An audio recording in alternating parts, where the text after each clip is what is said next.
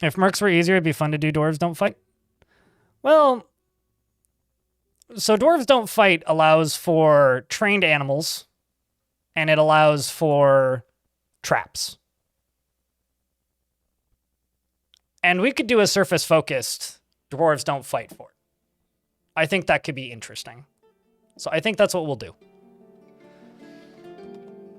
Not to be a downer, chat, but can we do everybody a sanity check favor and try to not just talk about tariffs all day? Like, I get it. It's at the front of everybody's brain, but, like, nobody wins. And if it actually happens as bad as it could, my dad might have to retire early. So, how do you train animals? You catch them in a cage and you train them? You click the button? No, it's just like, it's all I've been thinking about for the last 3 days. So, like, let's just play the video game. Like, we can talk about it if you guys insist, but let's try to avoid it as, like, the main topic of discussion, shall we? Just going to adjust the goal command here.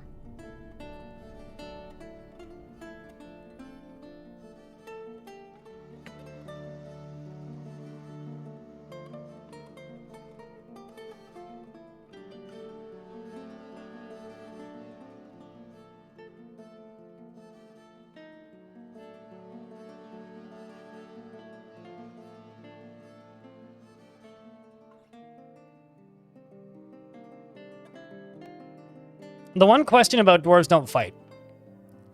Am I allowed to send out dwarves to demand tributes so that I can trade with people? Yes or no?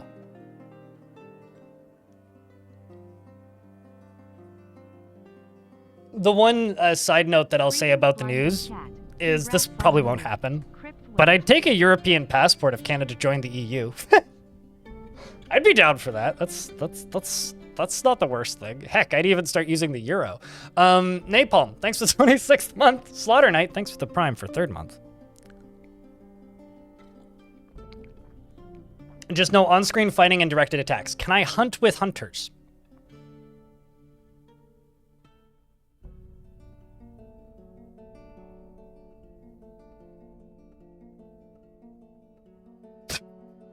Probably get Riot Area, because that's something we need. Creatures aren't people. Oof. Man. Every dog owner in chat just cried. Every dog owner just cried. All right, so we're going to create a new world. Let me just jump over here to detailed mode. I don't think that worked. Are these case sensitive? Shit, they are. Oh. I don't think I've ever capitalized them before, so. Time does in fact file itself away into a filing cabinet. Kagenara. Large island. Let's go medium region. Mineral scarcity.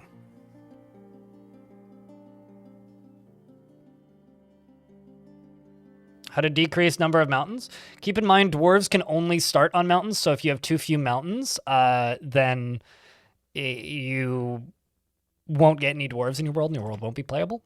But your best bet for advanced world gen stuff is don't ask me, because I'm not going to be the best at explaining it. Go to the wiki, and there's a page called Advanced World Gen. Just Control F for the thing you're looking for, and it'll have explanations on how it works specifically. I know there's a setting for it. It's like minimum number of peaks, I think, and you can also increase rainfall to decrease the max elevation. There's a few ways to do it. You've never seen me embark before? Really? Well, I mean, there's lots of VODs of me embarking on the VODs channel.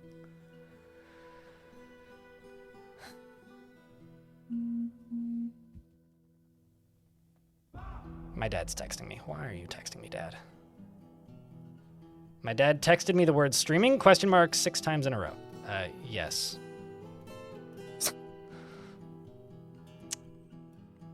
You know, you could just open my stream, Dad. It would take you like 10 seconds to answer that question yourself. Cavern openness minimum. Cavern openness max. I want very open caverns.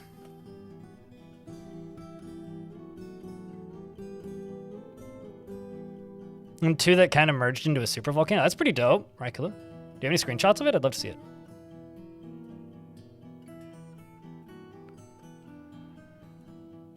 Amazed now. Maybe. Noted. We'll think about it. You've been getting back into Dwarf Fortress this week. Nice to stumble into a new fortress. Well, there you go. I mean, now's the time to get back into it, right? Adventure mode's out. Just taking a peek. Is there anything else I really want to adjust? Well, mythical healing. It's interesting that you can, like, get rid of this.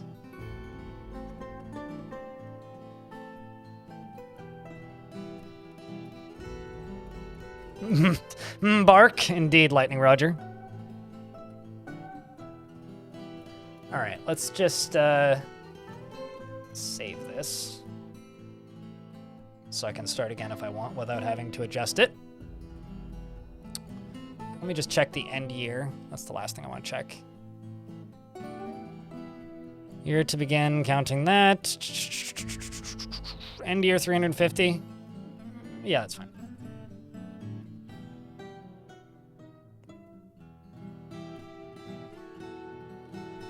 How to do not do that, enemy, because if they get kidnapped, you'll never get another mayor, and that's actually a big problem because then like you can't assign. Just don't do what enemy said. Stud a dad. My dad's just like streaming. Yes, everything going good.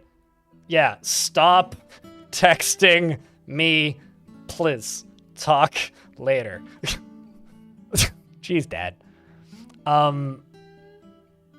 The thing that you should do if your mayor's demanding a lead bed, if you don't want to do it, just completely ignore it, and he'll forget, and there will be no negative consequences aside from his mood will get a little slightly worse. That's fine. He'll live. Or you just need to stud a bed with lead. You know he's done that before. Orc with a bow. He texts me, call me. It's like, why don't you just fucking call me then? Like, you can figure out that I'm streaming by just simply opening up a web browser and looking. Well, you can talk when I'm not streaming, damn it. He's also at work. He should be at work right now. Jeez. There's several mods in my chat right now. TF2 hotline.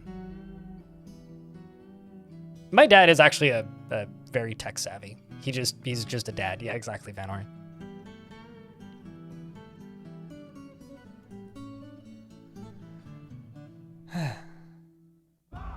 Did you get my email? It's like, yes, actually. I've had people text me that while I'm responding to it. Let's just take a peek around and see what's going on in this world. So I very much lowered the amount of metals in this world. Looking for taiga regions. Whoa, that's a big ass. Okay, I kind of like this. This is a mysterious dungeon just completely surrounded by dwarves. It's pretty cool. Is there any... Ooh. What the hell happened here? It's just like a necromancer tower. Paper lulled. And another one over there, and then just like this completely obliterated dwarven faction. And friggin' Lord of the Rings incoming here with that evil tower. Spun mirrors. I really like this. Oh wow, it's a goblin helix. Of course it is. Splattered diamonds. Moth whipped. Is Moth Whip similar to Cool Whip? I wonder. Scarce or lower? A little lower than scarce. Basically, like, there will be maximum, like, 1 or... Okay, that one's got, like, 4. But in general, there will only be about 1 or 2 resources per tile. This is a giant Joyous Wilds ocean. Ooh. Actually, I wonder how deep that is. Let's continue generating.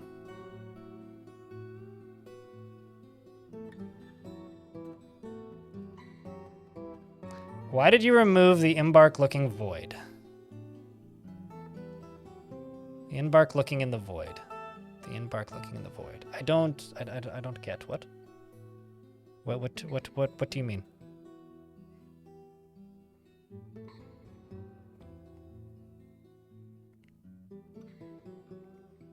No, if you remove magic healing, it means there's no liquids. There's no magic healing items in the world. The embark looking VOD. I don't know what I have no idea what you're talking about. Oh wait, why did I not post it on YouTube? Because people kept bitching and complaining. It's like, why does it take 2 hours to get in game? Well,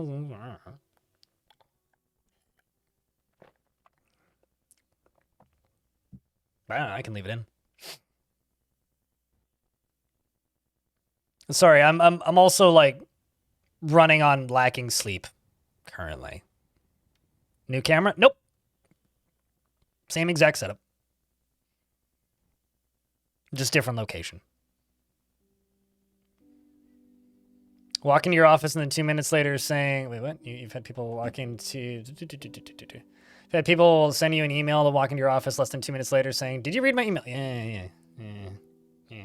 It's like, why didn't you just walk into the office the first time? Save us all the time and sanity. But yeah, no, I stopped. I started trimming them out because people complained. But I didn't remove them. I just stopped at keeping them in the highlights.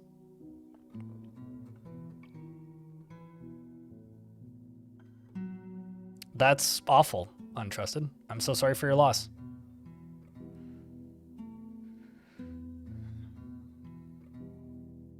That's what I was saying. It's like one of the hardest things to pack was the Infinite Void. Although I'll be honest with you on Chowder, the sound, like all of the like audio baffling that I have made for really good packing materials. Like most of my audio gear was just like wrapped in like you know, like the I don't even know what it's called, like the foam stuff. Also, I can escape the void now. It's the best part about the void. It's the fact that I can rise to the occasion. Bafflers, sure. Baffling. It's a very baffling thing to say. All right, let's see how bad that lower area is now. Pause. I was kind of hoping that the oh wow, okay, so this whole desert in here is just haunted now. The Waste of Treason. Oh wow. Okay, so we got quite a lot of taiga down here. Heavily forested. Ooh, mirthful.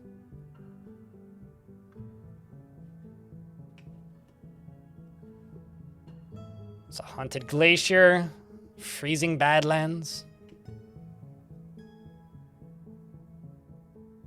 Okay, I need to know how deep that ocean is. Because we've got a haunted ocean. This whole ocean is haunted. And up top, this whole ocean is like good aligned. So it's, yeah, it's sinister, haunted. Okay, so there are some terrifying bits. Oh, that could be fun. The Jungles of Play, which is a, like, cold taiga, which is calm, right next to an Arctic Ocean that's freezing and haunted.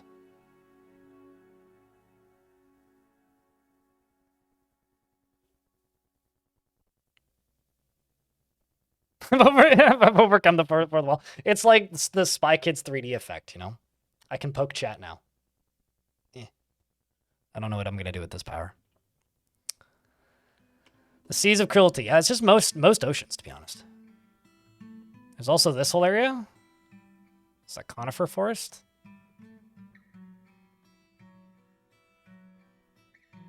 Bemluso. Bemulso? Bemsmulso. Were raked. Dark Goblin Pits. They seem friendly. Which one? That is... This is the Goblin equivalent of Air Force One.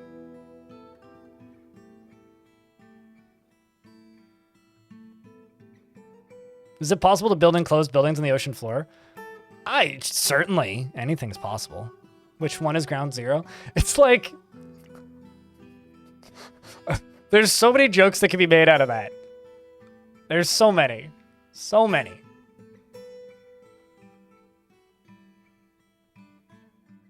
Gold, silver, and copper. Ooh.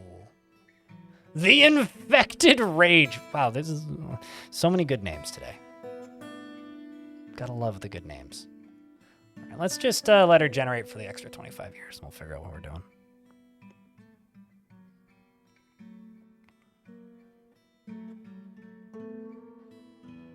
There are honeybees on your map. You know, it always bothers me, or not bothers me, but like confuses me that you can make bumblebee honey in Dwarf Fortress.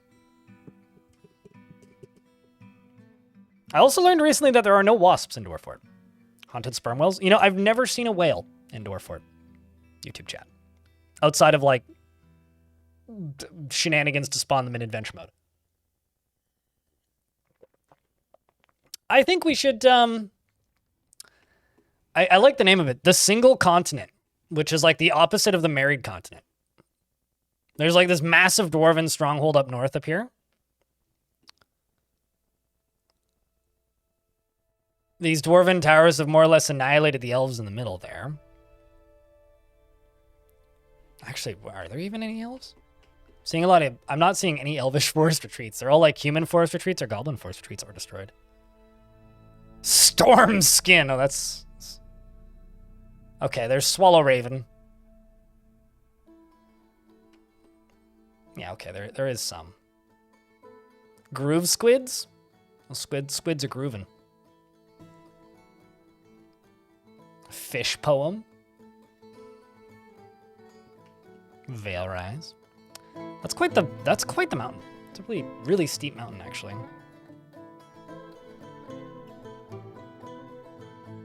I really like this tune. All right, let's play now. In my game or in total? Last I checked, it was like 27 gigs in the current game. I think it's like 35 or something. How's the new place? I'm still getting used to having a hot water heater again. It's gonna take a little bit. I have to limit my showers to under 20 minutes. But pretty great, actually. It's been nice so far. I'm very tired. Today's stream isn't gonna be super duper duper long, because I got shit I gotta do today. But like, we'll get 8 hours in. It'll be good. Got to make the most of this, you know. I can escape the void now. That's how it is. So, do we want to peek at Legends? What do you think, chat? I think we peek at Legends. Let's just go chronological. Take a peek. Bumblebee honey makes sense given how low the output is. Also, wait, what age are we in? Oh, Age of Myth, Age of Legends, Age of Myth, Age of Legends, Age of Myth, Age of Legends, and back into the Age of Myth. All right, let's go to the first Age of Myth. The dwarf Thaw became the queen of the Sacs of I read that as the Sacs of dabbing.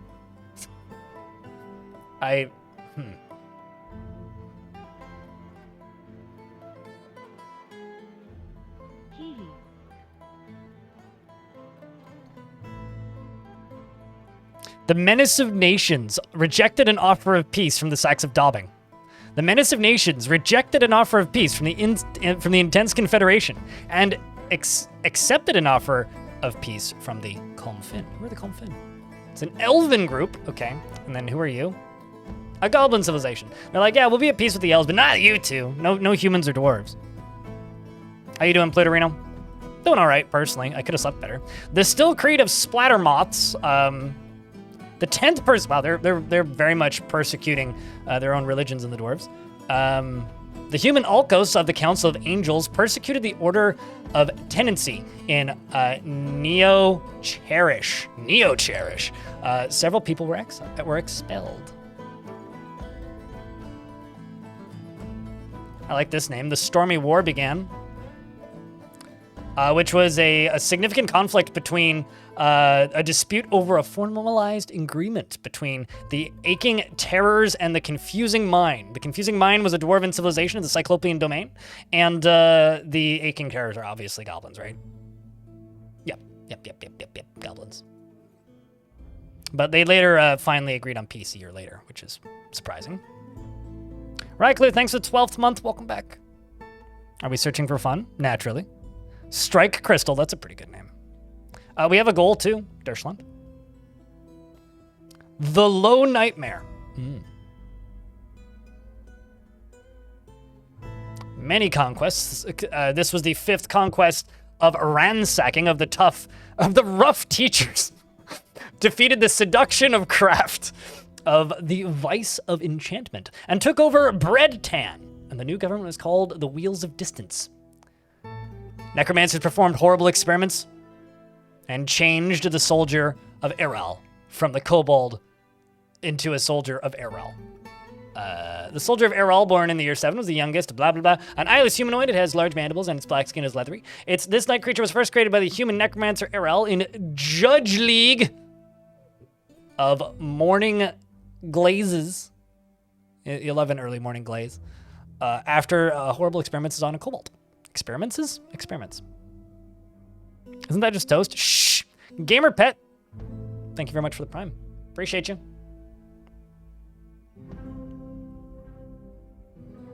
You know, just because you said that, Untrusted Life, it's no longer tenacity. You know what I'm going to call it? Tenacity. It's a tenacity. You're a tenacity, in fact.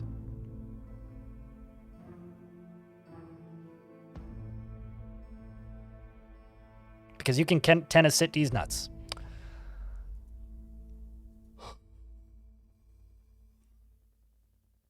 Let's go to the last Age of Legends. The 3rd Age of Legends, when the powers of the world were fading. It's a shame that we're not currently in the Age of Legends, because that would be very fitting.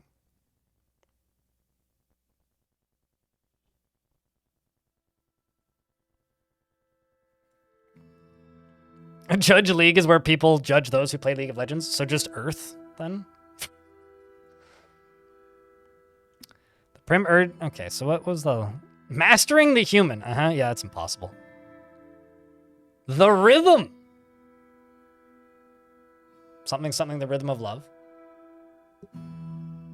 The Roasted Conflict? What was the Roasted Conflict?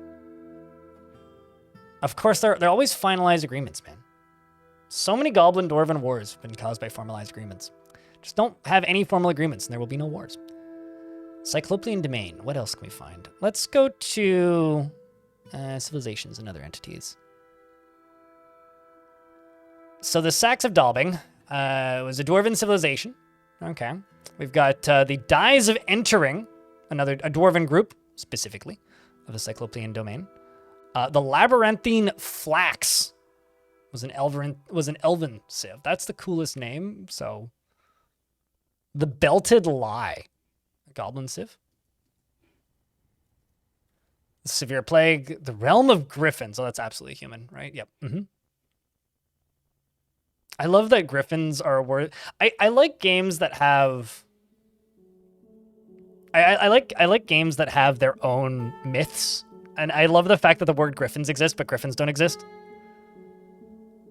More beasts to slay? Yeah, but you gotta change it up every now and again, right? And the last few worlds I've done have definitely been Age of Myth. I really hope that the Untamed Gold is a faction and not just a group, but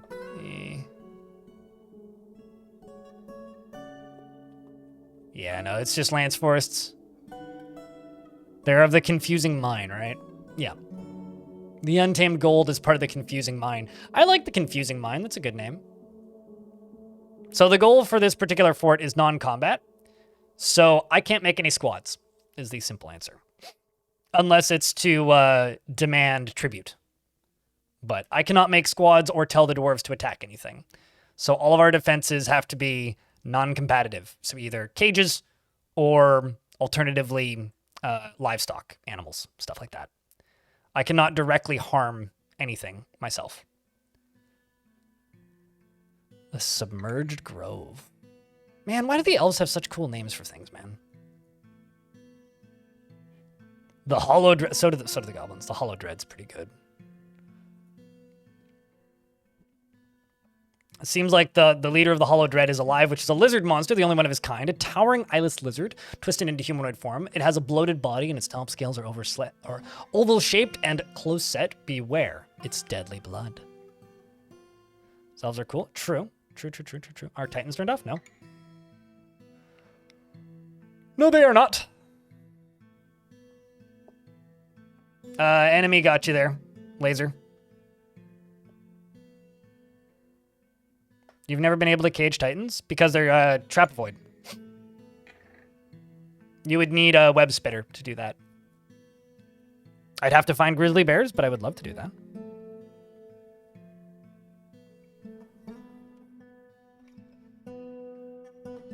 Naturally, Zen, as you play the game.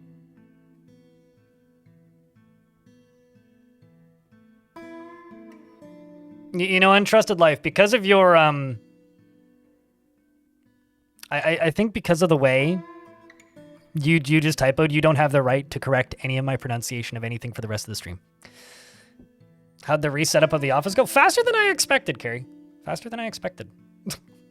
I bought a sofa.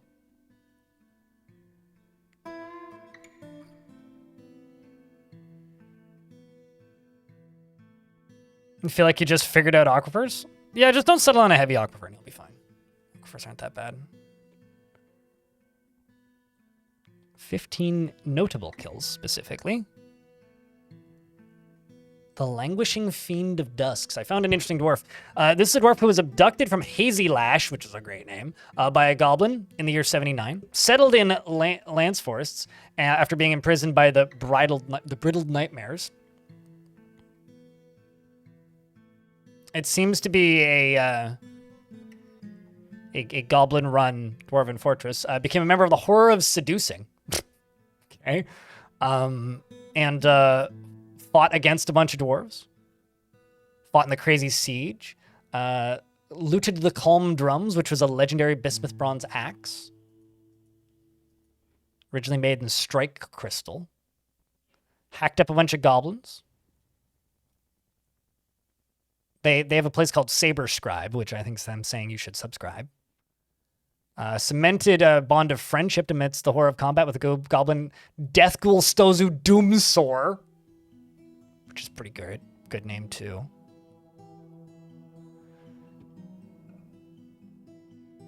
And it turns out Nish was eventually murdered by the lizard monster, Hate Seduce, after finding several lovers and fighting in many assaults.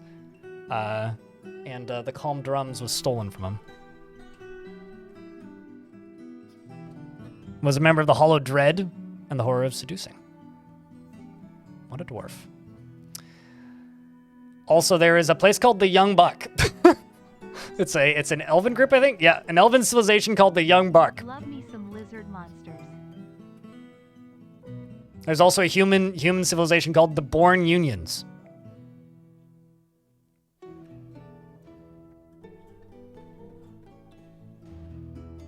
They're terrified of succubi. Yeah, their like faction image must just be a succubus.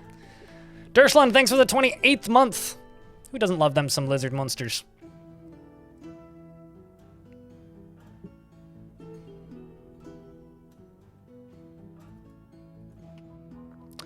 All right, so we're gonna go with a kind of a loose Canadian winter fortress theme. But I need to see something. Is there any truly like deep oceans?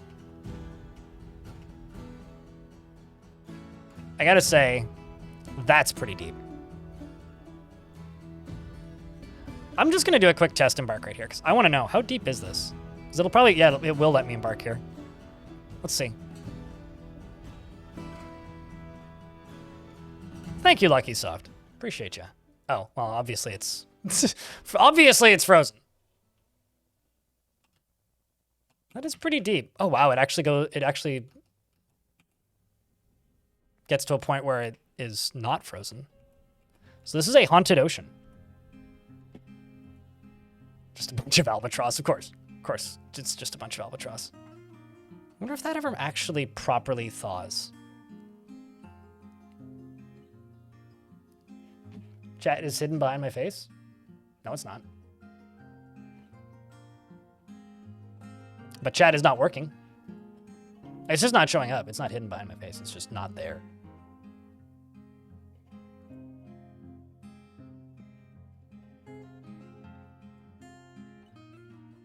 Say something, Twitch chat.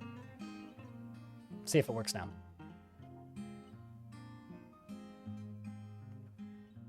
There it is. See? I didn't even move it.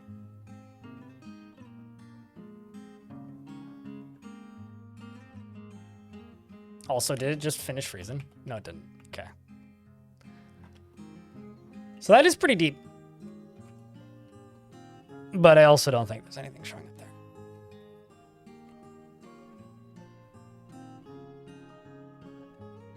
Do you get a bit off behind my face? I mean, it literally can't, right? Because now it's behind my face. And it's in front of my camera, so... I mean, hold on. Let me just copy paste a bunch of Twitch chat text.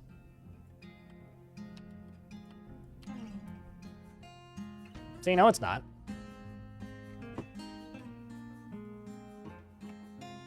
I mean, I could stretch it, and then it would be, but...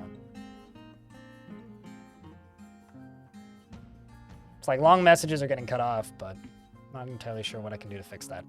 That is like, I literally haven't changed any of the settings from before, so it's always been that way.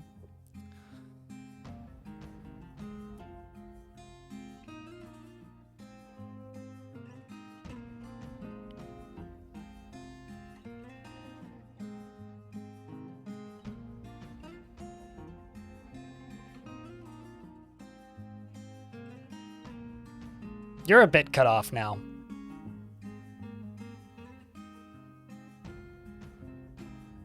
Well, I mean, do you want me to just turn it off? Here, we'll just check and just go away. There you go. I'll stop complaining and I'll bring it back.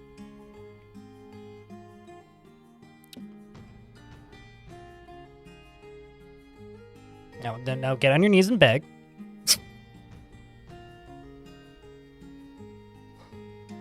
All right. Rule is quit complaining, okay? Because there's nothing I can do about it right now. I also don't know how deep this is. Just for science. That's pretty deep. That's actually pretty cool. There's actually that is very possible that there could be things like mermaids up there. It's a nifty world. I'm not gonna lie. It's nifty. Because of how deep these areas are. That's also pretty deep right there. That's just serene though. So over here's calm.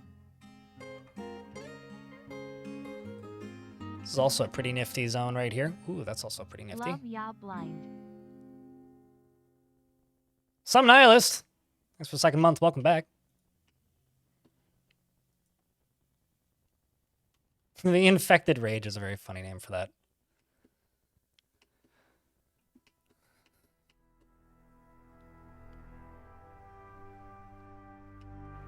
Man, this would actually be kind of hellish. I'm not gonna lie. Like, being right next to that. Ugh.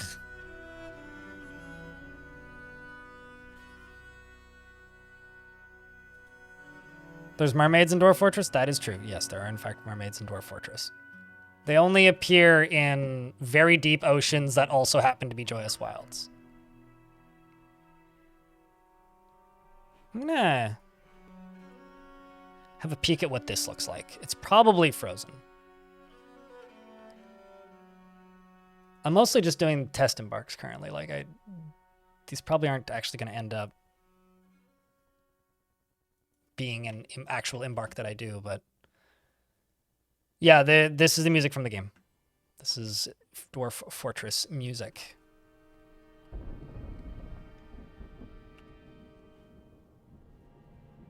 Of course, it's always just ravens. It's a very tiny little plot of land, that. You know, if we're actually doing a because we're doing the non-combat thing, I could defend myself with an ocean. That could be fun. There's bat rays. Look at them.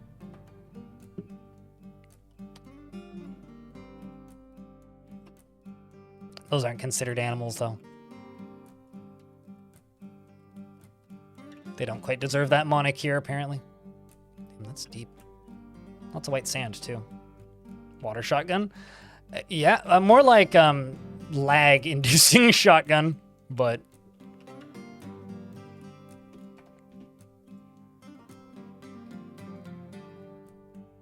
I wouldn't be against that, though.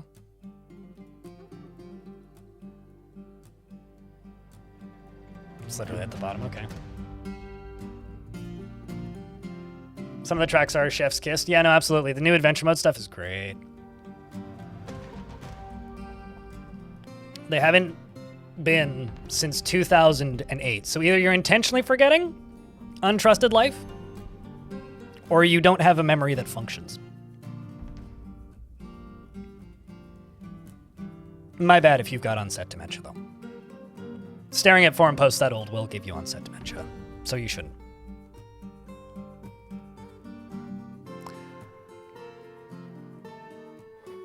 Water shotgun was less effective than you expected? I mean, on undead foes, yeah. Okay, so let's see. What are my options here? The rough clasps. Okay, well, there's a lot of them. The Tower of Clobbering. Well, faction name of the year goes to... That's pretty funny. The Occult Cloister is also up there. Got it. The Razor of Principle. Population 1. King Raul Copper Modest. Okay. The Fatal Pillar. That sounds like what I drop on my enemies most of the time. The Full Turquoise. Okay. And the Confusing Mine. 120. Oh, I see. They've got the one fort right there. And the Sacks of Dalbing, which are another dead one. They don't even have... Oh, no, they do. They have a castle. A singular castle. I mean, we could play the one-pop Civ. I kind of want to play the Tower of Clobbering, though, just because that's such a good name. I mean, the Razor of Principle,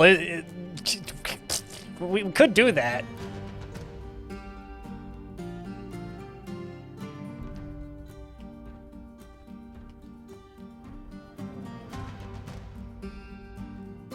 I mean, it would make sense why they only have one dude left, one location left, if they're, like, non-combat.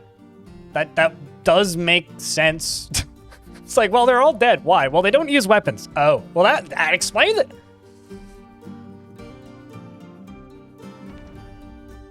I bring civilization back. I brought a civilization back from the dead. How I revive this civilization without using weapons. I love how people call that stuff like clickbait when it's not clickbait. It's just very, very, very, very, very, very blatant descriptions of what is actually happening, which is the inverse of clickbait. Clickbait is not something that you're like tempted to click on. Clickbait is like incorrect information in the title. So if like I titled my stream free titties and cocaine and blackjack and then I'm playing Dwarf Fortress, that's clickbait.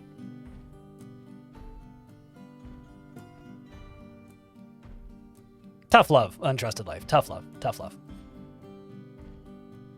I do appreciate you, though.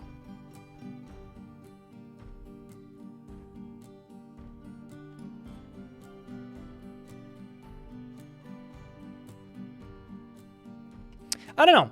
How do we feel about embark styles, chat? Do you guys want me to do something that's kind of a little bit more ocean-y? Or do you want me to do something that's a little bit more... I don't know, surface level.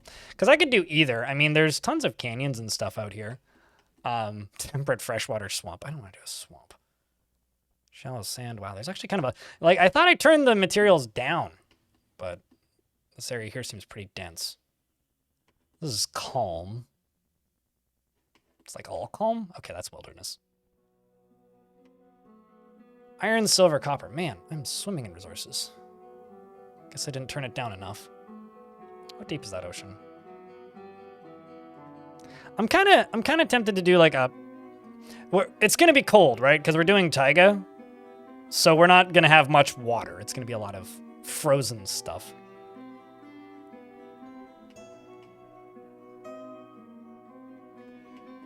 Well, chat was wanting me to do something that's a little bit...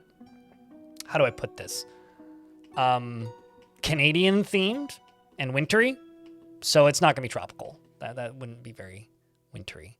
Although this is wilderness, which is kind of what I'm looking for. Temperate freshwater lake that's calm. There's way too much resources here. I don't want to regenerate this world, but like... I might need to turn down the resources. Because like that's more what I was expecting, just like the one. That's tundra. Could also do tundra.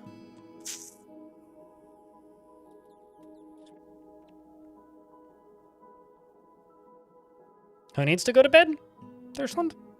Me? I mean, it's 10:45 in the morning.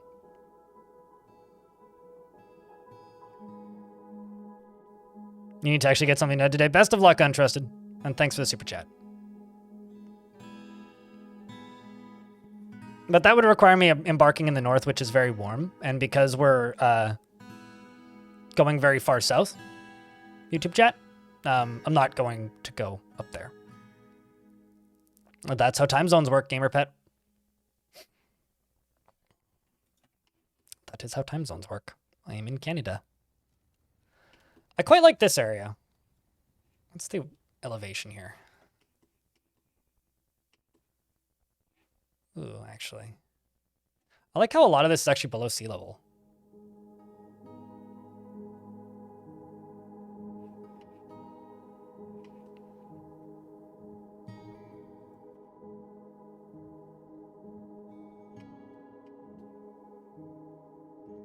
It's that Badlands, Arctic, haunted Arctic Ocean.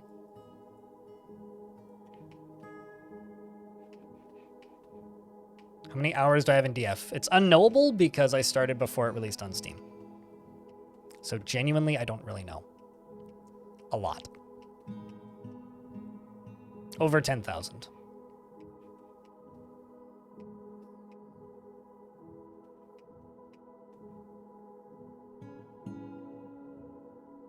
Okay, so that's calm and sinister.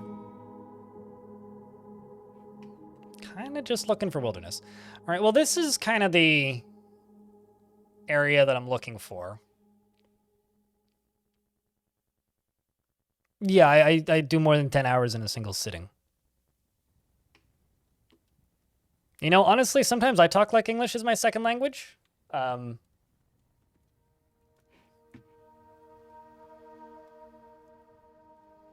Because I can't read competently most of the time, Dershland. Would I say it's my favorite game? No, my favorite game is Tetris. It is a game I very much enjoy, though. Oh, that's kind of interesting. The Jungle of Declining. It is taiga on a heavy aquifer. But it is very cold, so I could just wait for the aquifer to freeze. That could be fun. What do we think, chat? It does have iron, silver, and copper, but I'd have to work for it. 45th Yaya. I'd rather not do a Tetris Effect stream. Some things are kept to me and not given to you, and Tetris is for me, not for you. Freeways, thanks for the 45th month. Appreciate you, mate. You're more than welcome to play Tetris Effect right now, though. Long Death. You can find it on the YouTube channel. /elemming. I made it to 470, I think, years in game. It was like 2,000 hours or something.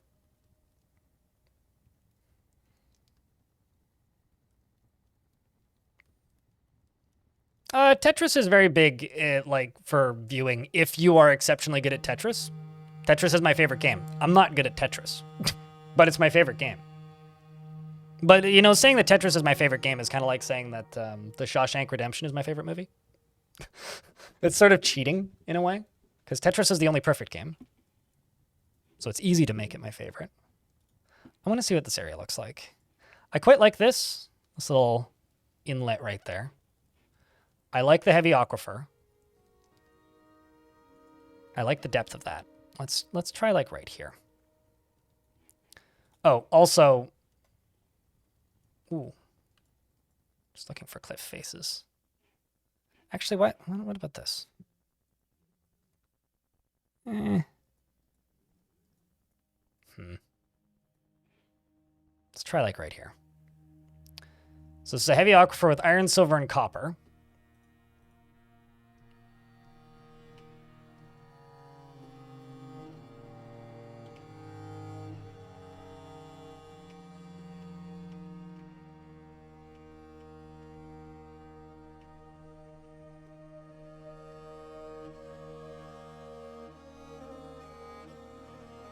Oh, I've gone and lost it. There it is.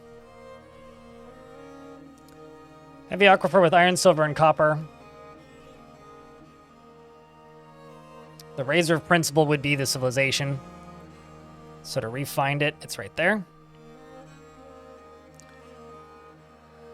And I'm thinking like, how deep does that go?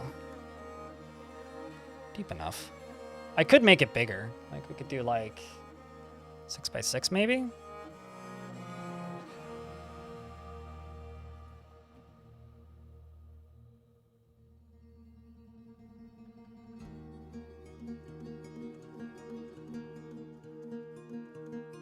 Let's just take a look at this.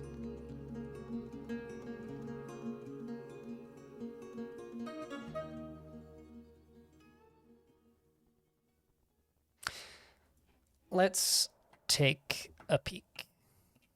Well, tons of this, like wooded area. Very large ocean inlet. I really like that, actually. Doesn't go all that deep. So there won't be anything evil coming in initially. If I unpause, see what's on the map. We got reindeer.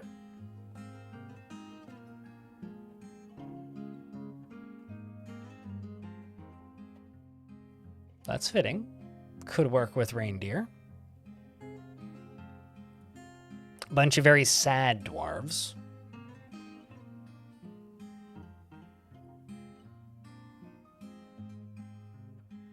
So the Razor of Principle has an individual dwarf whose name is Ral. Chat, can somebody type in his last name? Gusildernam. I'm going to go look this guy up. He's a mechanic. I want to know where he is or what he does. But I think that's our spot. But first I'm going to go check him in adventure mode.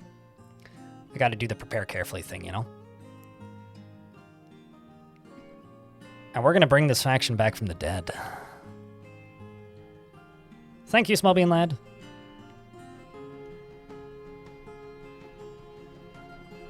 I have a question, Treb. Did you get visitors in that tavern? I'm wondering if they ever fixed that bug. I've never really paid attention to whether or not that bug got fixed. You used to not get any visitors whatsoever if you build on the coast. So many? Okay, so they did fix that. That's nifty. Wonder when that got fixed, actually. I don't remember that being a patch note. Ral, Gusi, Copper Modest, born in the year 200.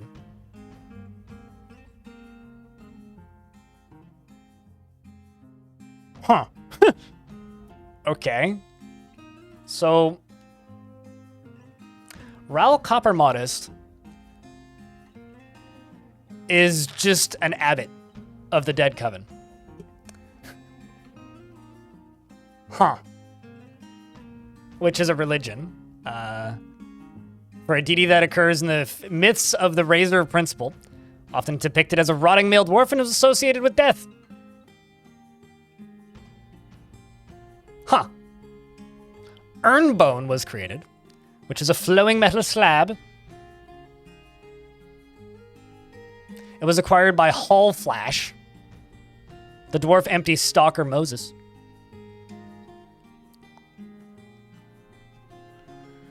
A truly dead civ, yeah. Well,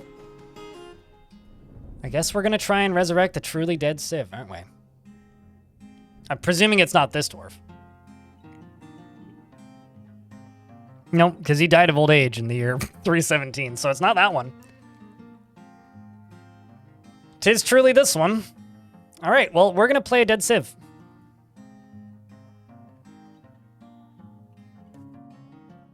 And I'm not allowed to use weapons. It's gonna go fun. It's gonna go great. Absolutely great.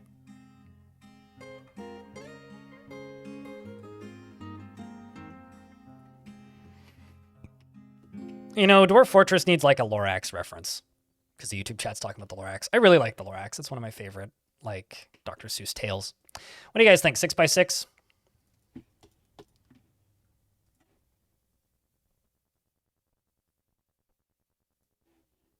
Man, if we do another fortress in this world, we have to play as the Tower of Clobbering because that's too good. Tom Cass, thank you very much for the 6th month with Prime. Welcome back. The elves are a Lorax reference in the way? Sure, but I want like some dude to like pop out of the tree and yell at me, you know?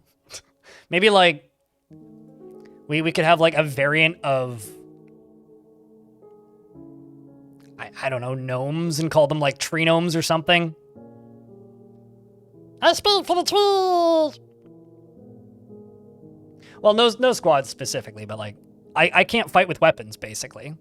Like, because I can't make squads, there's no way to equip weapons with. I guess like I could just tell all of my dwarves to use axes. Just make like the vast majority of the dwarves axe dwarves.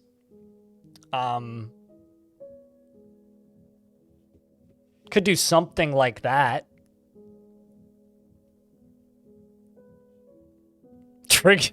Trigonometry, more like.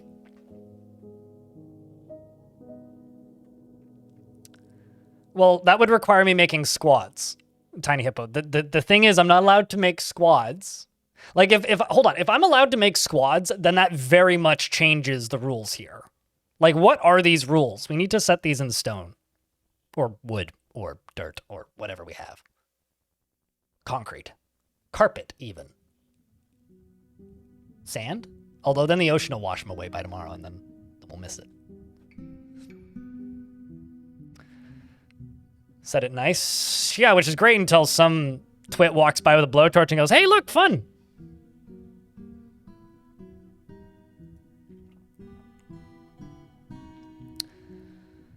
Squads of wrestlers. So am I allowed to make squads or not? Right? Because, like, the original idea here was try and focus on, like, a surface fort, which I can do anyway. And that'll be fun. It's been a while since I've done any real surface building. But the idea was like non-combat. That was what I pulled from the ideas sheet that I have. Non-combat means like no making squads. Everything must be defended with either traps or livestock. I can make squads but not give attack orders. I mean, to be completely honest with you on Chowder, I basically never give attack orders. I just tell them to station somewhere and wait. So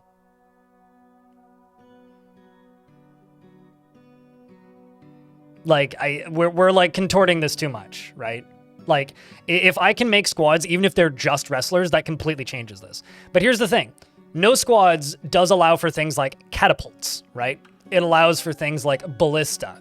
It allows for me to have like woodcutter dwarves and miners and like hunters, but I can't tell my dwarves to go station in a squad and attack something. There very well may also be no quads and no squids. DS. How's the new place treating me? I've only been here for about 72 hours, but it's been pretty nice so far. I need to go buy groceries at some point. And I ordered some this morning, so hopefully they arrive. I've never ordered groceries before, so curious to see how that ends up working out. Also, I need to plug my phone in. Yeah, it's fine. Let's just go with no squads. Because I think that ballista could be interesting.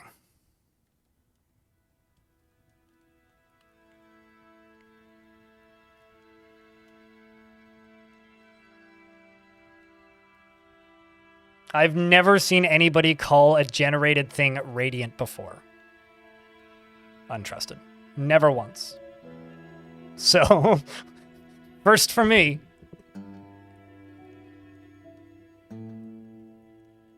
It's kind of a pain to make it work, Gordy, because you need to make sure that the dwarves are about 30 tiles away from the enemy at all times.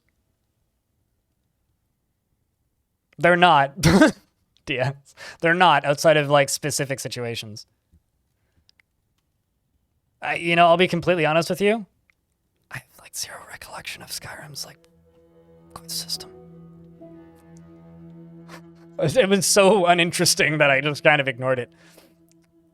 Granted, I also haven't played Skyrim since the year it came out, so. I know Kage literally just did, but you pointing it out is the first time it's ever, like, occurred to me, so. But this is also the literal first time I've ever seen it before. Ever. Period.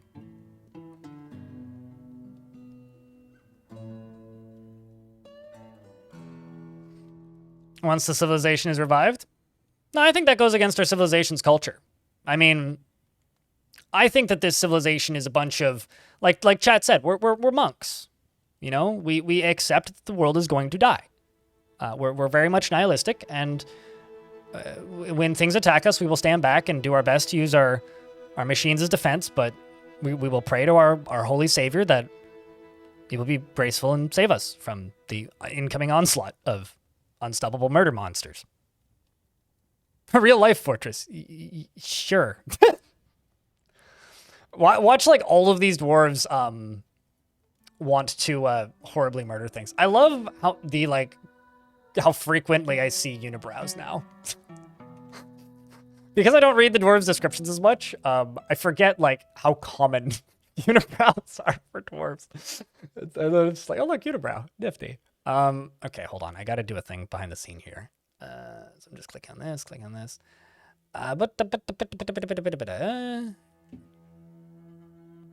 Hey chat, you can redeem dwarves now. And also, thank you very much for all the resubs and the gifts and the bits and whatnot, helping us crawl back towards 1,000 subscribers here on Twitch.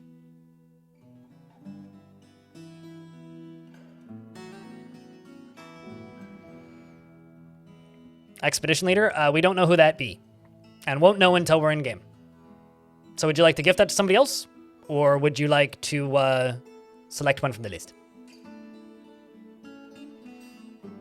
Because it's been redeemed, freeways. It's got a limited number of redeems per stream. DS, thanks for the 10 pack. Appreciate you greatly. Thank you so much, man. Just make you anyone then? Do you want a beard or no beard? I can give you whatever job you want. But I can give you whatever skills you want rather, but I can't give you I can't guarantee that you will get the expedition leader.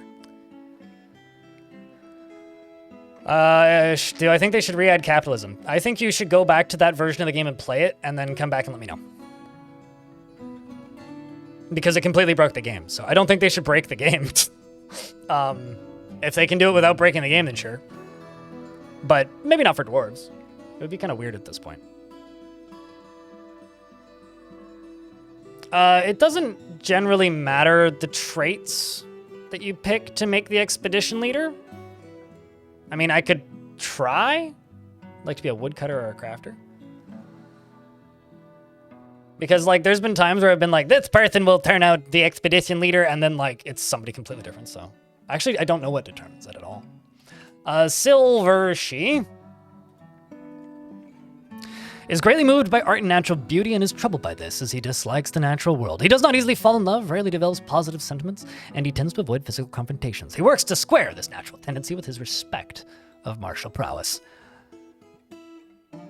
He is often cheerful and he can handle stress. He occasionally overindulges, has a greedy streak, and generally acts with a narrow focus on the current activity. And he tends to be passive in discussions. He needs alcohol to get through the working day and likes working outdoors and only grumbles mildly at bad weather. He's, of course, a member of the Razor Principle, and he dreams of raising a family. Personally, values artwork, sees perseverance in the face of adversity, bullheaded and foolish, and doesn't think one way or another about leisure time. And likes Star Sapphire. Wow, you've got rich needs. Giant red squirrel parchment. The color red, purple quivers, and coins and rabbits. I'm actually kind of curious about something. Wait, what did that say? He likes the words of the oblivion of burials and the luxurious satin, and when possible, prefers to consume. Giant alligator and cassava beer. Hates toads.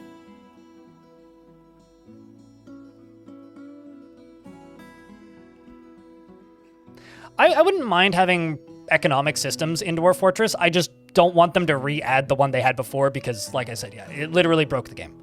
I wouldn't mind a more in-depth economic system. I think I want it more for adventure mode than Fortress mode. At least one that's easier to comprehend, you know? Like, make it clear what money works where. Because right now, a lot of money doesn't have any value in certain locations. Like, the money only has value in the place it was made. So if you bring, like, coin from faction A to faction B, it's worth nothing. That kind of sucks. So, like,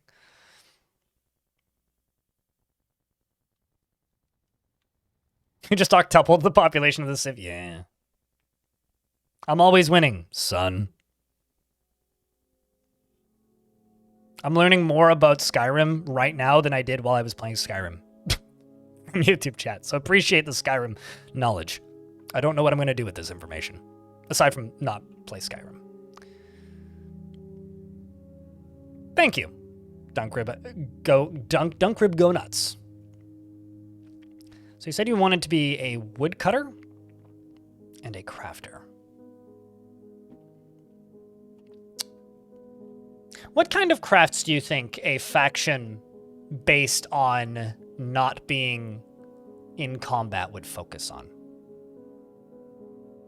Bone carver, mayhaps?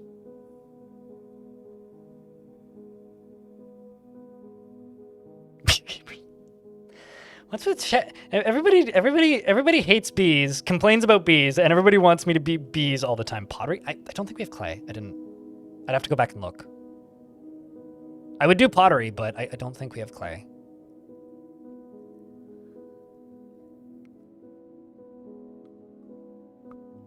We're not using weapons for combat, but we'll absolutely use, like, crossbows and stuff. The rule is I'm not allowed to make squads, right? So I'm allowed to have woodcutters, and I'm allowed to have miners, and I'm allowed to have hunters.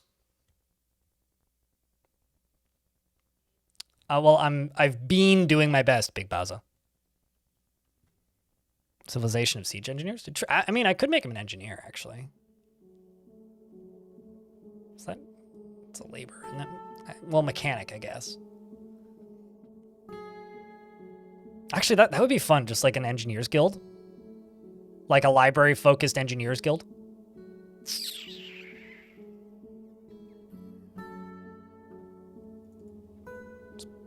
Make Silver She a mechanic. The Holy Wrench. Ooh, me like. And just because chat's insisting. Everybody can have 2 points in beekeeping. You happy, chat? Invent the lever. Ponder the lever! Hit the lever! Sorry, it's something came over me there. Not totally sure why. It's very strange. I mean, it's going to be mostly a surface for it anyway, so.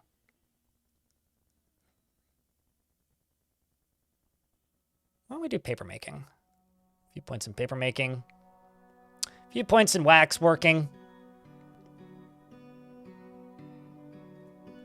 And 1 point in shearing. All right. Well, that's our first named dwarf. Let's go for the fortress name. Hallburns. Let's go for attack bees. That's just insult to injury because it wouldn't actually do any damage to them, would it? Why don't we call it?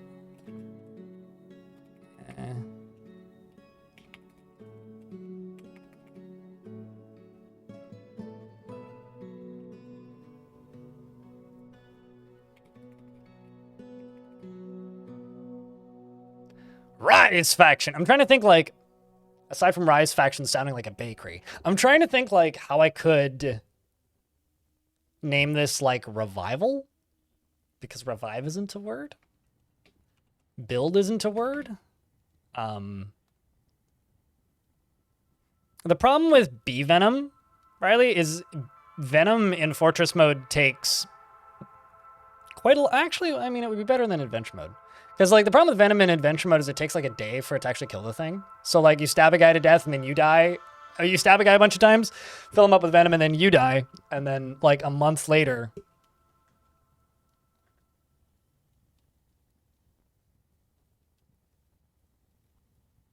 There is a massive truck completely blocking my building's driveway. I'm wondering if that's an Amazon delivery that I ordered. Return? Actually, is return a word? Secret faction. That's, aside from that sounding like an underwear brand. Let's just scroll through. Ancient faction? Ooh. I mean, I could call it dead faction. Hold on. I need to know for science. Is this a word?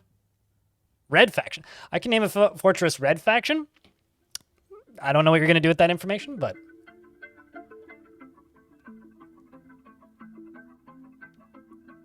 Natural Death Gurgle faction.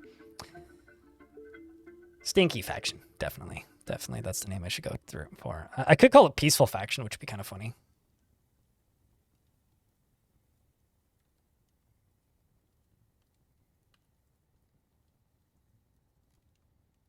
You hit a red desert map with a... Yeah, name it Red Faction and then somehow invent a gravity cannon.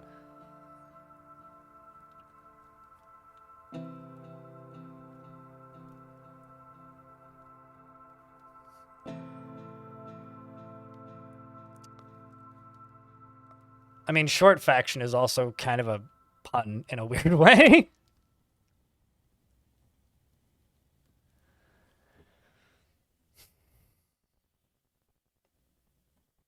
I don't know if I should stick too heavily to this goal. I'm trying to like... Satisfaction.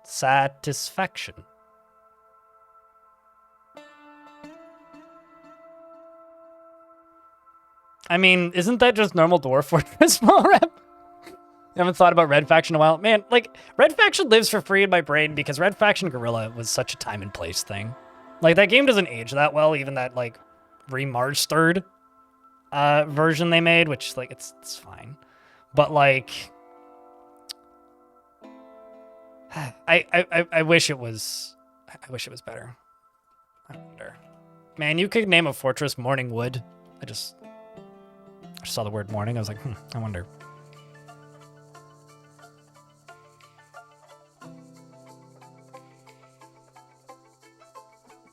I should name a fortress Morningwood one of these days and then just like no sell it the whole time and just be completely deadpan about the fact that the fort's called Morningwood. Erased faction sounds cool, but there's way too many syllables in that. Shriveled is good? True. How about roost? Ah, that's not a word. I mean, home is a word, right? How about, actually, how about this?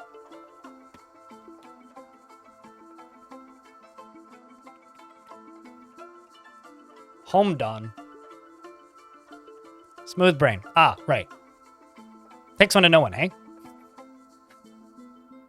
That would be a great name for an expert faction. I think like if I ever do a no digging fortress again, I'd consider calling it Morningwood. It's totally not a double entendre. It's totally a double entendre, YouTube chat. It absolutely is.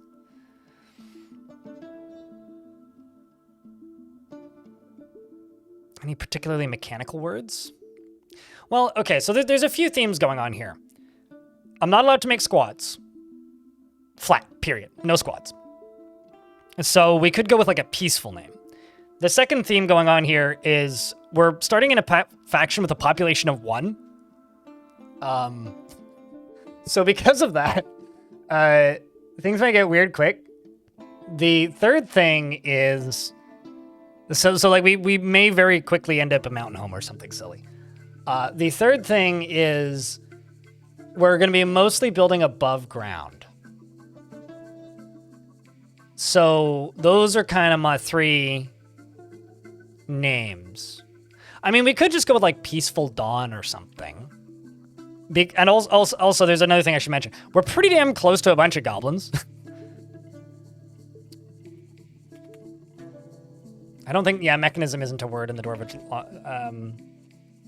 Neither is cog. Kingdomdawn. That sounds like a fucking Dynasty Warriors game.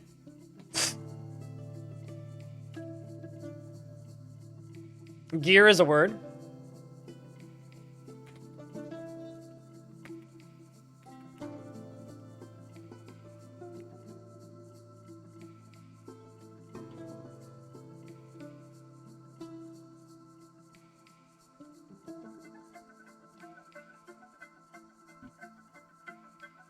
Gear cutters? Ooh, that's actually good. What? I'm just gonna leave Kingdomdawn there because it's so funny. And then let's go the gear.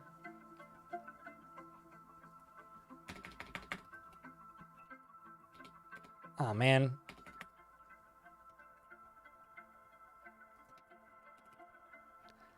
Ooh. The gear of cuts or the gear of execution? Happy to help, Raven. Joe PP, thanks for the 24th month. That's 2 years. Holy shit. Gear of execution is pretty good, actually. Same thing. Cookie Viking Wizard.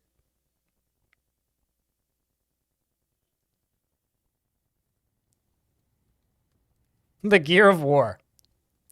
I think that name might be taken by something. I'm not sure by what. Some outdated video game franchise or something. Something Cliffy B.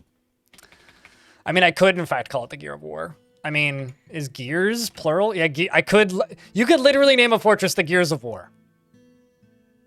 All right, so if we ever do a wrestler-only squad, wrestlers-only fortress, we have to call it the Gears of War. I mean, hold on. Speaking of metals, you could also name it Metal Gear.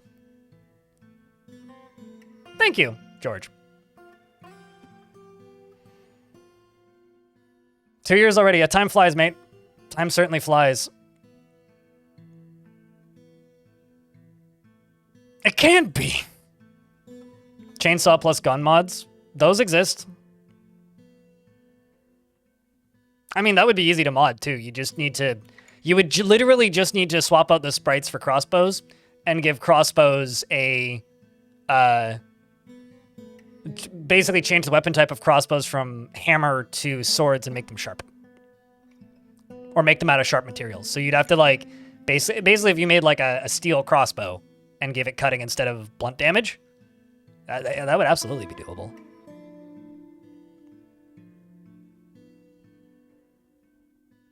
But they'd still be limited to ammo. Watched Terminator 1 and 2 the other day. I want to watch Gattaca, because I haven't seen Gattaca in a very long time. I think I watched it at my cousin's house a long time ago. And a podcast I listened to just did an episode on Gattaca, so speaking of older sci-fi. That's not that much effort. I'm pretty sure that probably already exists, Pundit Bot. It would literally be editing like a DAT file. Change some text out. Well, the faction is dead. Wicked Psychic in YouTube chat. So the lore behind why I don't have any squads is the faction is dead. We died because we don't have squads. They worship the one remaining member of this faction, who is the king, is also the only religious leader of this faction, of the god of death. They've accepted their fate, man. That's the lore reason. It's also gonna be really funny if nobody worships that god. So I think I'm gonna go with the Gear of Execution. And Kingdomdawn is a pretty good name. Mission accomplished, exactly. The Gear of Death. Isn't the execution kind of the same thing?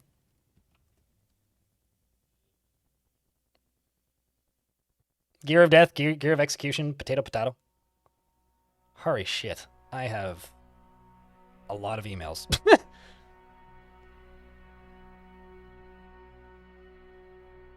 Like a lot of emails. I'm just export nothing but traction benches. We can make that happen. I could do that.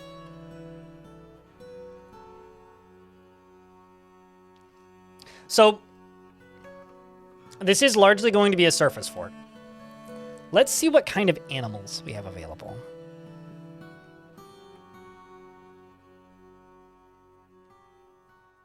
Nothing fun. Well, that's disappointing.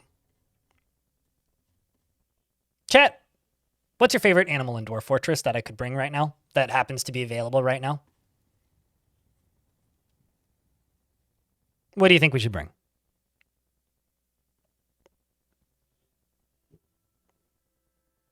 You're lying, Dragoman.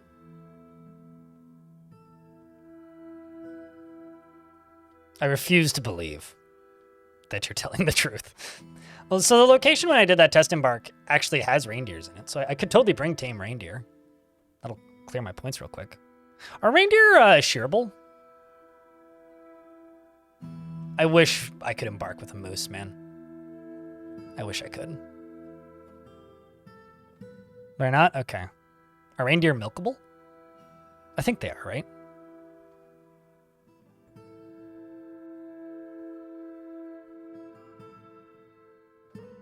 Milkable but not shearable? That's fine. I said animals that are embarkable. So animals that my faction currently has tamed. Which you've completely ignored that statement of the question. Orc with bow. Because you're just like, all of these animals that you can't embark with. I'm like, well, that defeats the whole point of the initial question. So I'm going to bring 5 reindeer and 2 rooster and 3 chicken hens. Actually, how many points would it be if I didn't have these? No, okay. I was going to say I could bring some sheep, but eh.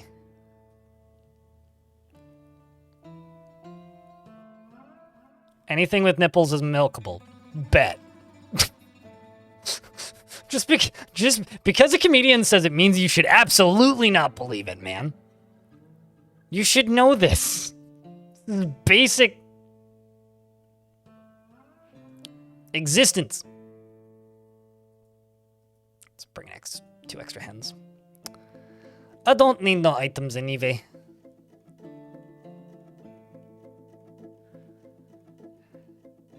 Now the question is, do I bring an anvil? Holy shit, that's a lot of rum. 60 dwarven rum? That's what you're giving me? Dwarven rum? I don't need no wheelbarrow and none of that. Waste of points. I'm gonna bring some sheep, I think. Why would Ben Stiller lie to you? Because he's a comedian, he tell joke. The only difference between a lie and a joke is you accept it's a lie from the get-go with the joke.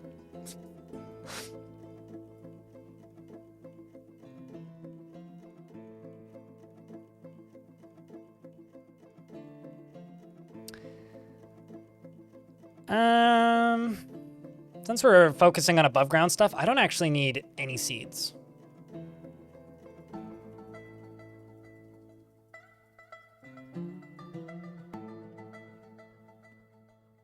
Seeds are for cowards. Don't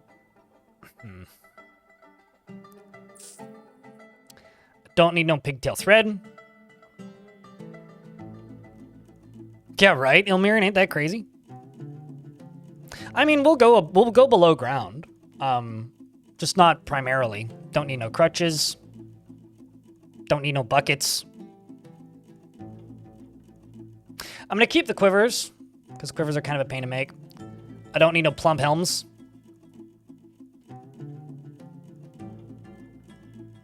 In fact, why do you even need food? We're gonna have plenty of stuff.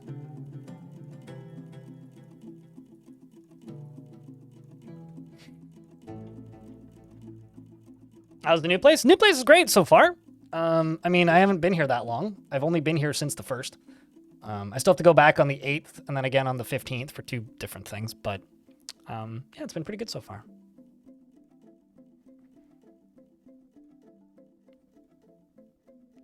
That is a joke I've never heard before, but I do get the joke, McPaw. I like my coffee to be flavor forward and bold and full bodied. Is how I like my coffee. Show me you can escape the box. Oh yeah. I've been released from the endless void. I can tickle chat.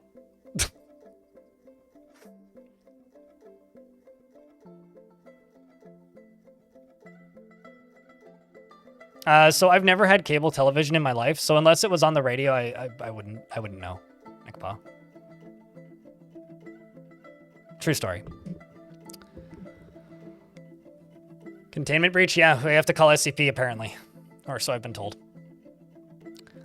So chat, what should I spend these points on? I've suddenly got 300 points.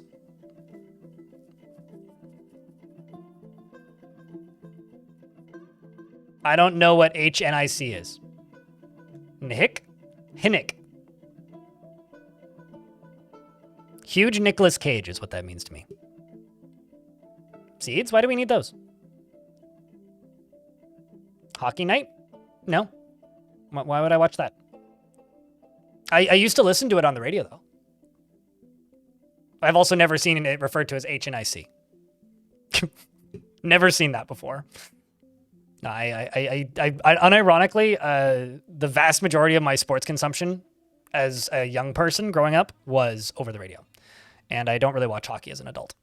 I used to watch, I had a brief stint where I watched a bunch of hockey at a friend's house because I had a friend who was way into hockey. And then a riot happened in Vancouver and I haven't really watched hockey since, I'll be honest.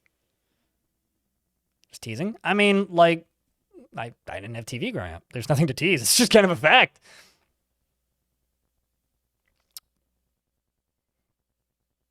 You know, it's kind of funny because like people from Vancouver still go on about how it sucked, Nick Paw, yet like that happens in Philadelphia like every 7 to 8 days.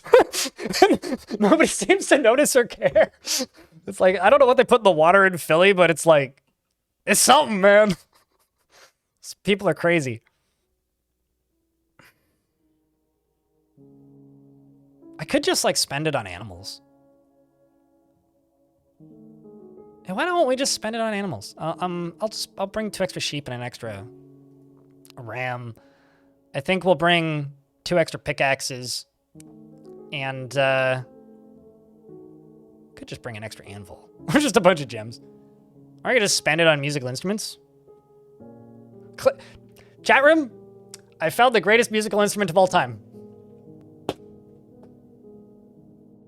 This weekend is going to be pandemonium. Yeah. Mm-hmm. They got Fokkers. Guts, Glory, Ram. Your stuff?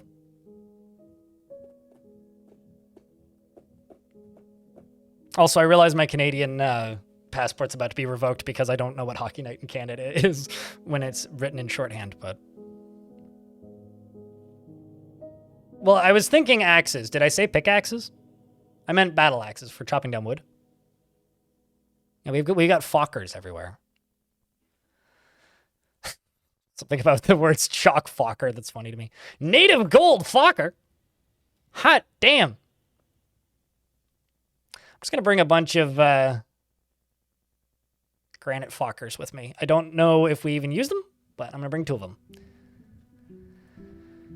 And I'll just bring some, I'll spend the extra on alcohol. All right, so we got 64 bits worth of dwarven rum, 5 pigtail bags, because some rope, and some quiver, some axes, an anvil, and some cloth. 64 rum, a bunch of livestock, and 7 derfs. I gotta spend these points now. What are useful things? Very useful things. Like,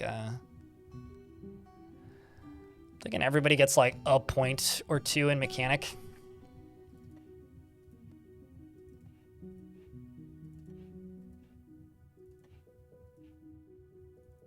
We'll start off with a mechanics guild. But I will have various other skills in here. Let's say, again, something very useful like cheese making. Yeah, exactly. And shearing. Oh, also because of all of the animals, we're definitely going to need a gilder. Definitely. Very important skills. You can have some points in chopping woodses. Maybe carpentry.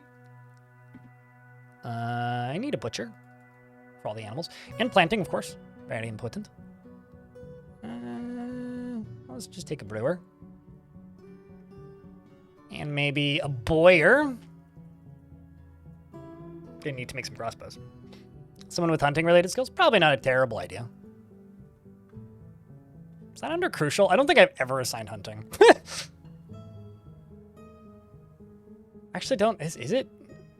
They should really add those tooltips into here. Where do they hide that?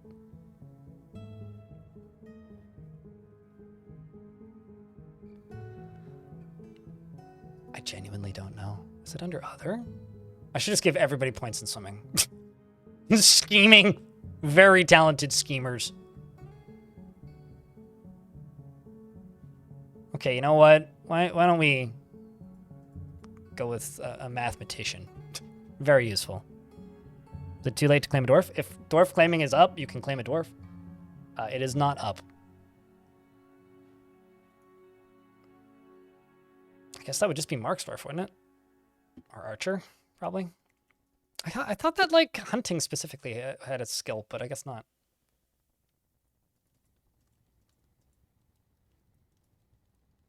We'll just give you Herbalist, Normal, and Cook. All right. We've got very normal. Good jobs. Looks like the move went well. I didn't have that much stuff, believe it or not. It's Ambusher? Ambusher specifically for hunting? Yeah, that would make sense, wouldn't it? Well, Ambusher, I guess, to get close to them.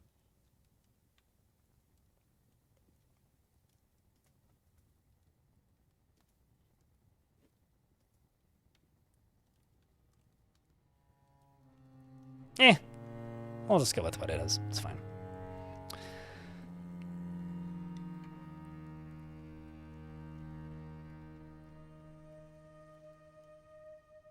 I thought that, like, the love for abbreviations for me came from the era when you could when you had to pay for per message to send messages on the internet.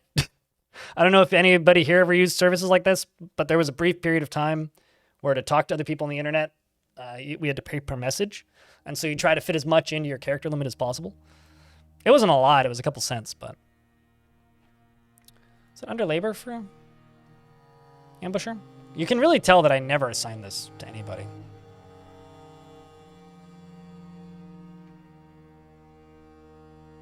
Fine. Kogan, I will give you ambushing. You can be our hunter. Okay, yeah, no, you're right. It does tell them that they're hunter. All right, well. Right, and everything like this. One of my favorite things that I heard about recently is that there is a... Oh, geez, what was the name of it? One of those services in the US, not one in Canada.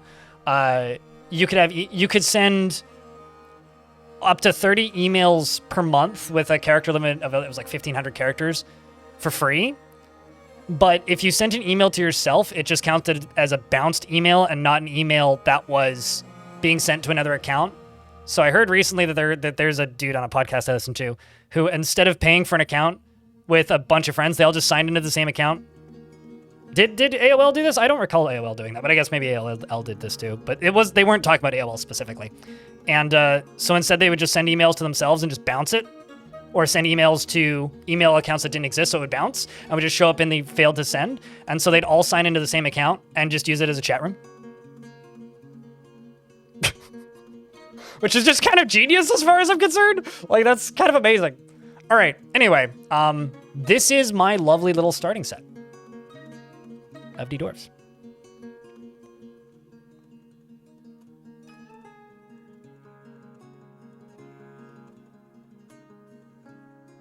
Because we're using them for hunting. And also because the starting stats don't matter at all, at least the way I play. So I just assign joke stats most of the time. Although some of these are actually serious. All right, chat. It's time to strike the earth. If you happen to have my pickaxe emote, post it in chat. You have arrived after a journey from the mountain homes into the forbidding wilderness beyond. Your harsh track has finally ended. Your party of 7 is to make an outpost for the glory of all Stukos Cathil. Or what's left of it. You are expecting a supply caravan just before the winter entombs you. But it is spring now. Enough time to delve secure lodgings. Ere the leopards get hungry. Wait, what? The leopards? Here? A new chapter of Dwarven history begins here. At this place. Osor Kador. Kingdomdawn. Strike the earth.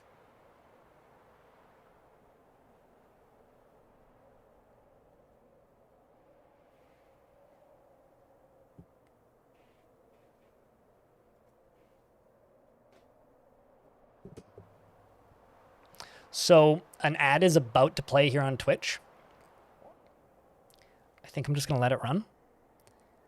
But to run back through the theming for anybody who hasn't tuned in yet, I just embarked with like no food stuff whatsoever because I'm just going to tell them to go gather stuff. Democrit 2303 cheered. X100. Democrit 2303, thanks for the $1. Appreciate you greatly. The theory or the idea of this fortress is it's going to primarily be an above ground fortress. So I think everything's going to operate above ground. I am going to mine. I'm not going to limit myself to no mining or anything silly. But we are primarily an above ground fortress. I'm not allowed to use squads. So if we get attacked, I can only use machines and systems as defense. I think I'm going to try and do siege weapons for funsies. Apples for pie. Thanks for the Prime subscription. Check. Can I get a round of beers for the Prime and the dollar? That's the primary theme there.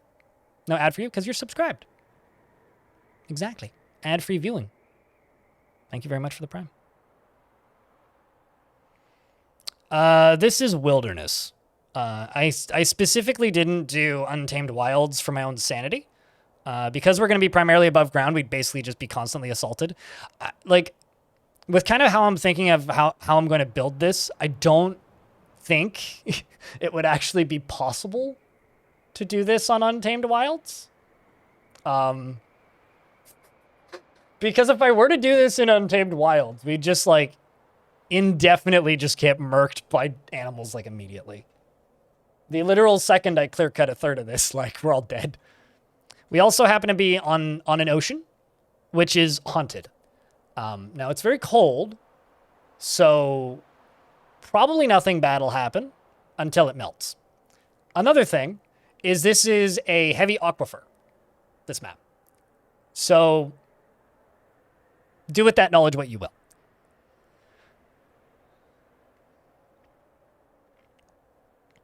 So probably should just write all these down, right?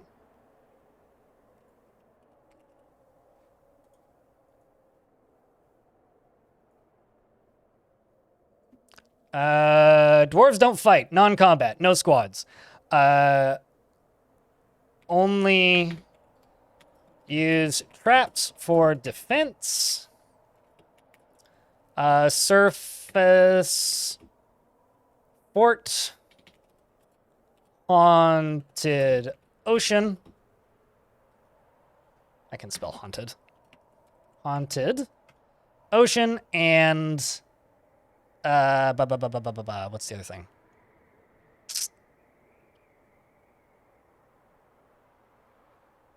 I don't know. I had another thing that I said probably. Drown chambers? Sure. Well, although actually flood defense would be kind of difficult. It would have to be pretty deep underground. At least take a while to set up. And depending on where they are, it would freeze at certain times of the year. But yeah, I mean, we could do that using heavy aquifer. For sure. Firehawk wants you to post beers, chat. Lightning Roger, thanks for the gift. Star Schultz, seriously. Hey, chat, you should help out Riley with those ads. I did, in fact, get 70,000 YouTube subs. T4 or 3055. So I think that's everything. Haunted ocean. Oh, heavy aquifer. Basically, we need to get some walls set up quicker than not. But before I can do literally anything, I'm just going to real quick make a food stockpile. Food. Just generic all foods. And get a bunch of stuff hauled. Let's check my jobs. And Toulon appears to be the expedition leader. Kogan, for right now, I'm actually going to take off of hunting.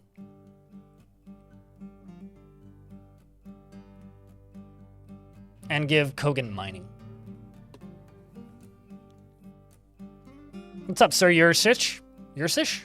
Ursish. I think is how you say that. Let's take a real quick peek at who our expedition leader is. Actually, I'm curious. What are the gods? Snow keeps falling off of the roof of my building.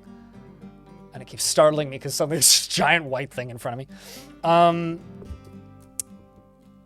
Relations-wise, yeah. Okay, so you worship Erdim Ralandil. Oh, right. It's been a while. Hide tutorials, please. Thank you. We've got a crab. I would like to report there is a crab. That's all. The next thing is, who is this god? And who worships it? Okay, so we got one worshiper of the god of festivals, one worshiper of Look, who's the god of poetry, song, rivalry, and happiness. We got two worshipers of the god of jewels, wealth, and trade. Nobody worships the god of death, which is Rakus, the fate crypt, the dead. We've got Gekim, the savagery of control, and we got one who worships Erdim, the god of mountains. So it seems like Silvershe worships the god of mountains. Deller is the god of earth. Deller the seller, as they say.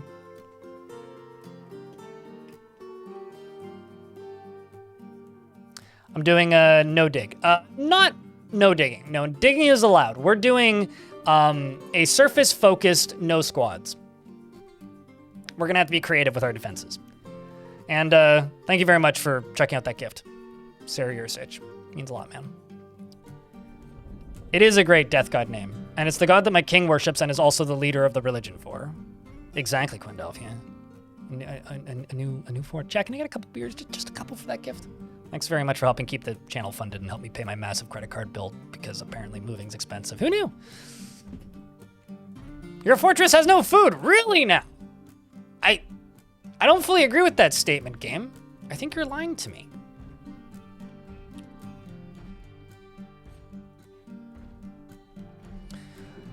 Finished up some work and that was satisfying. Did you know? Rayleigh, thanks for the 5-pack. It's always tense and jittery.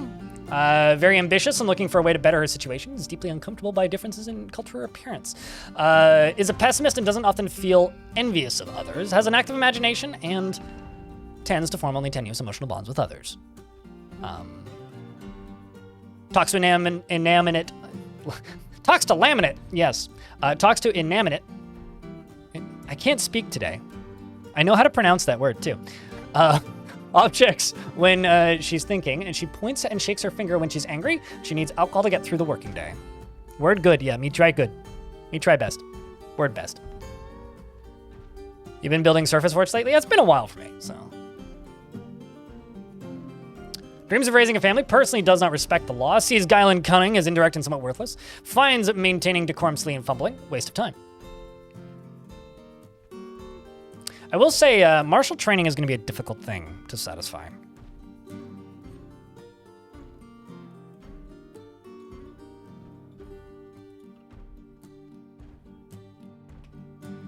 All right, well, we're getting this all together here. I wonder, actually, do we even have... I guess we do have barrels. We do, in fact, have barrels. I'm going to need to make more, though. Let's just expand this out a little bit and make it a pleasing shape on the eyeballs. And I'm just going to do this real quick. Kerplunk. What do we have for trees? Bayberry, larch. Okay. What else do we have? Bayberry. Bayberry. Pine. Larch. Pine. Bayberry. I'm starting to detect a theme here. What foods we get? Got longland grass. Lots of taters. Well, that's good. Once these trees start getting chopped down, we'll be able to see what we're doing. Do tavern brawls count as martial training? You know, I hadn't thought about that. I'm going to have to contemplate that statement. But yeah, brawling does in fact train martial training because it trains wrestling.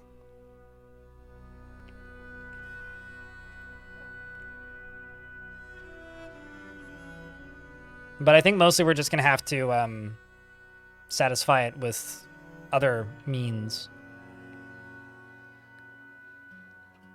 Surface dye industry? Yeah. I haven't even looked. What do we have here? I got bladeweed. Lots of bladeweed. Yeah, we do in fact have hide root. Of course, also potatoes.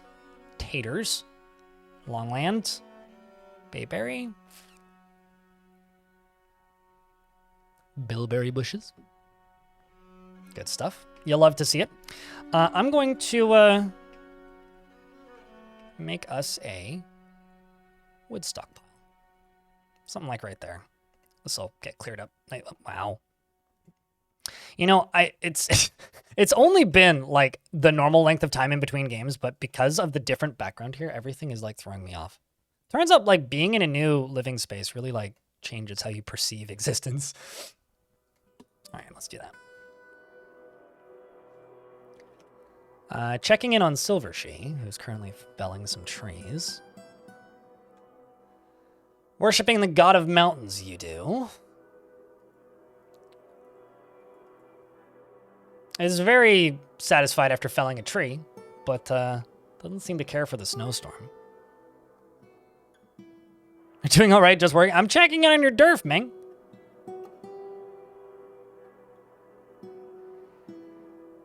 What's going to be the economic focus? I haven't really thought about that, to be honest. I know that I'm doing a mechanics focus because, like, I don't know, siege engineers or something. Do I have room in my food stockpiles? Stockpiles?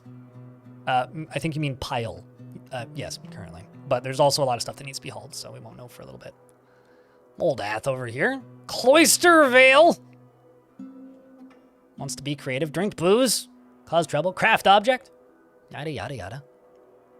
There's no reason to make wood blocks, so I'm not going to bother. Unless we want to, you know, put them into a container. So what I'm thinking is quaint little town built out of wood with outer wall, and the majority of the outer wall is bridges. And I'm thinking we have like a Pink Panther-esque seal the blast doors kind of thing where you like thump all the bridges up, all connected to levers in a kind of a central building. So you could do like the Age of Empires thing where you like summon all your villagers back into the town, and then, well, obviously they don't shoot from inside, but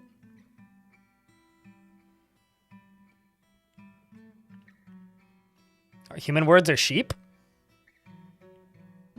Is that what you're saying? Human words, bah. The English language is hard, okay? And the pronunciation for, like, Dwarf Fortress language isn't real, so I can't do it wrong. Likes granite, sterling silver, and yellow grossler. Creeper crawler leather and cave spider silk. Leopards, panthers, and dwarven cats. This is turning into a very feline fort. Wait, what? I don't have a single cat in this fort, though. Also, what animals are on the map? We got sea otters, crabs, and a horseshoe crab. Okay. So as a reminder, the ocean is haunted. It hasn't started doing anything fucky yet. It's just ice over there. Nothing abnormal. Nothing out of the ordinary. We got a lot of trees to fell. I also have, I need 1, 2, 3, 4 animal pastures. I kind of want to keep things neatly separated.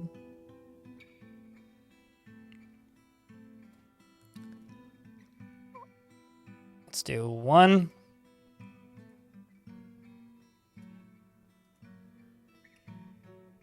2.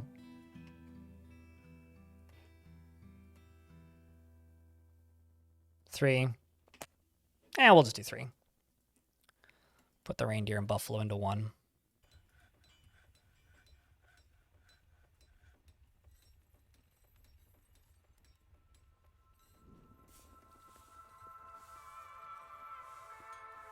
And down here, I'm just going to real quick make a crafts dwarf shop. Actually, I'm going to make a office real quick. Sorry, whoever gets the office is going to be very disappointed with their existence for a little bit. Because I need a manager. Any volunteers? Bayberries seem to be the only fruiting trees that I've spotted. Yeah, bladeweed is a dye, isn't it? Is bladeweed edible? I think there's something else you can do with bladeweed. It's either edible or brewable. You'd rather not be the manager? You don't want the $1.50 pay raise? And the extra 20 hours a week of work? I mean, I know you're already working 40, but I can't pay you for overtime. You can manage. Let's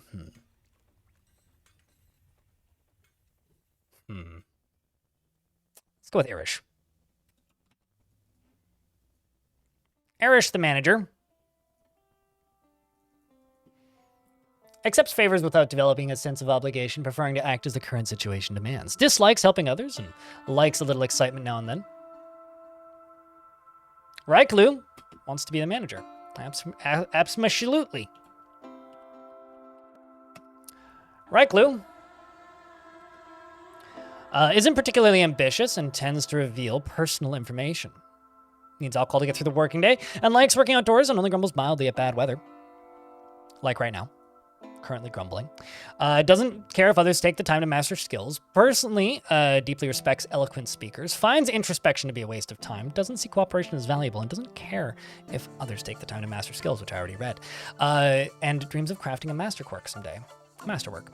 Likes nice, electrum and green zircon. Crystal glass and warhammers and low boots and goblets and goats for their eating habits. And peach-faced lovebirds for their loving nature. Chickpea plants for their pods and the words of the ashen fate. And prefers to consume peach-faced lovebird. Wait, what? Hold on a second. You like giant peach-faced lovebird and you prefer to consume giant peach-faced lovebird. I don't think I've ever seen a dwarf that both likes and prefers to consume the same animal. But I guess plenty of people out there like cows and like beef, so. Bats, bat ray, and prickleberry wine, and absolutely hates bark scorpions. Doesn't like them because they bark at her. It's scary. They're very loud. Is weak and very thin. Her hair is dry, and her very long hair is neatly combed. She has friends and worships Gicken Arrows Tusium. Okay. What that?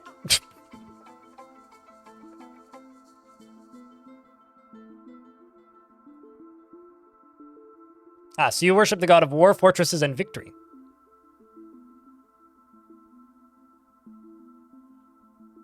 Big fan of chickens and chicken nuggets? So you like chicken and chicken product. Got it. I think I'm just going to make this a temple to no specific deity, just so that they have somewhere to socialize and rest a little bit.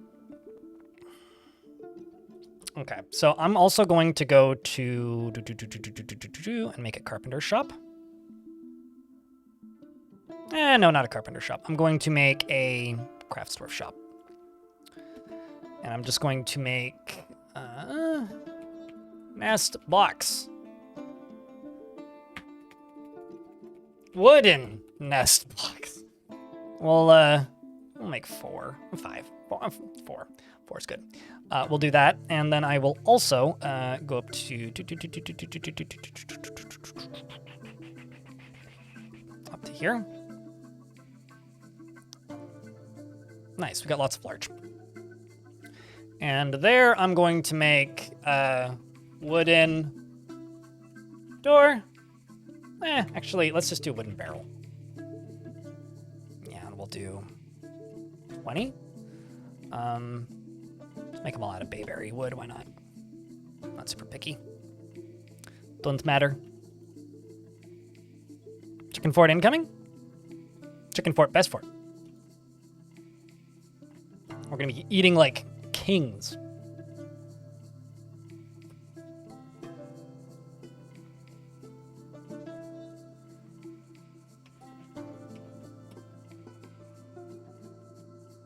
Expedition leader here is making a bayberry wood barrel for us. Getting to work. You know, here's the thing, Saturnine. If a dragon shows up, this fortress is going to be gone. And honestly, if it ends that way, I'll be very happy. That would be an awesome way for the fort to end. Otherwise known as the Grand Coup. I feel like there's a joke in there somewhere, Palm Top. So chat, what do you think of the new setup and me being able to escape the void? I'll be honest with you, the only reason I still have this here, the black backdrop, is because if I turn it off, you can see all of the artifacting, which I think looks terrible. So, we're going to the green screen life now, where I can escape the void a little bit. But I think I'm going to keep the black. I like the black background. I think it actually looks really good. And it's also a lot easier to manage. I don't need to, like, you know, worry about, how do I put it? I don't need to worry about having my camera perfectly centered in it anymore.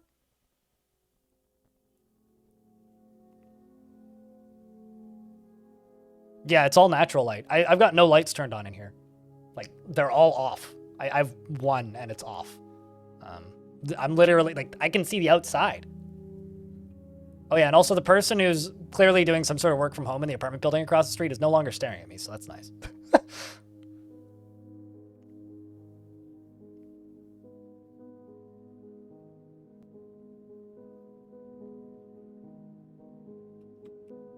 And thank you for the good luck with the new fortress, friend. You've been playing the pre-Steam versions, but only by exploring the wooden spike balls. By exploiting wooden spike balls' huge selling price and buying everything. I mean, you can... If you just want to buy everything in the new version, you can do that with food very easily. Couple higher quality meals and boom! Let's just get a bunch of that stuff harvested.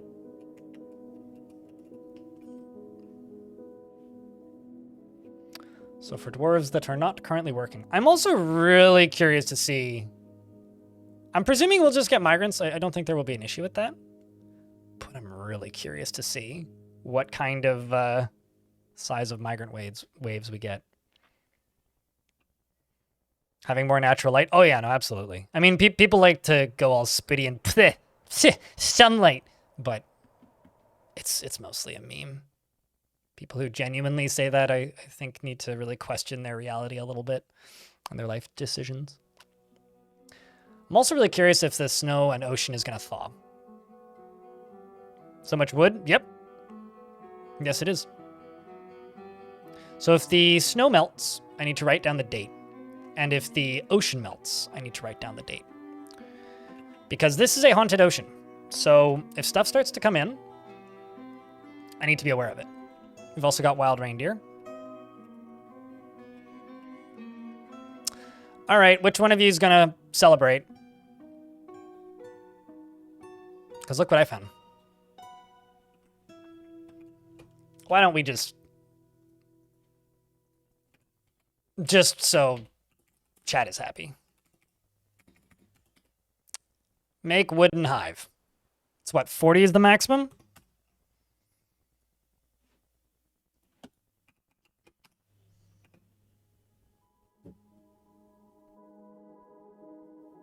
Ice bees, yes.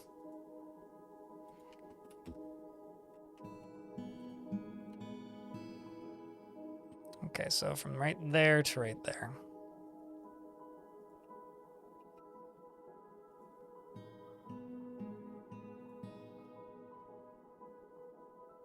Wow, that's a lot of larch. I think there's a lot of larch here. I'm making a chicken coop. Keep all these chickens cooped up. The other thing I'm going to do is I'm going to start working on the actual layout of the fortress. So looking around here,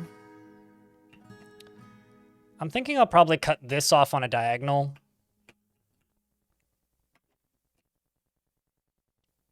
But we can definitely just go along the base here. Unless I want to go along the beach. Honey ice cubes. Honey flavored ice cubes. Oh, man. That sounds lovely, actually.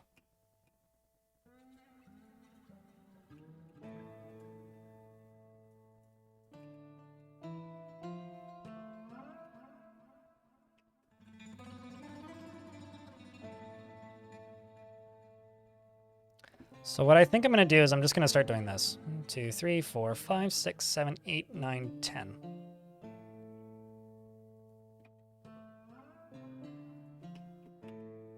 Although, I should probably put I want to put these on flooring. I'm way too picky. It's very easy to get hair like mine. Don't cut it. I'll also grow hair. That's the hard part. If you can grow hair, just don't cut it. You know, easy peasy. 1, 2, 3, 4, 5, 6, 7, 8, 9, 10, 11, 12.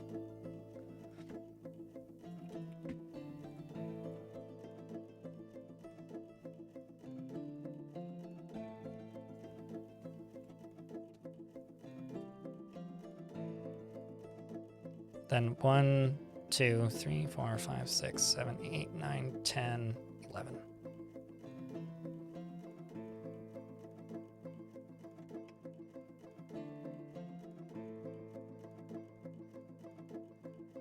One, 2, 3, 4, 5. Okay, so 1, 2, 3, 6, 7, 8, 9, 10.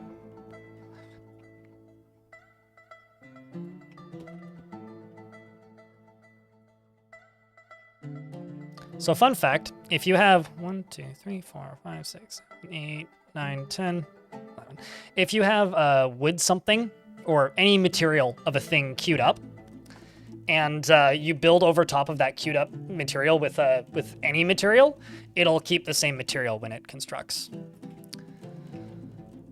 All right, let's follow somebody. What are we working on? We're gathering plants, getting food for the rest of the year, it seems like. You're rich, are you now? Damn, that was quite the win. Not bad, Celestine, not bad. You're in the big leagues. Make an egg-shaped fort. Why do I have to make a northern lion-shaped fort? I mean, it's better than a melon-shaped fort. Then I'd have to have good and bad opinions about music all the time, which I already do. So maybe we're halfway there. A northern lion would be much easier. Then I'd just ignore chat, and then yell at chat and blame chat. And try settling, if you're playing version 34, Oliver in YouTube chat, try settling on a volcano and don't die in under 90 seconds. That was always my experience of settling on volcanoes in version 34, is just settle on volcano, instantly die. That was generally how that went. Because you'd settle on a volcano and then just immediately get murked by fire imps, like, instantly. And it was something. Also, I have to say a real quick thank you to the YouTube folks. There's 231 of you tuning in right now. That is actually kind of crazy. So to all those of you watching on YouTube, I just want to say, give yourself a pat on the back, and don't forget to leave a like on the stream, because likes make the YouTube machine go burr, and I appreciate each and every one of you. And Twitch chat, thanks for the 320 of you. That is a lot. There's like over 500 people watching me in my new house, which is really cool. Or new apartment, rather. I mean, everybody showed up to watch today, so I would say it is. Bang Gorgon.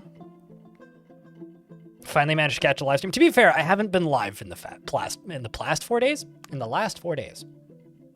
So it's hard to miss if I have. It's easy to miss if I haven't been doing it.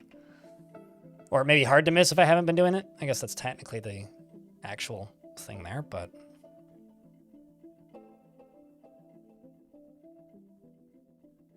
today's not going to be a super long stream. I'll try and do a much longer stream tomorrow because I'm still in the process of getting stuff set up properly in my apartment, and there's a bunch of things here that I want to get set up today. The other thing I'm going to do is we're going to do wooden cups, I think. Let's make wooden cup. Let's just do 15. Crypt beer, That'll be crypt beer, plenty, crypt plenty, beer. plenty. We'll do pine mugs. So for reference, for our neighbors, there's a lot of goblins close by. A lot of goblins.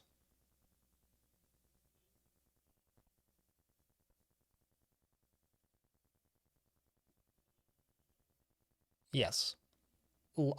There's a populated tomb. Oh, that's always a good sign. You know, there was one time Glad to read the blog that you're in the new place. in the entire history of my time playing Dwarf Fortress where I had a singular mummy show up in one of my forts. Also, it looks like we actually have 2 locations. Portal Trust. Crypt beer. So it looks like our population went up. Did we reclaim something? That's almost a hype train because we just got 3 resubs in a row. Eek, the Real Angry Snail, thank you very much for the 12th month. Welcome back. It's good to see you. Athros, thanks for the 43rd. I'm so happy that fucking Roguelike Radio's back. And Bryn Bjorn, the 10th month. Welcome back as well. Appreciate you. I mean, you could leave a like. I feel like we should have 100 more likes.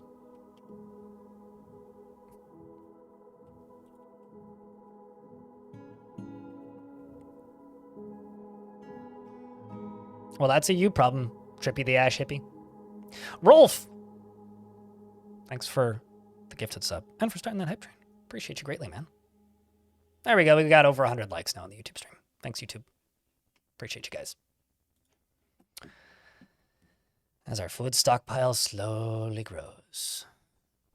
We're up to mid-spring now.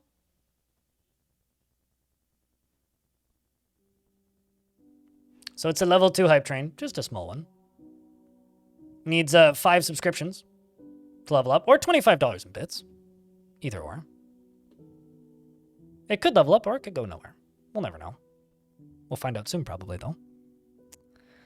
How's the record player setup looking in the new place? I'll post pictures once it's done being set up, but it's looking pretty good. I'll put it that way. It's looking pretty good. Democrat 2303 cheered. X100. Have you tried setting up the obsidian stuff you've been talking about recently? I need to do that. I haven't yet. It's on the to-do soon list of things to do. I'm just going to pause these 2 jobs for right now. Although, actually, have I made cups? Yes, we have. How are we doing on barrels? Okay, just 5 left. That's fine.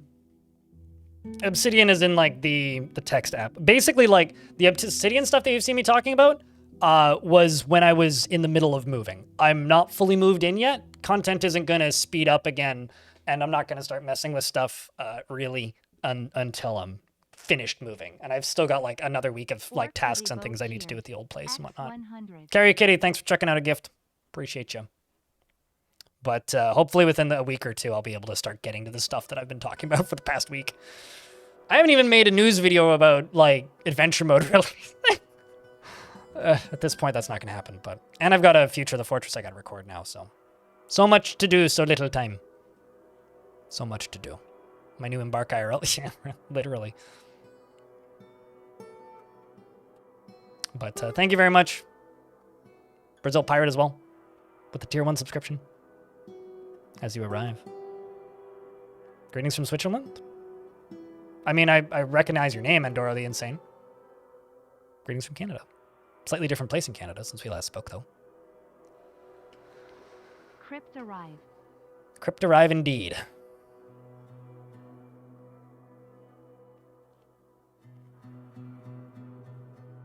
Why are we picking a number between 1 and 10? Ice Blue. Linkarel, thank you very much for the additional gift sub.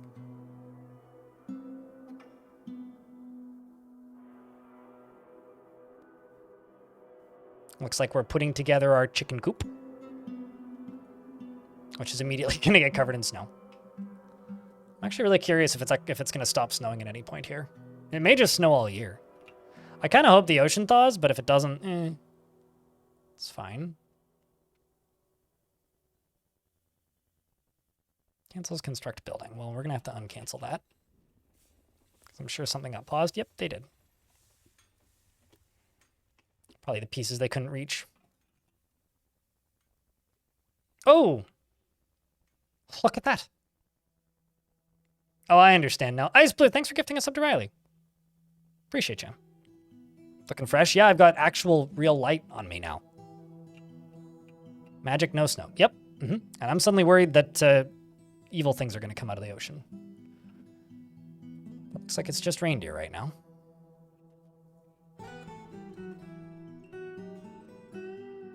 There's officially more snow outside right now than there is in the video game.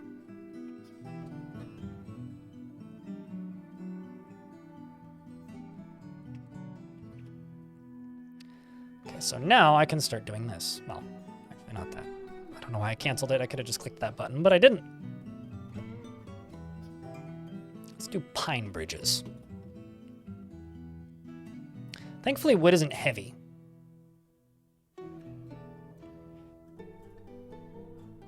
One more subscription to level up that train. And looks like there it goes. Thank you very much, Blinkerell, for helping me pay my fucking credit card bill. Turns out, renting moving trucks and stuff, expensive. And U-Haul are a bunch of goddamn criminals.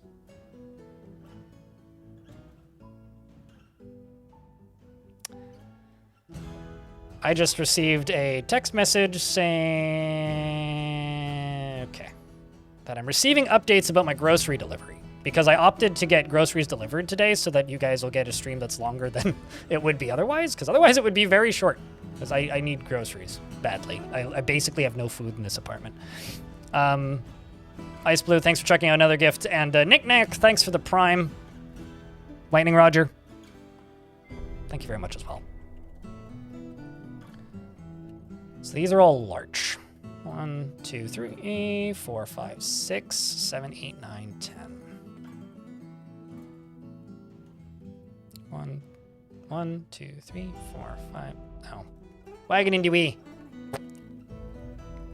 Fine then. 1, 2, 3, 4, 5, 6, 7, 8, 9, 10.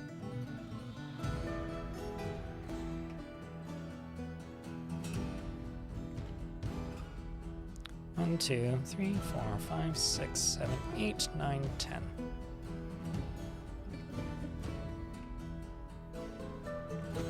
Notokasa, thank you very much for gifting out that pack of gift subs. Murder the wagon, it's already dead. I just kind of want it to stay in the fortress, if you know what I'm saying. Seriously, Notokasa, thank you so much.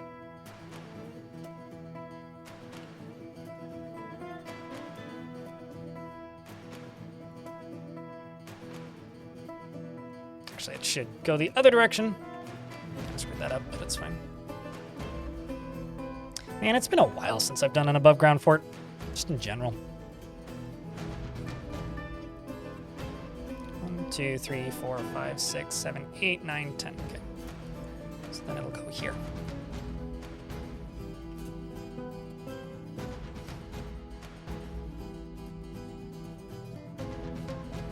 Yeah, the wagons are all dead on the get-go now.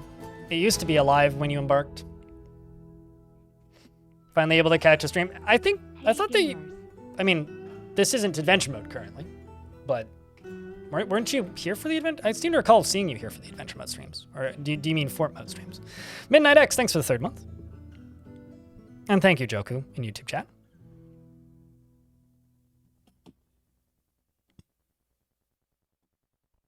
I didn't get movers, Bob, in YouTube chat. So I did the opposite of skimping on movers. I just didn't get movers. Ocean still hasn't melted.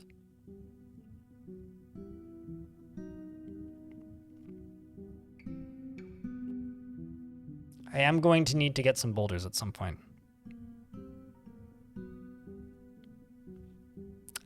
Because the only difference between, like, because one log makes 1 block, right? I don't think they work. I'm pretty sure they don't work the same way boulders work where you get 4. I'm pretty sure it's just 1-to-1. If I'm wrong, then I should be using blocks, yes. Otherwise, I'm pretty sure they don't work that way. And if that's the case, then yeah, it's just kind of redundant.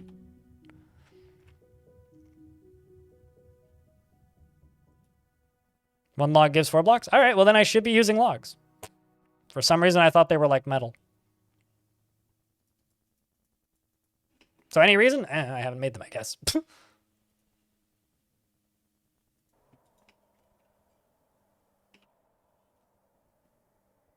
I think that might be limited to stone. But I'm pretty... I don't know. Maybe, actually. I know it's not an old info. Because it's certainly the case for stone. It's just ceramic, metal, and glass that give 1 block? Yeah. It's literally been months since I've done, like, an above-ground fort made of wood. So, if not years. I need to look when, I need to go through the VODs and dig quite a bit.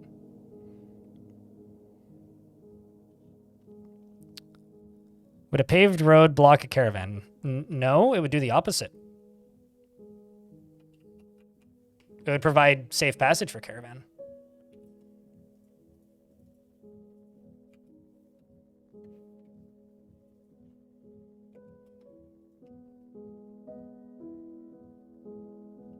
All right, well then, yeah, we should in fact be making wood blocks.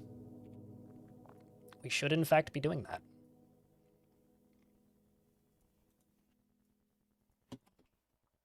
We'll get to it.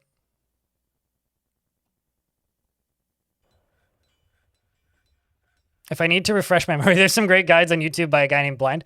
Yeah, and ironically, somebody, it was Silver She, I think, in chat the other day was saying that I've probably forgotten more about Dwarf Fortress than Silver She now. Which I honestly think is probably the case, to be completely blunt. I'm pretty sure that's the case. That I've forgotten more about Dwarf Fortress than many people know. You're mostly doing an above ground fort based on ceramic blocks? Yeah, that's something I've literally never done. And specifically, I've done ceramic before. I don't think I've ever done a fortress based on ceramic blocks. Just because I don't tend to go out of my way to settle in places that have ceramic blocks.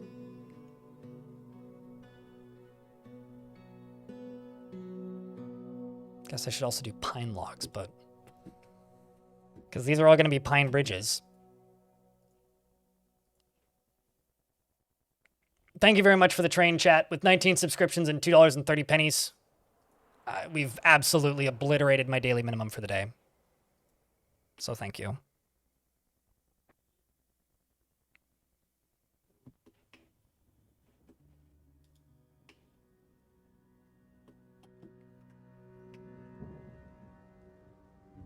I mean, the goal is to get a silver play button at some point, English Dragon, so hoping for it. Maybe this year. Ideally, now that I'm moved and in a less depressing constant environment, I can work more swiftly on actually, you know, getting out bigger videos on a more consistent clip.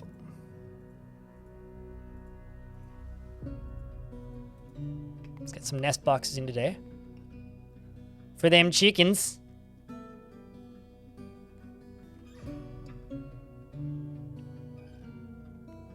A green glass at Labyrinth. Yeah, I've seen the seen chunks of it in your videos. I built a labyrinth once. It's part of Long Death. It's been a while though. Although I just dug that, I didn't actually build it. Assume new city is many times better than previous city. I mean, it's very different. Like, what makes for a good city? It's like, well, I mean, amenities-wise, arguably the place that I lived in before had more amenities in a lot of ways. But, like, to be straightforward, like, I like the way this city works a lot more. Just in general. So... green screen seems to have a gap. That's intentional. I can exit the void so I can poke chat. You know? Who doesn't want to be able to poke chat? Although, you are actually right. I don't even know how that happened. Hold on. Actually, I know how that happened. It's going to take a couple of days to iron all the bugs out of this.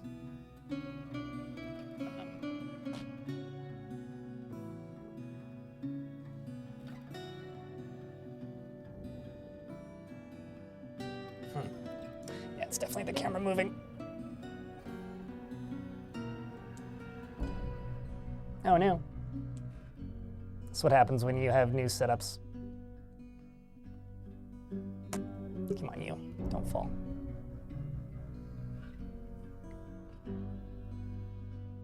I can barely see it. It's very small. I think I'll just do it this way.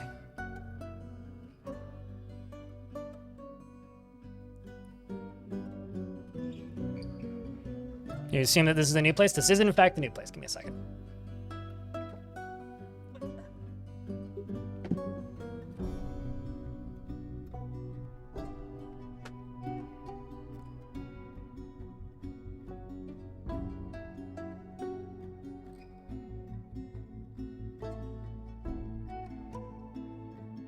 Yeah, that seems better. But, yeah, no, I am, in fact, in the new apartment. Although now the camera's pointing in the wrong direction.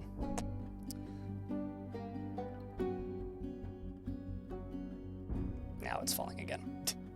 Yeah, no, this is going to take some time to iron the bugs out. Although, to be completely honest with you, currently the camera is held up with tape because a few things broke. One of them being the thing that I used to mount my camera on. So I'm waiting on some deliveries today. One of them from Amazon with some streamer equipment because my old dollar store shit broke. So, you know, but how's the new place? I mean, moving was smooth enough. Like, being in the new place is good. It's nice to be here. I'm happy that the majority of that portion of it is working. Having a hard time getting through the CAPTCHAs for my... for the people that I got the mortgage from. because I have to make an account with them. And I tried like 4 or 5 times. Apparently I don't know what click on the squares with the fire hydrant means. Because I can't get through it, so I think I'm just going to call them tomorrow. Or on the weekend. Yeah, it's falling again. I could just put a crop on this.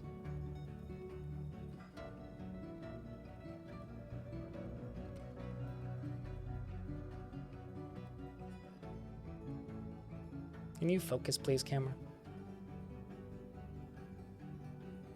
I'm in an ad break anyway, so y'all aren't missing much.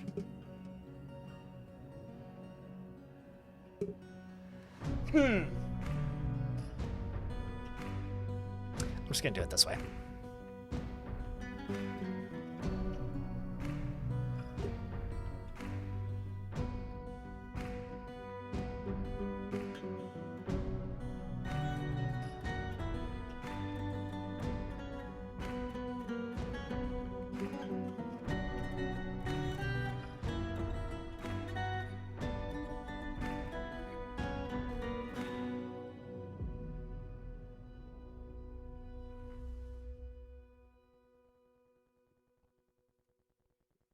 Uh-oh.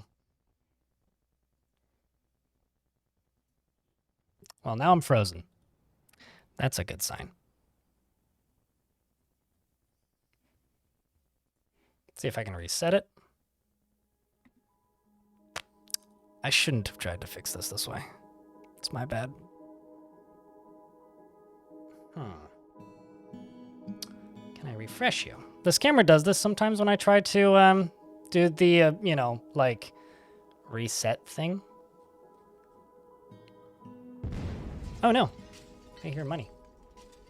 Thanks for the $50. Streaming looks hard. Well, here's the thing. Streaming, not that hard. Technical difficulty is quite hard sometimes.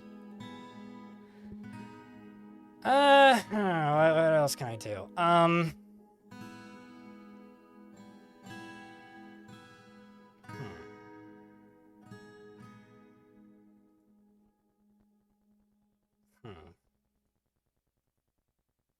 Is there an auto reset option on this thing? I could just try unplugging it and plugging it back in, but that's not guaranteed to fix it. The void swallows? Well, the void seizes. Hold on a second. Let me try something.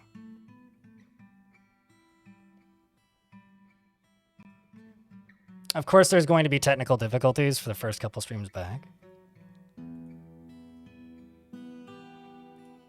Let's copy that. Move that.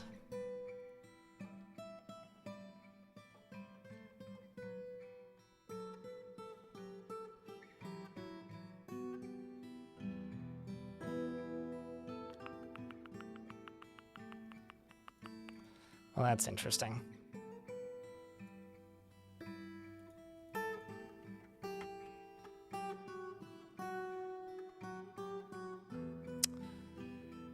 Didn't fix it. How about this?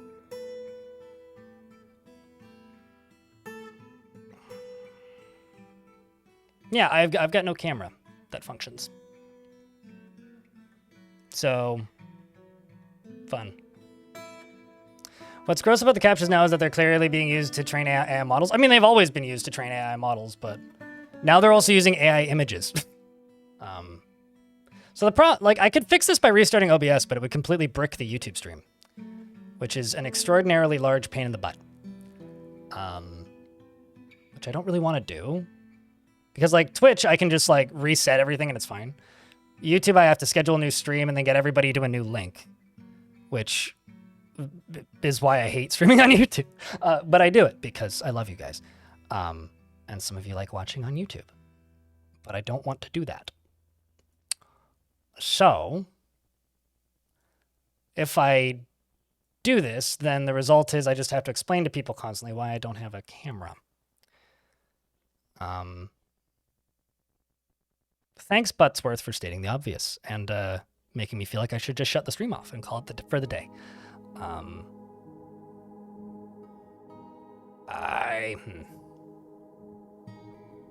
Switch to another device. Yeah. Hold on, let me try one final thing.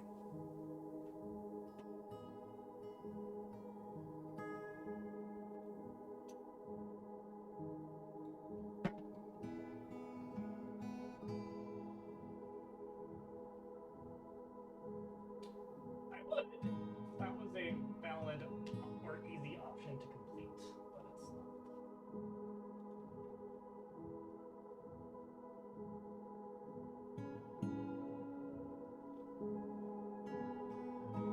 Demonster, thanks for the raid. We're having some technical difficulties.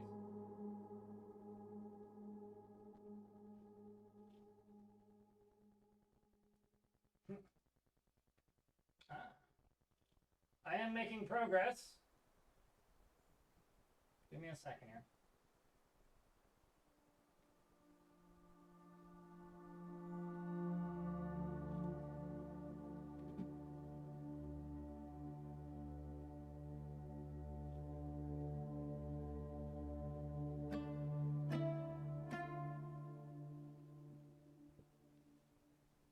You guys have no idea how much effort this took. So I really hope that you appreciate this. Because I think I fixed it.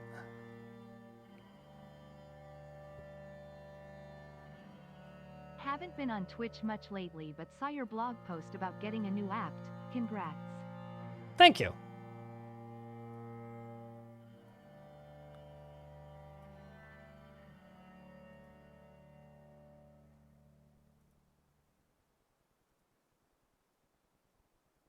I would absolutely be on camera at this exact moment, but I'm trying to fix it because it decided to stop. All right. Hold on to your butts. We back. Now, I realize it's cutting the top of my head off. So let me see if I can fix that. If it breaks again, I know how to fix it now, but it'll take me a minute.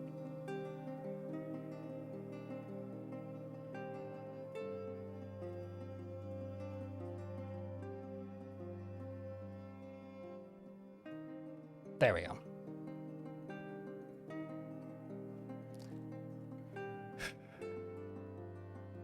Actually, I think if I just zoom out a little bit. No, I'm not. We'll just leave it. Just don't touch anything. Although the microphone, is what it is. Now it's gone. Oh no, you need that. So what did I miss? Demonster, thank you very much for that that there raid, and thanks for the follows, guys. The distant shouting. I had to unplug the camera completely and swap it to a different USB port. So that was the reason for the distant shouting. Although I wasn't really shouting. I was talking at the exact same volume level. Just simply not in front of the computer. Also, so the ocean's still there and still ice. So I need a little hut in case of disaster. We need somewhere to hide. So I'm thinking, let's just build us a hut.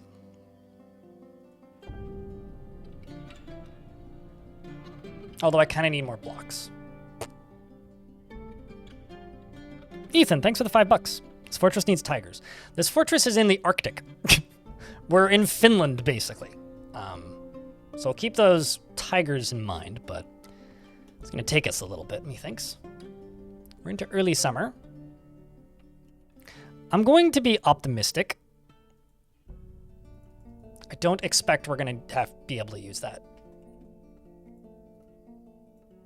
1, 2, 3, 4, 5, 6, 7, 8, 9, 10, 11.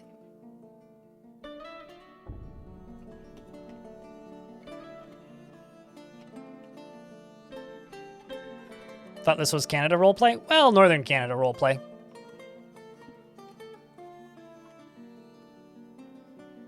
So, yeah, no, not tigers wouldn't be very Canadian. But I do appreciate the $5, Ethan, in YouTube chat. Greg, and then some. Yep. Hello. It's good to see you. But yeah, the goal for stream today is to ideally go for like 6 to 8 hours, somewhere in that window. It highly depends on when groceries arrive and when other stuff arrives, because currently this green screen, part of the reason it's super sketch is because it's being held up by a broom and a wire shelving unit that's not tall enough. So hopefully by the end of today, I'll have a proper green screen thing to put it on. Ideally. You should do this in Untamed Wilds. We'd already be dead. I specifically didn't do this in Untamed Wilds because the amount that I've chopped down already, we would be dead. The whole fortress would be dead. Every single one of these dwarves would be dead. So, no, we shouldn't. It would have been a very fort short. Fort short? Short fort. Yes. I swear I just heard my phone vibrate, but it didn't. I'm just hearing things now. I did do 8 adventure mode streams in a row. But the VODs are going up onto the VOD channel now. No digging. We'll do digging. It's just a heavy aquifer. So and because we're primarily going to be above ground, I'm working on the above ground constructions first. But we will be digging. It's just no squads specifically.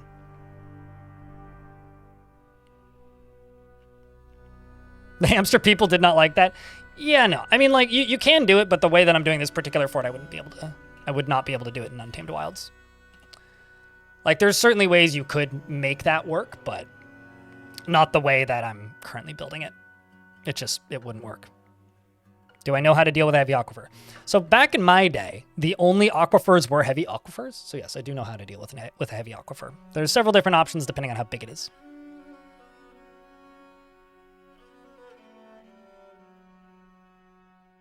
What is going on? We are playing the Dwarven Fortress video game. Is what is going on.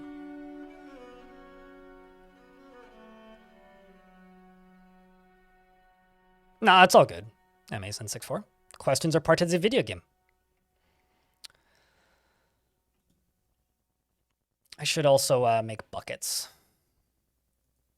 Buckets are made here, yeah? Guess not. They're made here. Well, I'll just let you make those blocks for a while, because I need some blocks. Apparently, me need block.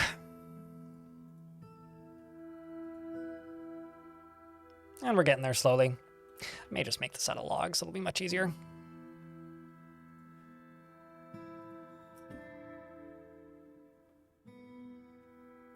So for making above ground constructions, this will speed your life up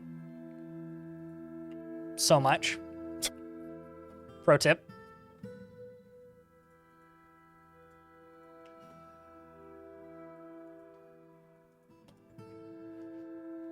That's all the same material as the one I selected.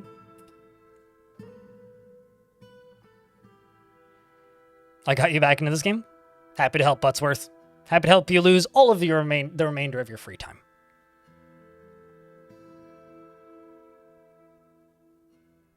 New World seems pretty old to you? I mean, yeah, New World came out several years ago, right? I'm sure people are still playing it, though.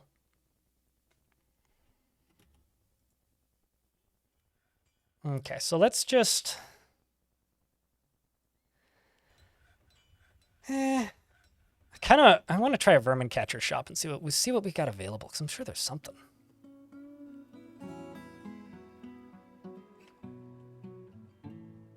You know, I feel like more people out in the world need to do more wrist exercises. Because, like, I see a lot of people talking about carpal tunnel, and, like, I'm at my computer, like, 60 to 70 hours a week. And I do wrist exercises. So I do this, I do this, I do this, I do this, and then I do the same thing with my fingers open.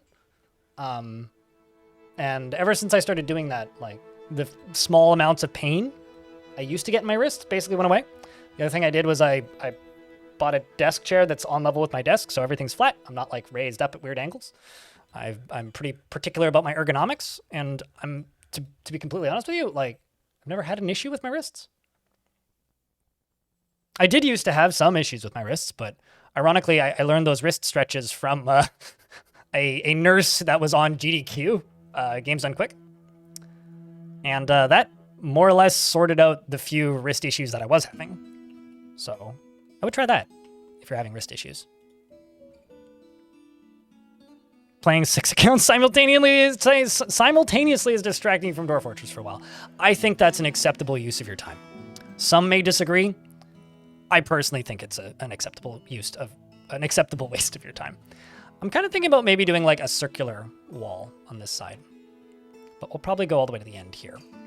Maybe like a tower up here over top of this. That could be fun. What do we have on the map currently? And as far as Untamed Wilds go, assuming we actually get migrant waves from this very dead faction, actual kobolds, we are very close to a shit ton of goblins, so the second they notice them, we're going to start having problems.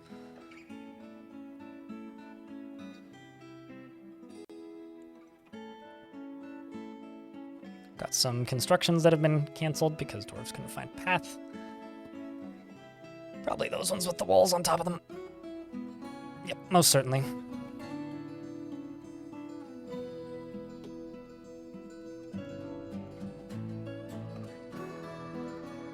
Those are good ones, as well as putting your palms together and then raising your elbows. Oh yeah, no, this one, like the prayer stretch, I think is what we used to call it.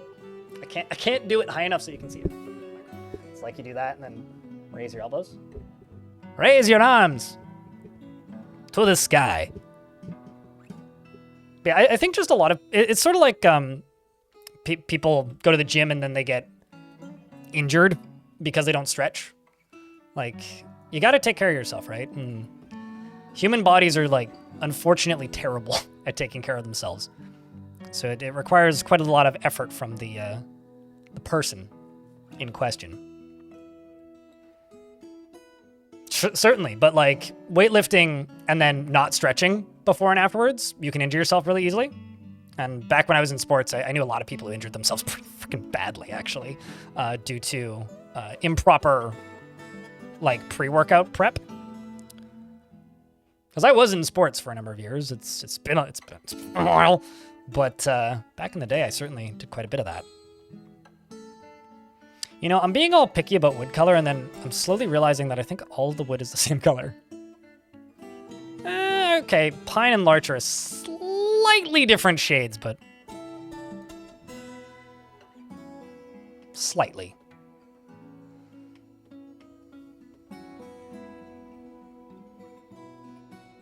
You know, I think it's good that we evolved to move, because I personally think our current human form is a little bit more practical than the humans in WALL-E. As fun of a film as that is, it's not super practical.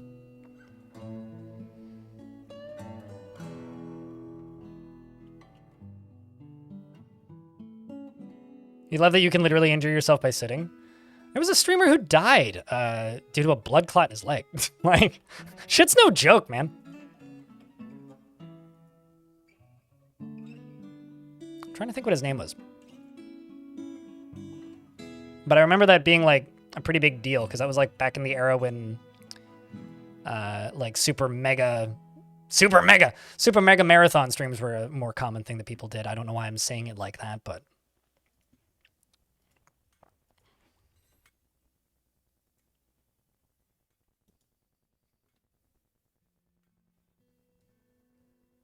it lasts like 4 days. That's pretty brutal. Enemy. I feel like I need to be brewing some alcohol soon because I'm watching my booze go down. I'm amazed that these dwarves are as happy as they are, considering they have literally no amenities whatsoever. But I'm thinking in a minute we'll get some kitchens up and running. You settled in the jungles. Wood is all pinkish and yellow. It depends on what's available, right? Highly depends on what's available. I'm thinking I'm going to do another one of these, but like over here.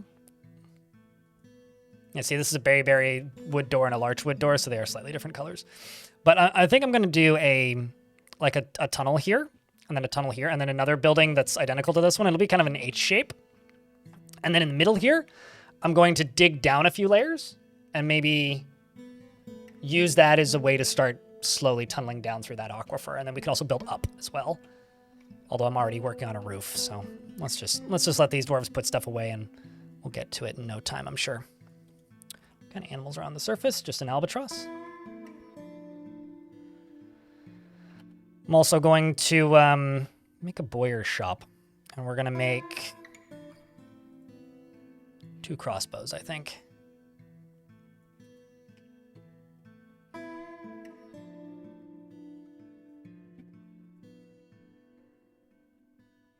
Have I ever made an exotic zoo fort?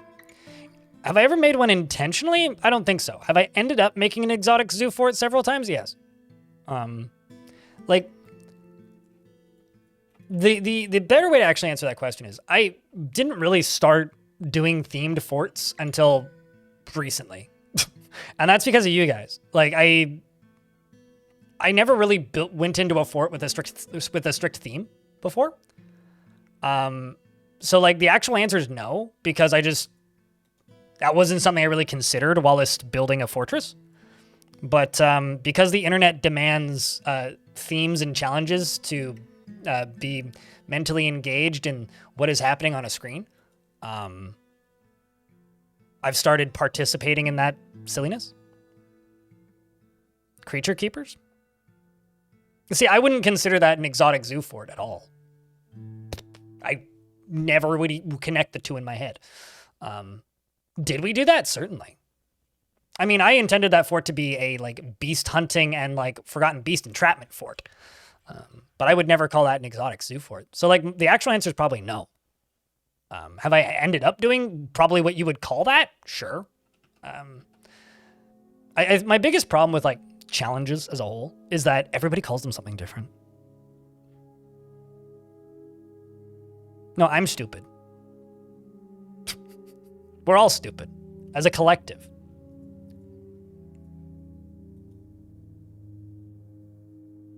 I don't think I've ever seen a gorilla in fortress mode. Like, ever. I've seen them in adventure mode.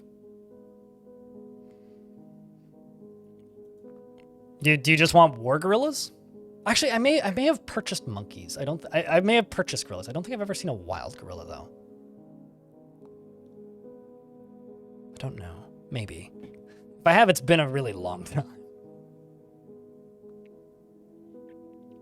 Are there penguins? Yes. I had a fort. What was it water lungs that had giant emperor penguins? Baby giant emperor penguins are adorable, by the way. They're like tiny little pom-poms.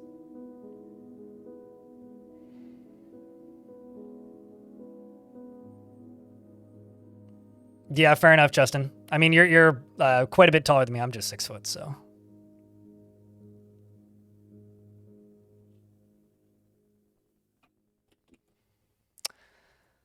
All right, as we clear up the last of that, that's all pine.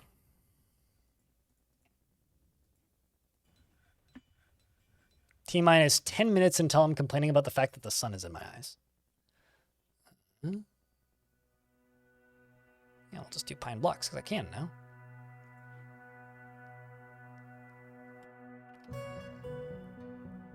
How's the new place? Big. There's so much room for activities. I mean, I only just moved here, but so far so good, you know? Moving was relatively smooth, about as smooth as I could hope.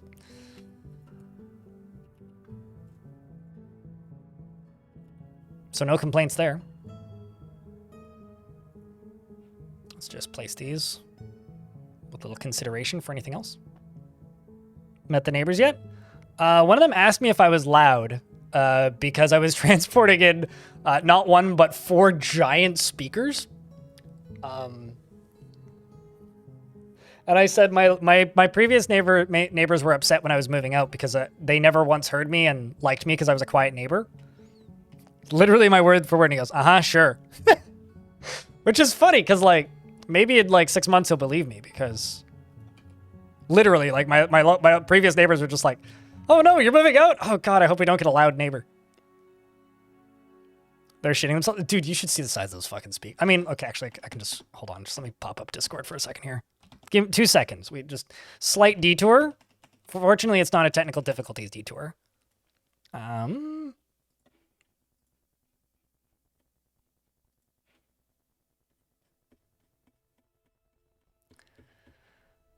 I'm in the wrong room. I'm like, why is there a bunch of pens everywhere? Because it's the fountain pens room, not the music talk room. I was walking in carrying these. Yeah, they're about a meter tall. A little less than that. A little less than a meter tall. Surprisingly straightforward. Man-eating tape here. They did have the covers on them. This is just me showing off. But, like, I was literally carrying one of those, and the other one was next to me, and he's just like, are you laughing? Apparently my dad ran into a bunch of my neighbors while he was helping me unpack or get everything into the apartment. And he says that they seem nice, so. There was one guy I ran into who was running out to collect a food delivery. Also, so I was wondering about this. Because the last Fortress that I played, there was when the Adventure Mode update came out. I was sitting there thinking to myself, like, why am I not hearing the Adventure Mode music in game? And it just dawned on me that this is a new world, and now I'm hearing the Adventure Mode music.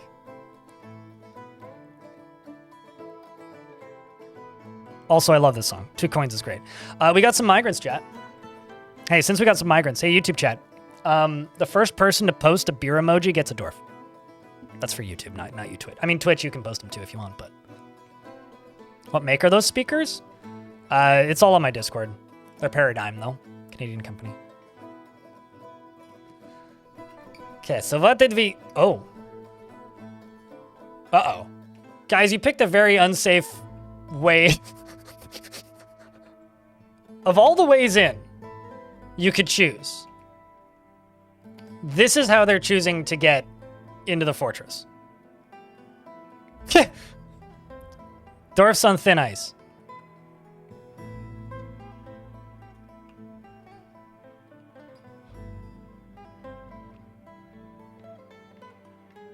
English dragon, what kind of dwarf would you like? We'll give it to you. And Deadlies, you'll take any male dwarf. So English dragon, would you like a, true Brit, the quickest beer in the West, there you go. Would you like, do you have a particular job or task you'd like to be doing? There's several options here. Please select the dwarf from the list. Anybody except for Silvershear or Ryclu are available for claiming. Same to you, Deadlies, right after our friend here in the YouTube chat picks one.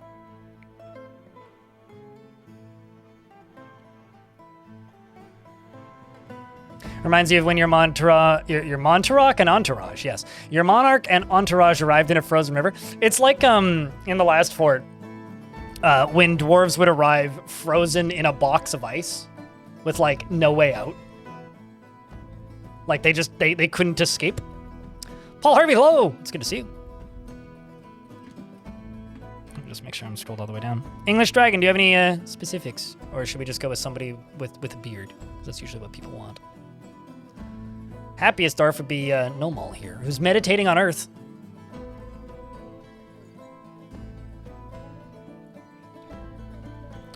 Great minds think a dwarf. English Dragon, who is 63 years old, dislikes helping others, and is pleased by his own appearance and talents. Wow.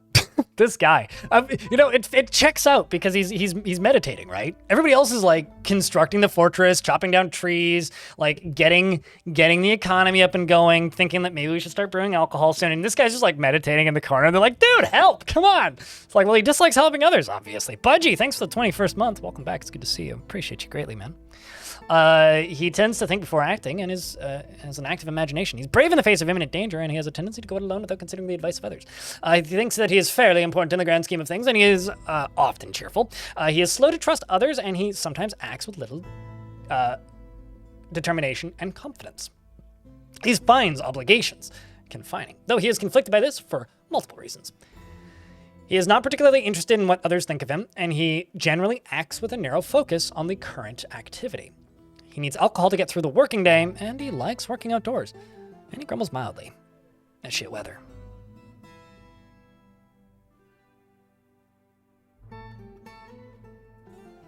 He dreams of mastering a skill and personally has deep respect for animals and plants in the natural world. Likes granite, bronze, golden beryl, pine wood. You'll love it here. My God, there's pine trees everywhere. Pine wood, purring maggot leather, the color dark pink, diamonds, leggings, quivers, and bags, and bracelets. And also, when possible, prefers to consume hoary marmot and brook lamprey. Likes water buffalo cheese, longland beer, and hates snails. Probably because they eat his plants. He's very good friends with everybody in the starting fortress. Really wants to pray and is currently doing so. And is a proficient archer. He's going to be our hunter soon. Clearly here because of the pines. Deadlies, what kind of dwarf would you like? Do you have any preference? You do also have a good kinesthetic sense and a great musical sense. It's going well, Bob. Honestly, it was surprisingly smooth, aside from U-Haul being almost a scam without being a scam somehow. Male dwarf with a beard. Let me check. On the current list, you're named... No, I do not, actually. The, 2 boy dwarf in the fort is both be named.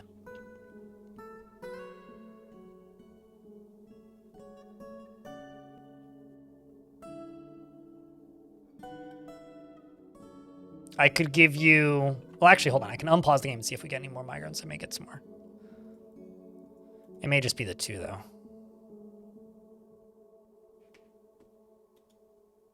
Yeah, I think it's just the 2.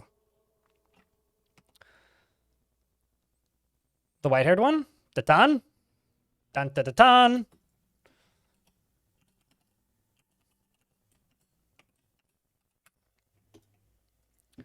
Canyon Luster! You like them lustful canyons. She does not generally seek retribution for past wrongs, dislikes receiving advice, preferring to keep her own counsel. She has a strong tendency towards privacy, and she tends to be swayed by the emotions of others. She doesn't handle stress well, obviously, and has a greedy streak. Prefers that everyone lives as harmoniously as possible, and generally is quite confident in her abilities when undertaking specific ventures. She is rarely happy or enthusiastic, and she is conflicted by this as she values parties and merrymaking in the abstract, and she has an active imagination. She stiffens up when she's surprised, and she needs alcohol to get through the working day. Does not mind being outdoors, at least for a time. She dreams of mastering a skill and personally finds the idea of laws abhorrent, and is put off by family, and does not really value skills related to fighting. How old is she in human years? Chat, correct me if I'm wrong here. 30 or 60 in dwarf years would be like 30 in human years, right?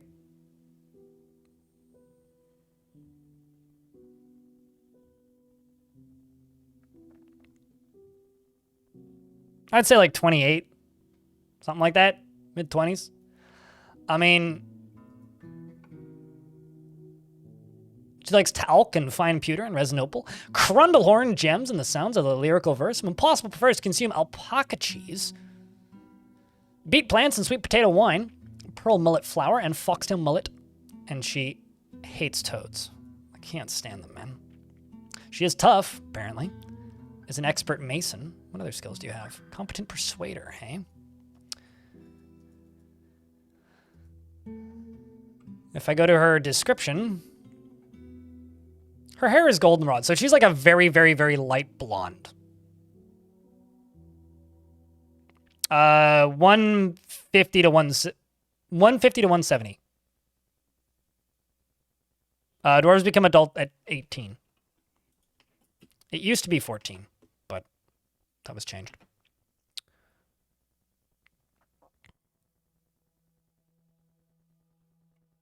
I can move outside his bounding box. Yeah, no, we have to call SCP because I've escaped my containment.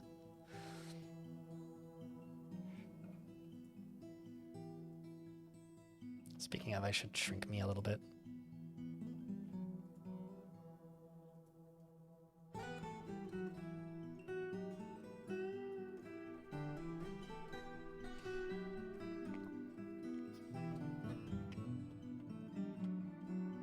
All right, so I need to clear those and make a second carpenter shop, I think.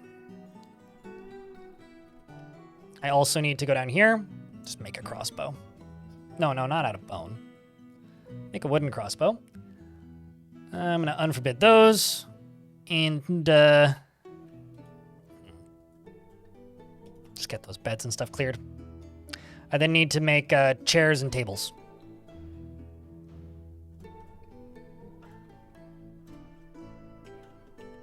And then over here, let me just do that. I'm thinking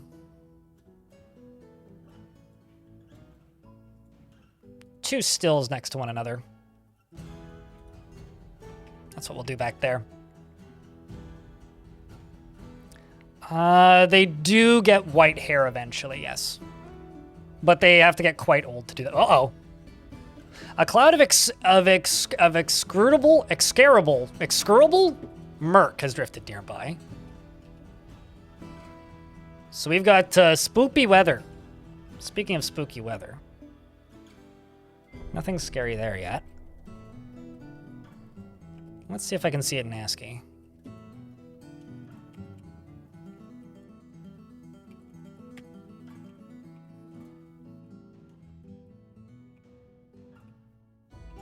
It's all just normal ice.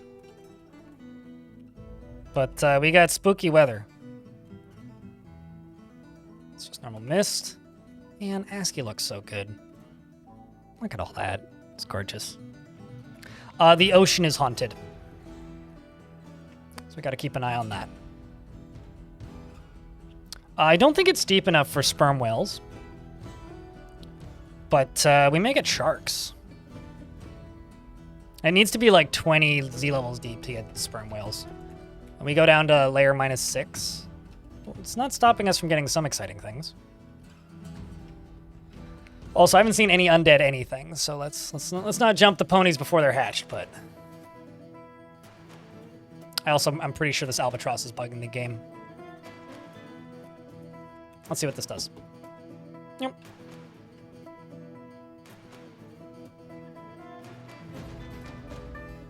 How's the haunted ocean? What? Yeah, it's definitely a haunted ocean.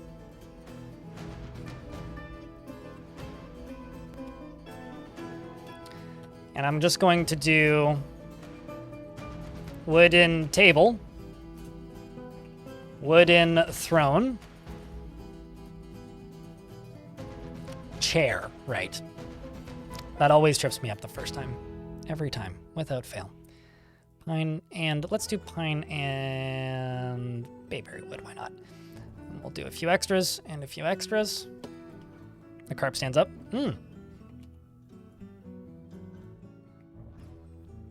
What is it standing up to?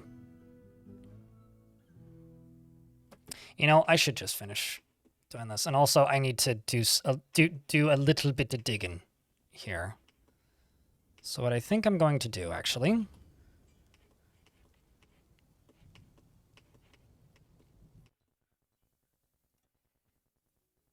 just going to dig this out.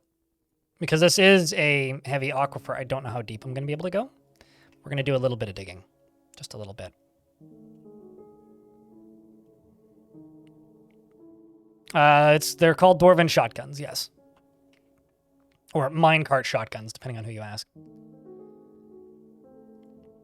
I need to get a couple rocks. I have a feeling I'm going to hit the aquifer first, though.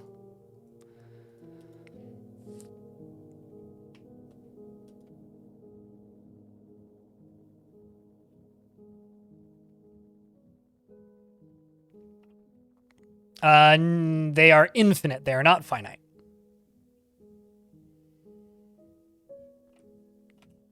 They are specifically the opposite of finite.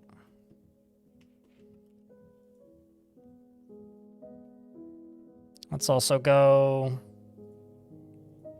make a still and another still. Let me make a singular wheelbarrow. Go here and make a singular wheelbarrow.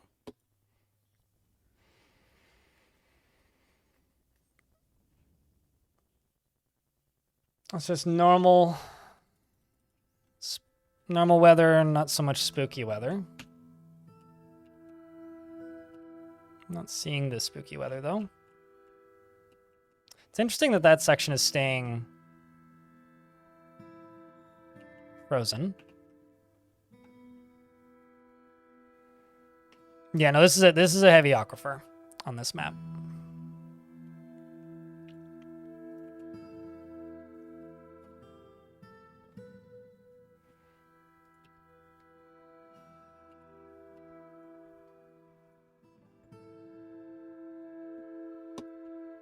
But they'll finish that upper area first.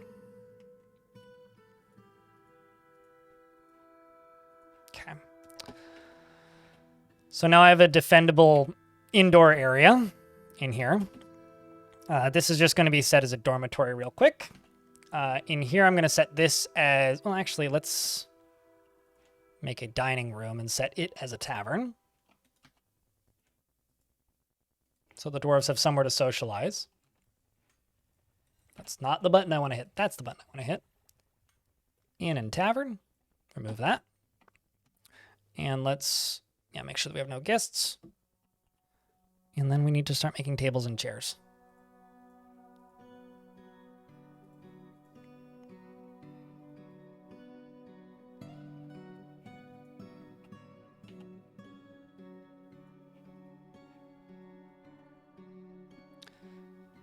Just to help the sanity of these dwarves.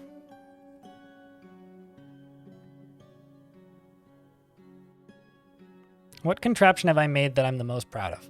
Probably the first time I successfully made a minecart shotgun. Probably. I think chat would remember the FAMP.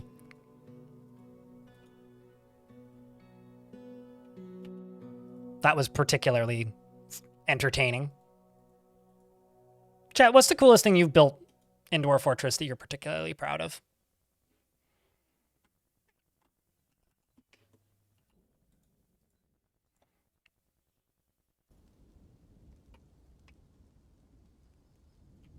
I think I'll just channel down this. That's probably what I'll do.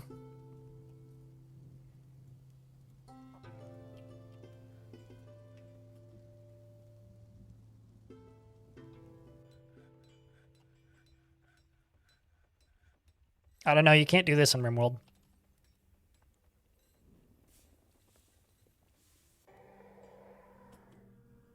You guys hearing the weird screaming sounds?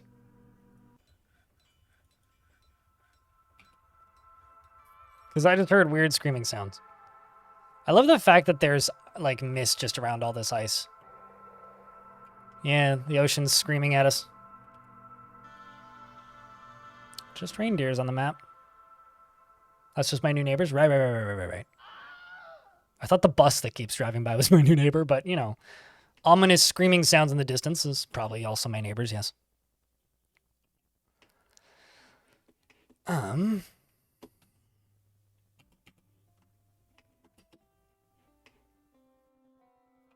gonna just keep building these.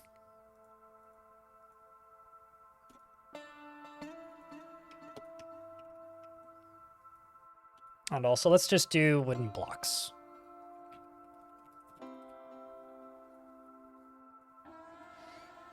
Let's just do 250.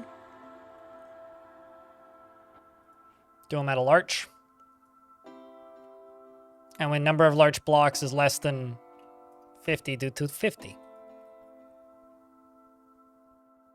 I'm pretty sure there's no clay. This is sandy clay, which isn't usable as clay. That's sandy loam.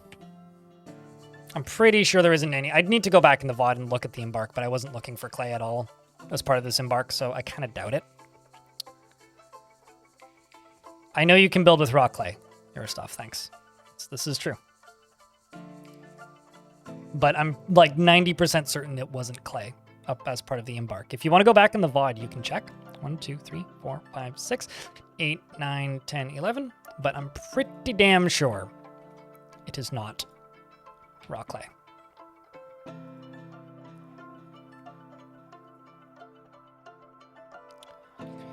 Six, 7, 8, 9, 10. Large.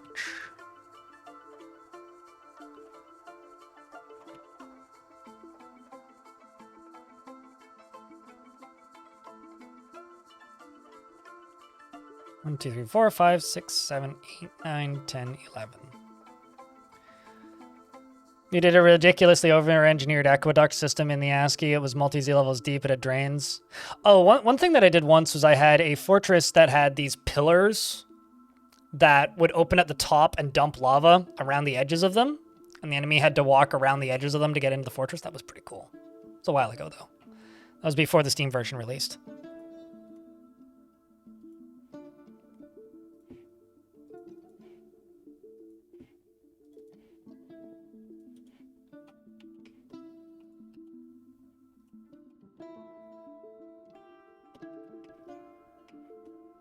And then this all needs to be filled in too. I think I'll just go over top of it. Be easier that way.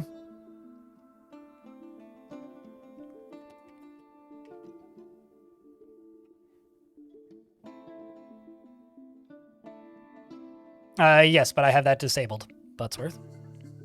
I'm using DF Hack. I don't use its UI adjustments because it's easier to explain to people how to play this game if I don't have a bunch of extra stuff on my screen. So if I get too used to using those assists, which, you know, it's nice, but you don't need it, it's harder to explain to people how to play. Like, you use whatever tools you want to use, but I don't because I'm kind of known as the Dwarf Fortress tutorial guy, and it's hard to tutorialize a video game when you're not playing the actual video game and you're playing a very modified version of said video game. Because, believe it or not, go look at the player counts on Steam for DF Hack, and then look at the player counts on Steam for Dwarf Fortress. It's only about 20 to 30% of people playing are actually playing with DF Hack enabled. So, what, the aqueduct system? Man-eating tapir? Aqueducts are cool. I like doing stuff with water in Dwarf Fort. Pushing stuff off of ledges with water is also fun.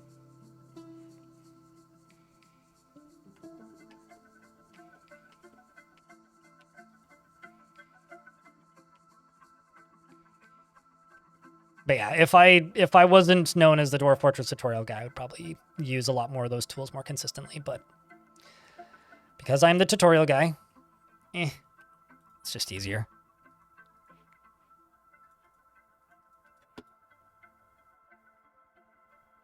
Water and lava. I think I play with lava a lot more than I play with water.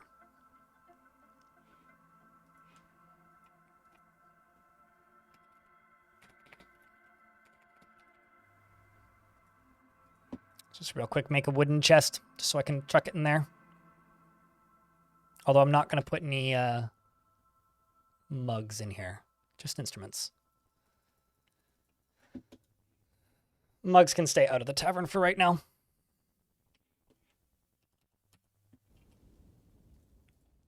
Bill Nye, the tutorial guy? What the? Game, what are you shitting me? There we go. All right, let's also do this.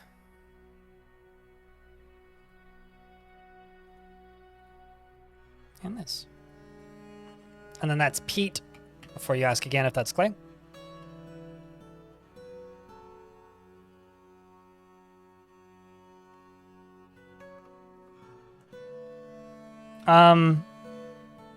I mean, if it's mandatory that you keep at all times, then that would be very difficult because it would be evaporating faster than it would refill. But if you just build a fortress underneath a light aquifer layer with ample draining, you can absolutely do that. And that's actually not a bad idea, Orc. If anything, I would say that's a good idea because it would just create constant little waterfalls and mist, and the dwarves would be very happy. Like, dwarves don't mind being rained on all the time. It's just an aesthetic thing that bothers players, but like the dwarves themselves, they got nothing against that as a concept.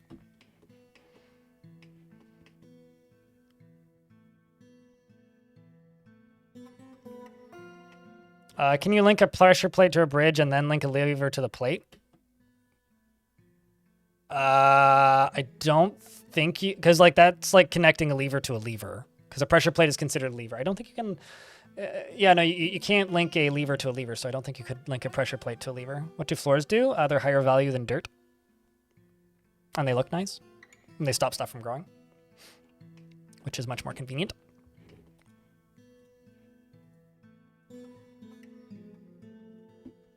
Let's just brew 25 plant. Okay, who's the kind of upset one of yous? Nomal's kind of upset. You've been caught in the rain once and you're the least happy dwarf in the fort? Really? Like, everything else in your life has been good times. Could be significantly worse. And you're just like, life ruined. Yeah, otherwise dwarves can't remove them from the container. Well, they can remove them from the container, but only if you tell them to remove it from the container. Usually what happens is they just fill up the container with all of the mugs and then just go use mugs that aren't in the container. But yeah, that's a tavern keeper feature. It's also how you give guests, you know, drinks.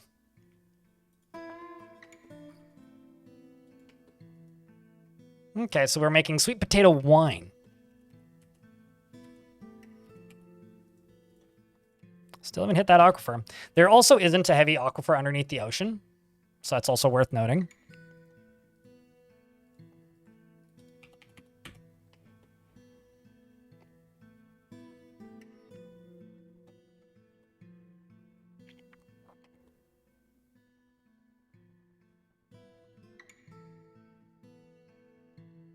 Well, only if you get over-alcoholified.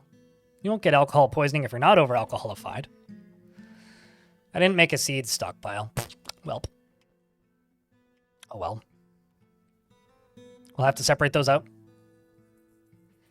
Is the hole for fresh water? No, the hole is just to see how deep I can go before I hit the aquifer.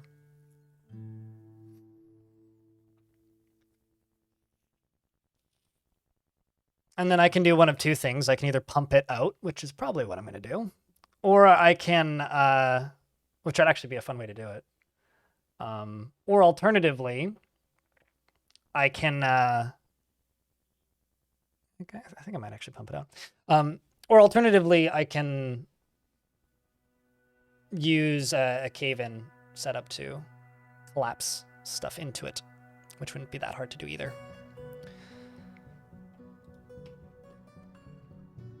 You can make potato wine. It's also snowing. Early autumn. Okay, so autumn, the first of autumn, the ocean freezes. Basically. And it starts snowing. So we have the summer months only. So because I actually desperately need some stone, I'm going to go to highest priority. Well, I don't desperately need some stone, but it would be really useful. So I'm just going to go to highest priority dig, and we're just going to nick this out right here. And just get some boulders.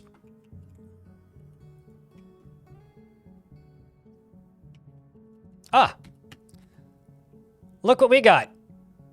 To those of you yelling about clay, look what I found.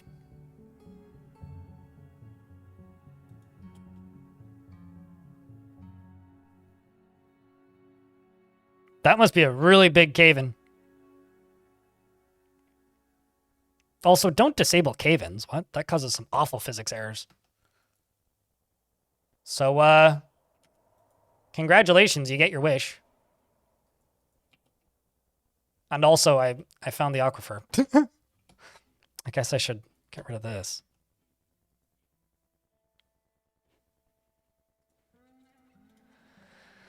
Start auto-mining that. And it'll stop whenever it hits the aquifer. Ain't that handy? We've got shale over here, so I'm just going to dig out this beach.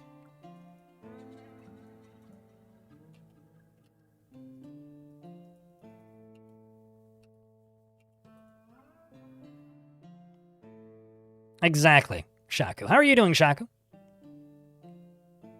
Tarn has said that that's one of the things he's going to do next is work on implementing potions into fortress mode. Or he said that like quite a while ago while he was still talking about what the early plans were for magic potions and how they were going to work and all that.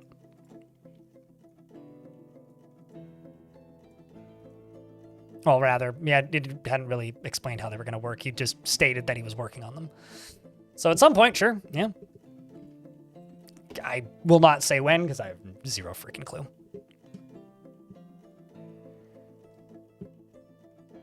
Last night, the military kept going to a goblin fort with less than 10 gobs and wouldn't raise it because dwarves will not raise a location that is full of civilians if they can't get to them. So there's something that's neutral to that because just because there's population there, it doesn't mean that you're at war with that population, meaning they may have prisoners there. I would try just capturing it. See if you can do that.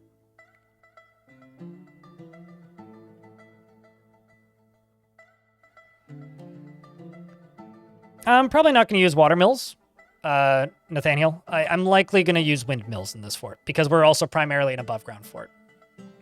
But yes, I absolutely could use the heavy aquifer as part of a water wheel power system. But because I do that in the vast majority of my forts, I'm probably not going to do that in this one, just to change it up a little bit. YouTube chat. And this isn't an island.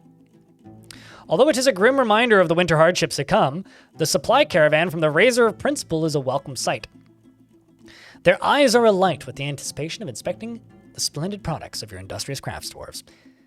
Take careful stock of your own stores. What these merchants offer might very well be the difference between a prosperous future and a slow and meaningless death.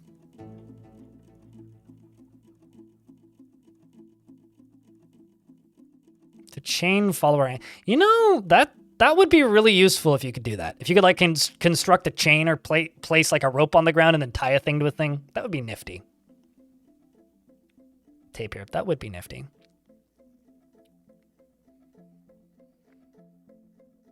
You know, it's funny, Kagenara, because in the overworld, it really looked like this civilization had one population.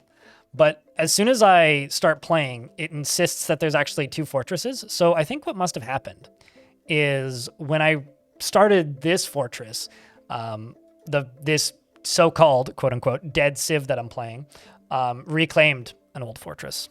Must have been what just happened, because we actually have like 70-something population, which is interesting. But we're going to be getting migrants from the refugee populations, because I guarantee you those exist. They always do, and they always will. You want to retire the poor donkey, but it's too loyal? Why do you need to retire it then? Just drive it into the ground until it keels over. Just real quick, checking my email. Oh, hey, merch store paid out. Nifty. Okay. As a reminder, chat, today's stream is not going to be super long because I do have a lot of move-in stuff I got to complete, but I just have to say a real quick thank you to the crazy number of you that have tuned in today. Also, we've completely eclipsed my daily minimum, so that's cool.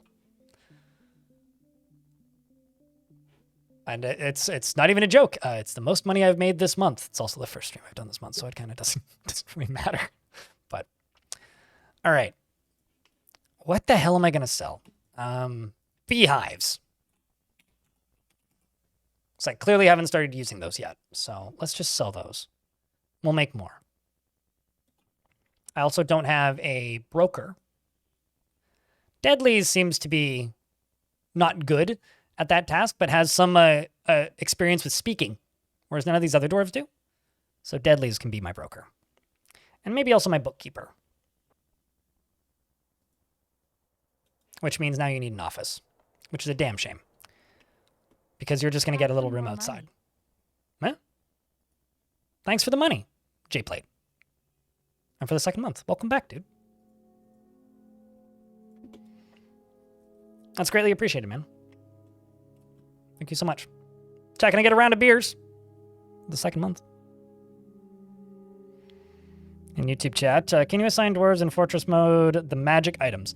Sort of, but in my experiments, they don't use them. If you lock a dwarf in a room with a magic potion, they will consume it when they start to starve. But those items are not, like, implemented properly, right? So they don't function properly. Like, in theory, yeah. Like, you can assign them to a noble as a noble item. You can't assign them as part of a uniform. A dwarf could happen to claim them, and maybe they'll use those abilities if they get into a combat situation, but it's not something that's currently implemented in Fortress mode. Can you, like, shoestring it into working sideways? Yeah, probably. It's not going to be consistent, though. This embark is literally, what, one that you just did, Garfield fan? Or is Odie just trying to eat you or something? Do I need to call John? Would that, can he help? Oh, I get it. You must have been taken to the vet, right? That's probably the problem. I need to go get water soon. We're just in an ad break, so I'm leaving the game paused.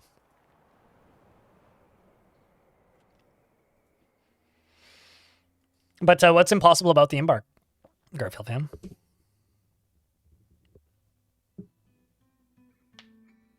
As dwarf frames. Oh, as door frames. I read that as dwarf frames. I was like, what's a dwarf frame? Is that like Warframe, but with dwarves? Yeah, I mean, if you want like open looking door frames, yeah, they do look nice. Undead animals instantly kill you, like a minute in. Yeah, that'd be tough. Outpost liaison Ficon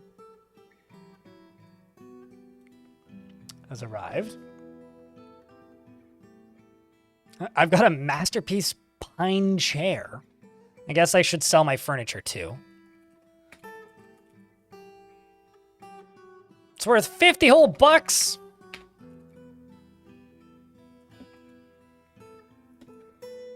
As far as diplomacy goes, the expedition leader meets with the outpost liaison and says, I'm your liaison from the Mountain Homes. Let's discuss your situation.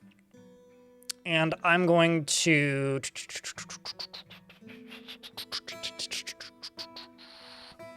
Chat, what should I import? If you type an exclamation point goal, that should answer your response. Or your question, Zimodir. Turkeys, leather. Isn't that the same thing, but with extra steps? Turkeys are just leather with extra steps. Coal or ore? Yeah, maybe. Dwarven cheese. Oddly specific. Dogs for protection. True, yeah. That doesn't exist in Dwarf Fortress. Although it does in my cupboard, so I could just go get that if I need that. Arc with a bow. Hemp exists, though.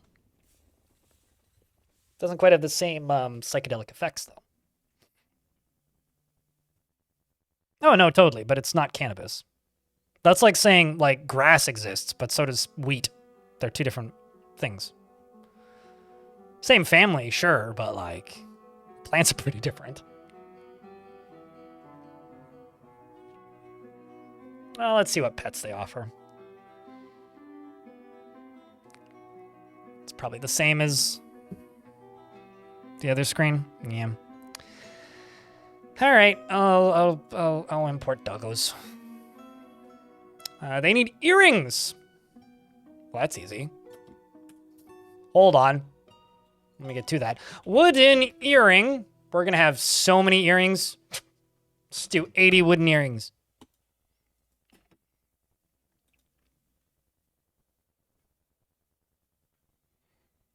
Coffee and coding, you've been wanting to check this game out for forever? Well, if you need tutorials, there's tons on my YouTube channel. And if you have questions, my Discord and Twitch chat are useful. Same with YouTube chat, probably. Right, YouTube chat? You'd be helpful. Also, hi, Havoc. Hope you're doing well, dude. Yeah, it takes a while to get into, but it's a nifty game. It's definitely one of those, oh, it's super worth it games, you know?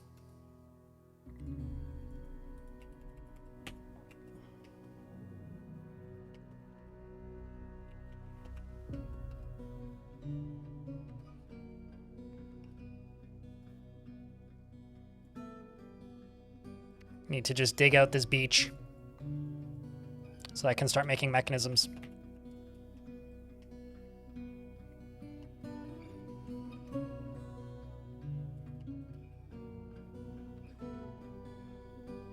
Just get it in play. Yeah, there you go. See, Sunstreaker's got the right idea.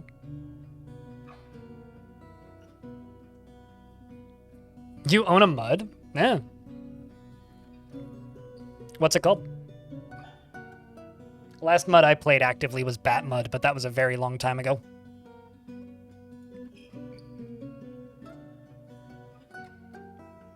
Okay, so what do they have that I want?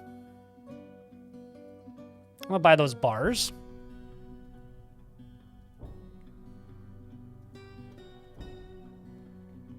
Uh-oh. YouTube has crashed. Well, that's great.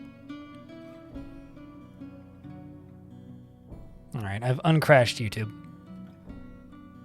They brought a goose and a peacock.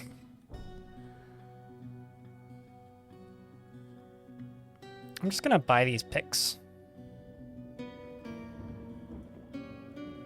I'm also going to do this real quick. Shut me off, so that you guys can see what I'm doing.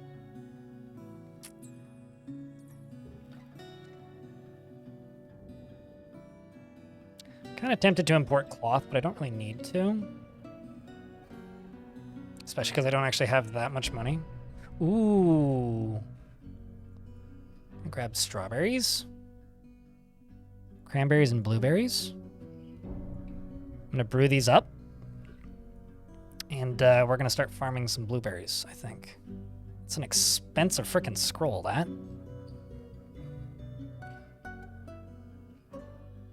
You know what, we'll just trade. That'll be good.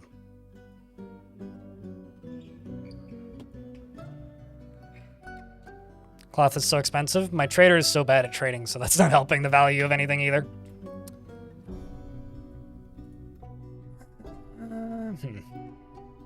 Okay, well, I think the easiest way to get up farming would probably just be to channel down somewhere. So let's just go up to here.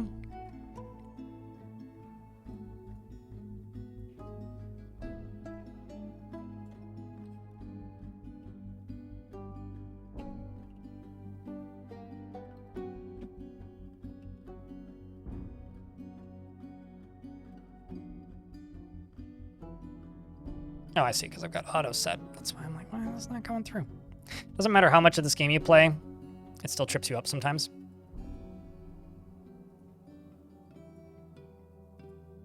This is just going to be storage. But I'm going to have to fill it in, so it's going to take a little bit.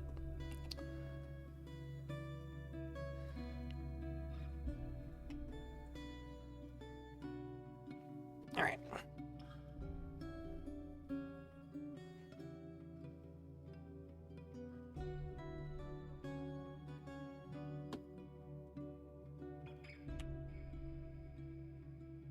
You haven't seen a play on one of those before? Have you seen a lake? Because if so, you've basically seen a heavy aquifer. I also want to see if I can get, like, vermin catching working. I also need a farmer shop.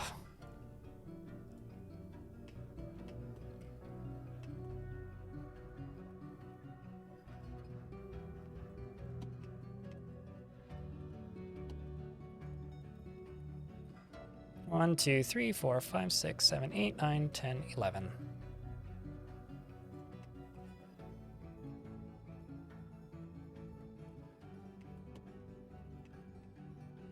And then you, down here. 1, 2, 3, 4, 5, 6, 7, 8, 9, 10, 11.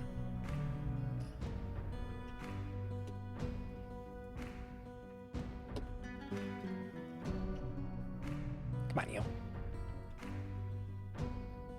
Makes sense. And you can go there. These down here. Just get logs placed in them. You right there can get dug through.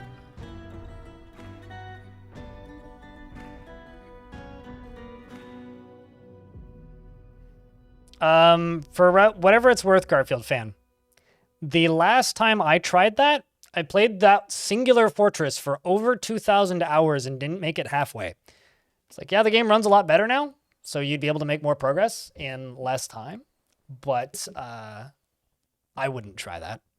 It seems like a really good way to burn out on the game and hate it, unless you just play it as an idle game and completely automate the fortress. Basically, unless you're planning to play it like an idle game, I wouldn't. Like, very much wouldn't. I'm looking very dramatic. Well, it's early afternoon now. Well, first off, I've been freed from the shackles of the void and can sort of leave it a little bit. Which means I can probably shrink the backdrop down. I can, actually. See? I can escape the void, but I actually have natural light on me now, which is really nice.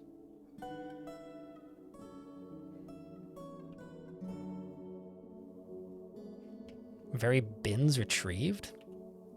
I don't get. What this mean?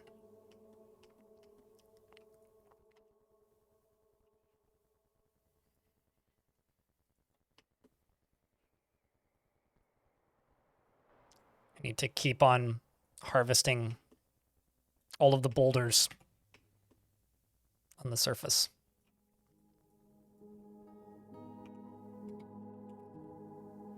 Okay, so I've got some additional picks. Which means I'm going to give Deadlies and Normal the ability to use pickaxes. That should speed that process up a bit. Actually, kind of a bunch, probably.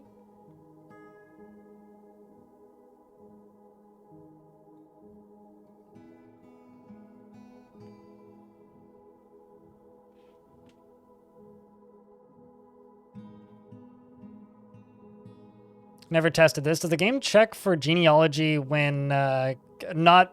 Well, okay. So personalities transfer, but that's the only thing that transfers between specimens, right? Like, you can't create a new breed of dog, for example. But, like, their personalities transfer. But this is actually a bug. It's not supposed to show the personality of a sheep.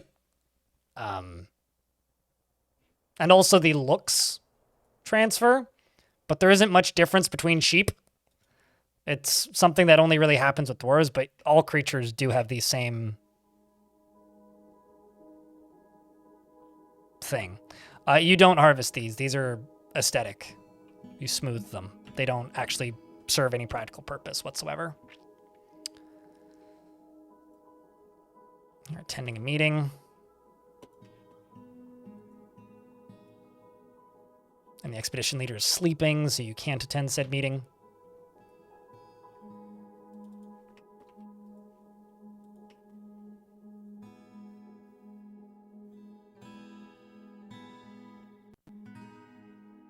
It's a combination.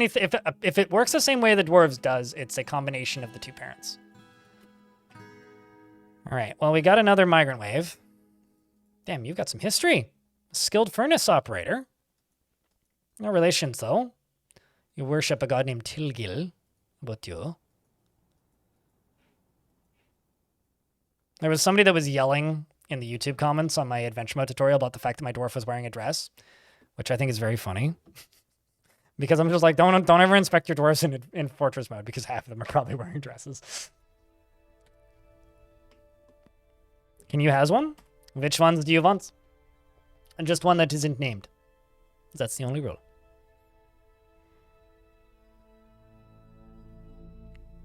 By the way, I would like to inform you, chat. My left monitor mount is the one that the chats are held on. While I was setting up these screens, I was holding it down to like hook the monitor onto it and let go of it at a bad angle, and it punched me in the face and sent my glasses flying. And I have like a sore spot on my face because of it. Not a bruise, but there's definitely a bruise, like no visible bruise, but there's definitely a bruise there. So I just wanted to let you guys know the thing that's holding you guys up and supporting your existence is my mortal enemy now. I think it was like payback for everybody I've banned over the last 10 years. Quite painful, actually. I wouldn't recommend it. You want Kib.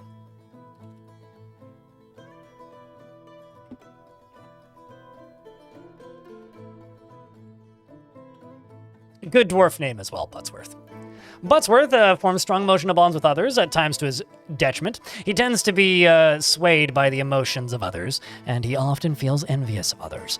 He tends to be a bit stubborn in changing his mind about things. He does not easily fall in love, rarely develops positive feelings, and works to square this natural tendency with his respect of martial prowess. He is stubborn and doesn't mind a little tumult and discord in day-to-day living. He takes offered help and gifts without feeling particularly grateful. And he tends to make a small mess with his own possessions. He tenses up when he's nervous and needs alcohol to get through the working day. And he dreams of raising a family and personally sees artful speech and eloquence as a wasteful form of deliberate deception and treats it as such. Values independence and views loyalty unfavorably. Doesn't care if others take the time to master skills. He likes shale and lay pewter and resin opal, warhammers, doors, and amulets, as well as a reindeer for their large herds. Sponges for their squishy texture and the sound. So he'd probably be a pretty great dishwasher then. And the sound of, where was I? For their squishy texture and the sound of the number of learning. And when possible, prefers to consume great barracuda, plum wine, and leeches. Oh, hates leeches. Sorry, he doesn't like to consume leeches. He worships Tilgil, who I don't know because I'm very new to this world. And Tilgil is the god of music, festivals, and dance. Hold on a second. Wait, so you don't like artful speech and eloquence, but you do worship the god of dance. I guess those aren't the same thing then. Correct, Havoc, yes.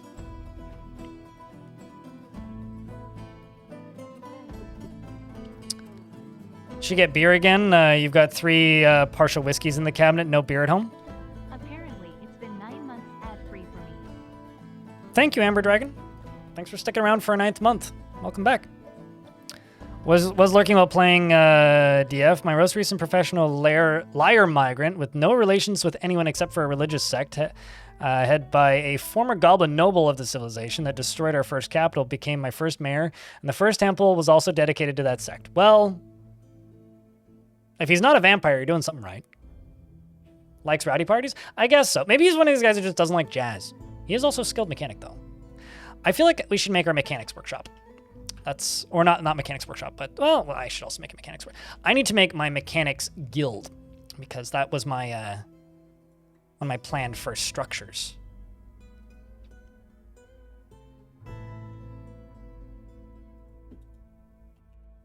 I kind of screwed this up, but actually, I've got an idea.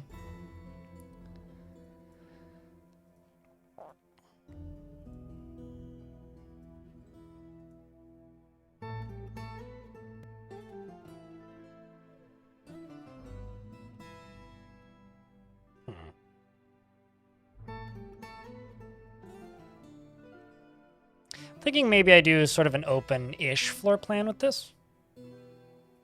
Maybe I don't. I don't know. It doesn't matter what material you select if you're doing it this way, if you're building over top of an already started material type. Yeah, we'll just keep it this way. Stick with the similar aesthetic for the buildings, I think, except I'll do doors on the ends on this one.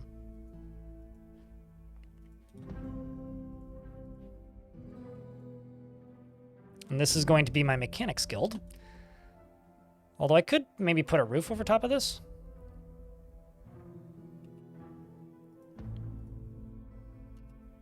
I will say there is a problem with buying beer in real life, which is if you purchase beer, you soon won't have any beer anymore. So only buy the amount of beer that you're willing to lose, you know what I'm saying? Yeah, so I think what I'll do is I'll do a little covered roof. And or a little like a little covered construction area. I think I'll also do that over here.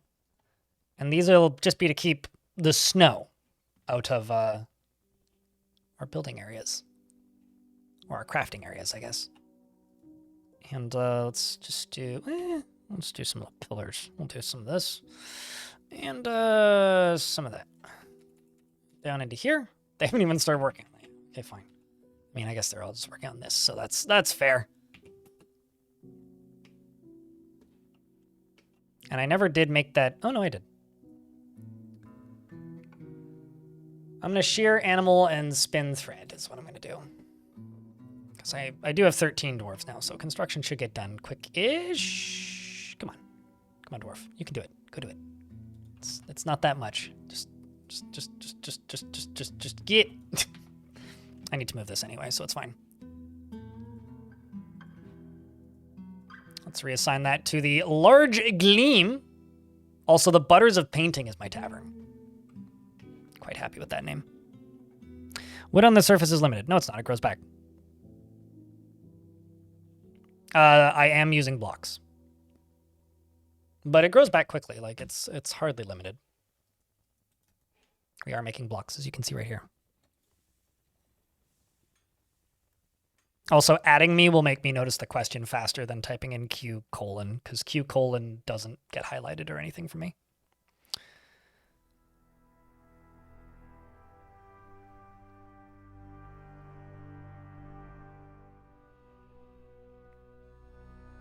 Havoc is correct, YouTube chat. I mean, I'm streaming, so isn't the point of streaming getting pestered by people while it's playing video game? And getting paid to be pestered by people while it's playing video game? Unless I've, like, misunderstood the purpose of my job. Right? Which is certainly possible. I mean, I misunderstand a lot of things in life.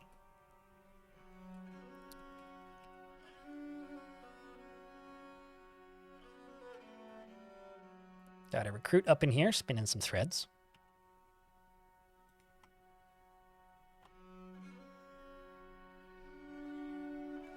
Oh, it's okay. People in chat are perpetually annoying, and like I said, it's part of the job. But like I said, it's okay. If I wasn't willing to accept some mild annoyance, I wouldn't do this.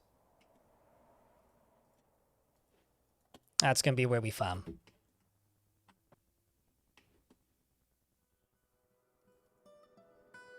Got plenty of drink. And too much to do, and not enough dwarf. So we'll just let them get to work. Very much annoyed, Ratmost. Very much annoyed. Aren't we all? When does the bidet arrive? After I've finished buying important things. Probably not this month because, well, not maybe in the latter half of this month because then I'll actually have some time. Basically every weekend from here until the end of this month, I have to go back to where I used to live to do something, at least for the next 3 weeks. The first weekend I have just a bunch of, I have to go back and fix my old apartment and give the keys back. Second weekend I have a thing that I'm going to. The third weekend I have an appointment that I need to go to that can't be rescheduled to over here. So I'm just not gonna have a lot of free time. So I'm just sticking to non-optional things first. Yeah, hour and a half each way. Real gamer.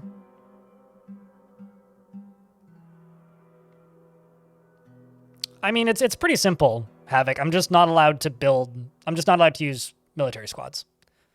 It's pretty simple, rules-wise. In the grand scheme of things, anyway. Did I not make those into ramps? I thought I did. Well, now I did. Although, actually, why not? Why don't we just not do that? Instead, just go up a level. Build up a few levels with this.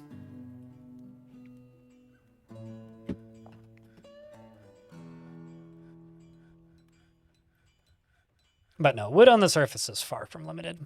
We got tons of wood.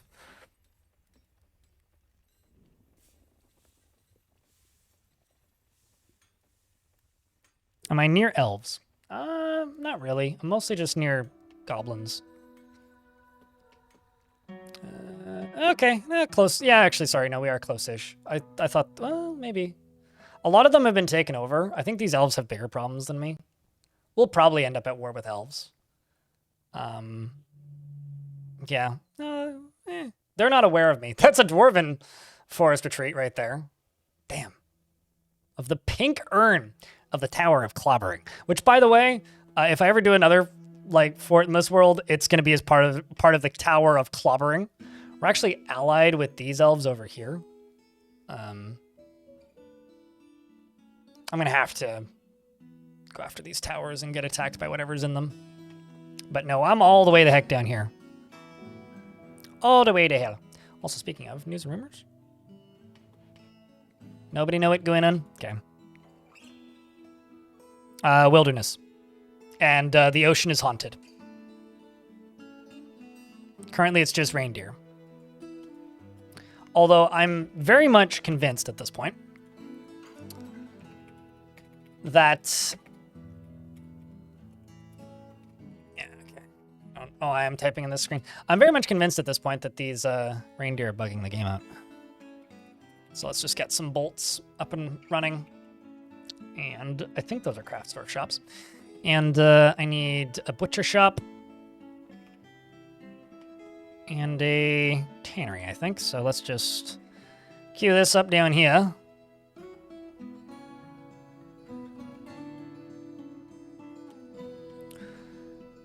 And let's also go over to here. That I misclicked. Let's go all the way across.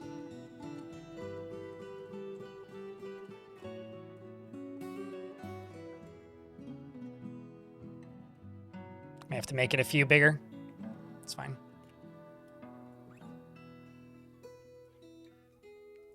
But yeah, I specifically didn't do Untamed Wilds because if I did, I wouldn't have actually been able to build the way I want to. Yeah, no, I did that intentionally. Man-eating tapir. So I wanted to build primarily above ground. And in order to be able to build primarily above ground, I need to not have agitation. Or I'd need to nerf agitation, which I didn't really want to do.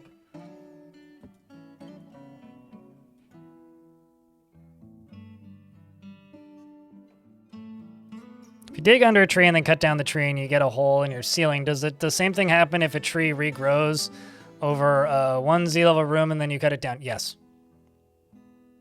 I don't know if that's a rhetorical question. That's a very easy answer question. Yes, it's a good idea. I would actually just add on to that and just say it's a bad idea to dig one level below ground. It's just a bad idea to do that. You shouldn't do that.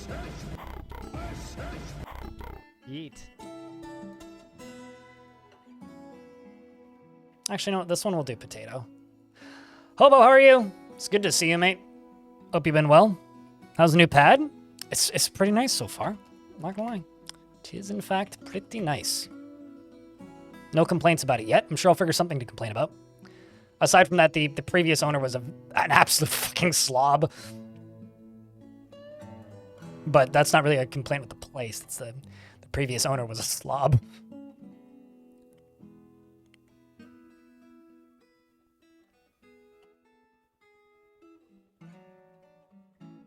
Also, there are certain ways that you can also end up with trees growing from the ground level one layer down and then up and through those holes. Basically, like, it's just a bad idea to build super close to the surface, is the actual way to answer that question. That is just plain old bad idea. I'm actually going to pause this so that there's less tasks. I only have 13 dwarves, and there's a lot of tasks that are getting done.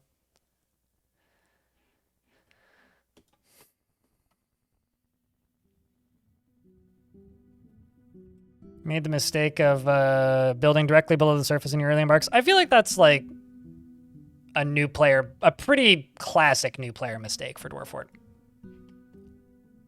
Just in general. Like, that is a very classic new player mistake. It's like everybody floods their first fortress, most likely, or one of their first fortresses.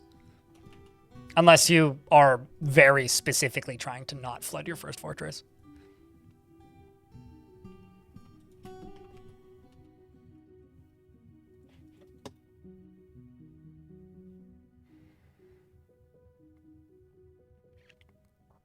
So I can fix it to my preference? Yeah. No, I mean, no actual complaints there.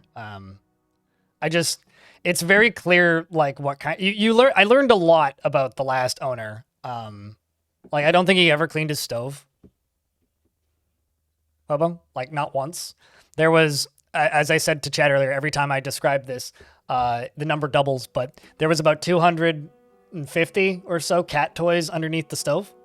There was about 15, but I've said it a number of times now, so it keeps doubling. Also, when I pulled the stove out, it went like it. There was like cheese in between the sides of the stove. Like, it was bad enough that like I sent a complaint to the other realtor. Like, hey, your client like fucking didn't clean at all. Like, the floors were clean. The carpet wasn't cleaned professionally, but it was vacuumed maybe once. So like, I think he put some effort into it, but I mean, it's much cleaner now. I didn't sleep much the first night, we'll put it that way. You have no energy? Then go bed. Let's play DF tomorrow. DF no go anywhere? Does it count if you do it deliberately? I mean, yes. Who's my best mechanic? Buttsworth is my best mechanic. Get to work, Buttsworth.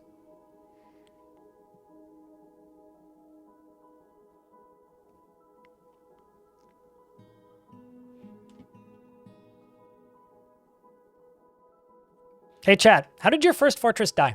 Actually, chats. Plural. How did your first fortress die? Oh, no. I was going to open up YouTube to check something, but I can't because it crashed. Ay.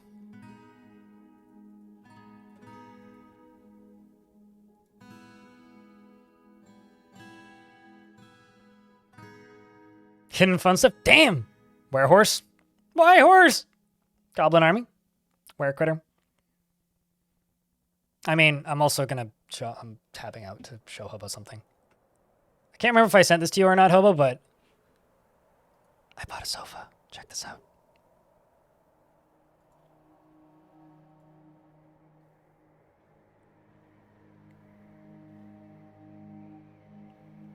Troglodytes? Damn! Giant wrens? The first fortress I lost in the Steam version was to giant chinchillas, which is kind of ironic and hilarious. Yeah. I bought it used, and the guy I bought it from delivered it same day. There's a little used furniture store, like, just up the street from me. And they refurbish all their furniture, so it's been professionally cleaned. Very happy. I don't lose forts, I delete them. Oof, that's sad. You know, there's like two games in the world where like I feel bad deleting save files, and that's Pony Island and Dwarf Fortress. It's like both of these games, like if I delete a fort, I feel like I'm committing a crime. And in Pony Island, I will forever keep one of my one save file for that game because, well, if I don't, the devil will get loose and destroy the world, so.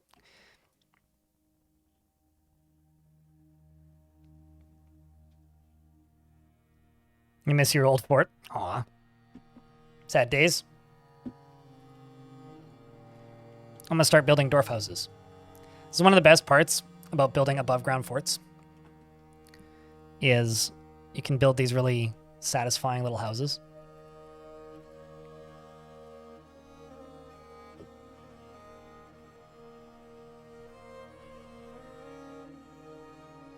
Like this.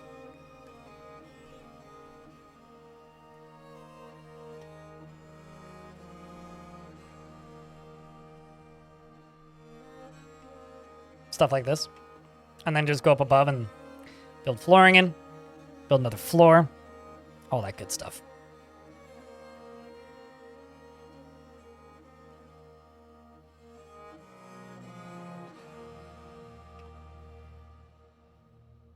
Yeah, I'm kind of the same way, enemy. It's very difficult for me to delete saves for Dwarf Fort. I did say Pony Island, yeah. It was one of the few games I played through it with my ex. Which means we passed a keyboard back and forth while she played it on the TV, and then I played, then she played. I never streamed it, but Pony Island is a hell of a video game. They are absolutely meant to lock down. They just don't yet. because I haven't acquired enough mechanisms to do that yet.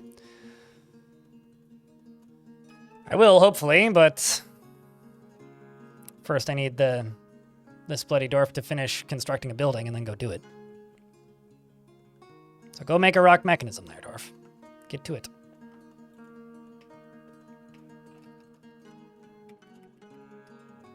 There's too many jobs for these poor dwarfs.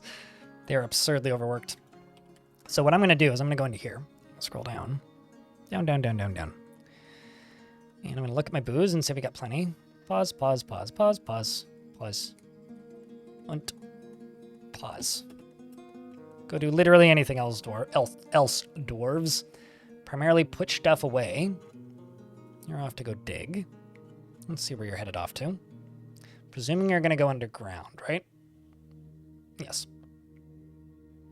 So this will auto-cancel every time it hits aquifer. So we're going to get a bunch of kilonite. Took you 3/4 to realize that dwarves need alcohol?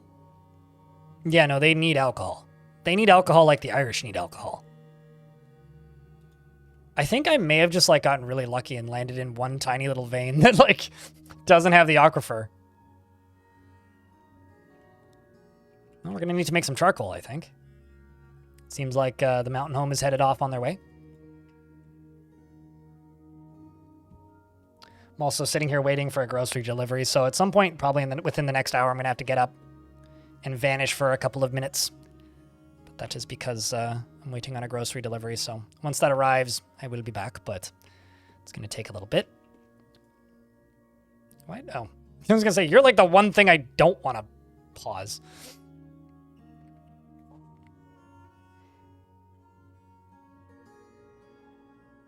You think your death is going to come from you not being able to figure out how to smelt metal? I mean, you've figured it out now, right, Orc? Because you were looking for iron ore and then we informed you that iron ore doesn't exist. It's magnetite or hematite or one of the other various ores that are made into iron.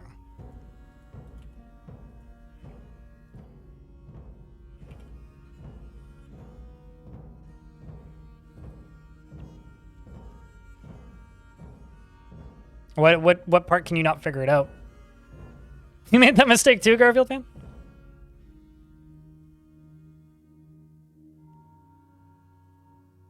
Your first was a flood? You've had more interesting losses since then? Yeah. I've had some pretty devastating losses, though.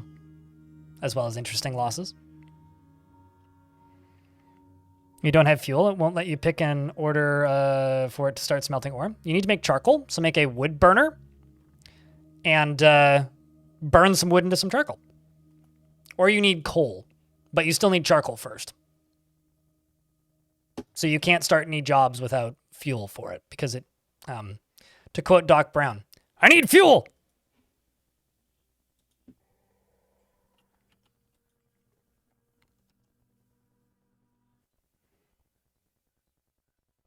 Yeah, but in order to make coal, you need fuels. It's kind of a chicken and the egg thing, you know? More like a log in the furnace type thing. All right, so I'm out of water, and I'm about to finish my coffee. Rather, I don't have any water over here. So I'm going to go get my water. You guys can follow Nomal. I'll be right back.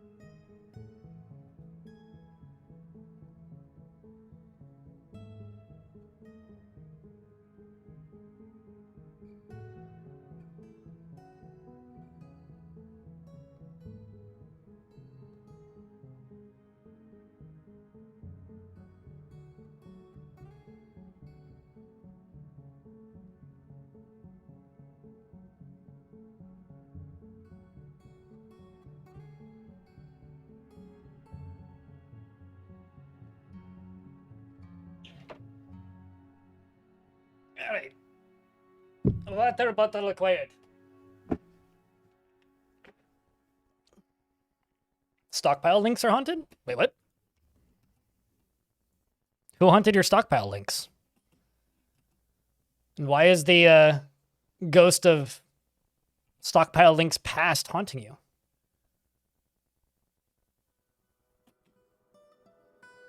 I thought I gave you an office. Hold on. Deadlies. Oh, right. Yeah, because I need to give you an office, right? Duh. Hold on.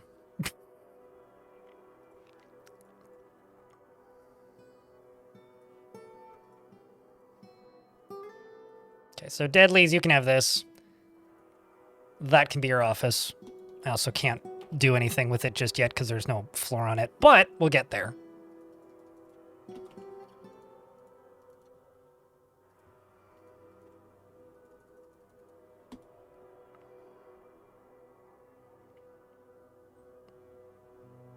No, you don't need to hook up a stockpile filled with charcoal. I have a question. What kind of, Okay, hold on a second. You have a did you make a metalsmith? Did you make a smelter? Or did you make a magma smelter? Because if you made a magma smelter, it's just not going to work, right? You have to make a normal smelter. You need a wood furnace, you make charcoal, okay? Then you make a smelter. You do not need to hook anything up to anything. You do not need to use stockpile links. That's a completely ignorable feature in the video game. So, what did you do?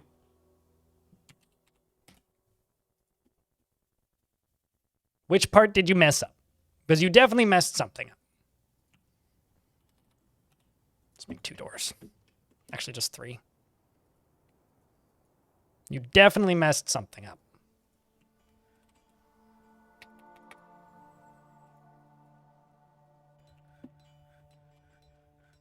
You're overthinking the problem. It's one of the biggest problems that people have with Dwarf Fortress is overthinking the problem. So do yourself a favor and stop overthinking it, because you're just going to make your life more difficult than it needs to be. You literally could play this game for decades and count on one hand the number of times you built a fortress with linked stockpiles that depended on them.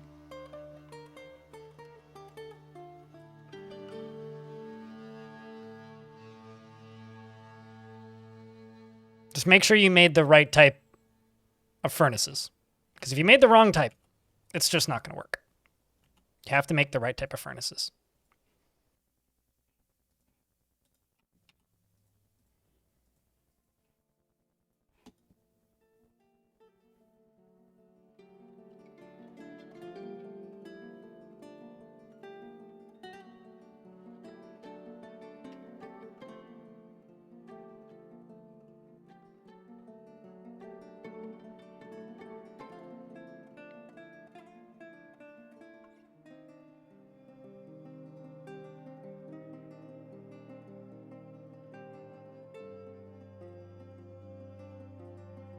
Yeah, sure. I mean, like, that's the only time you really need it, is if you're doing very specific types of, like, encrusting.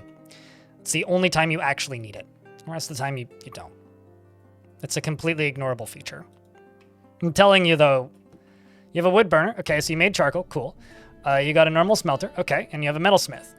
And you made sure it was normal ones. It was the normal ones and not the magma ones. Okay. It might be a stockpile thing because you don't have it hooked up. Okay, so did you use the smelter to smelt ore? Because, like, the process goes like this, right? You make a wood furnace, right? And then you make charcoal at the wood furnace. Then you make a smelter, right? And then you smelt your ore at the smelter, right? And then you go to the metalsmith, and then you use the charcoal. Well, first you have, once you've made the ore into bars using charcoal, you then use charcoal again to make items out of that. Why is this such a... I have multiple tutorials on YouTube on how to do this. I'm very confused. You do have it hooked up to some. Unhook all of them. Like, just delete all of your stockpile links. You do not need them. Just have one metal ore stockpile and one metal bars stockpile. And if you want, you can allow charcoal in that. You're overthinking this, man. You also don't need to do that, Rolf. You could just tell it in the orders to only make jobs out of one material, but I mean, hey. I don't know. I don't know how else to explain this to you, Orc. Chat, can somebody please link my tutorial on how to make metal? I don't want to go searching for it, but could somebody please link it and at Orc with it? Because, like, I don't know how to help you, man. This is, like, the most straightforward concept in video games, so there's a point where I can't help you. Links rec- well, I mean, that would be the correct link, yes.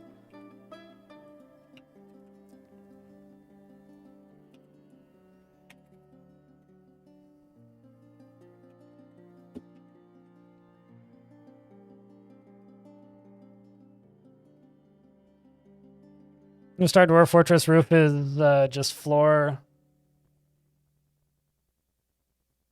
If you just started playing Dwarf Fortress for the first time, dig 3 levels down. Dig 3 levels down using stairs. 1, 2, 3. Do that. Build at that level. 3 levels below ground. Maybe 4 or 5 levels below ground. Or dig down until you hit Aquifer and then start building there. Because otherwise, building above ground is very time consuming and slow. And you'll have a much easier time if you just go a few levels below ground.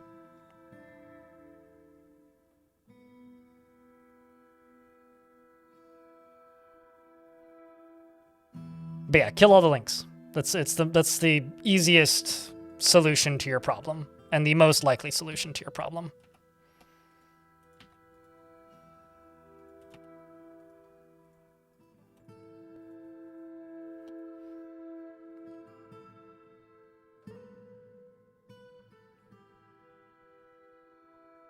There you go.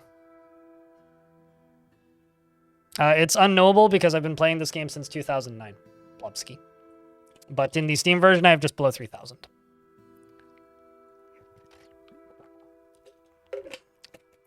Or designate an ore for economic use. They would have made bars. Or, yeah, they wouldn't make bars if you designated it for economic use. That's a good point. I'll figure it out. This is the, like, as complicated as making alcohol, steps-wise. If anything, I'd say it's less complicated than making alcohol. It is a very, very, very, very simple series of, like, actions you need to complete to be able to do this.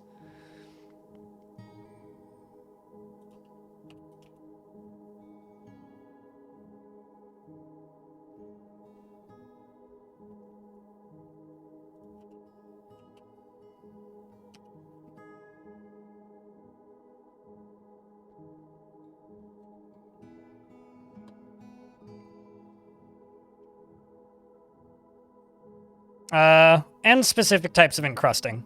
Like, if you want to be specific about encrusting or dwarven syrup, yeah.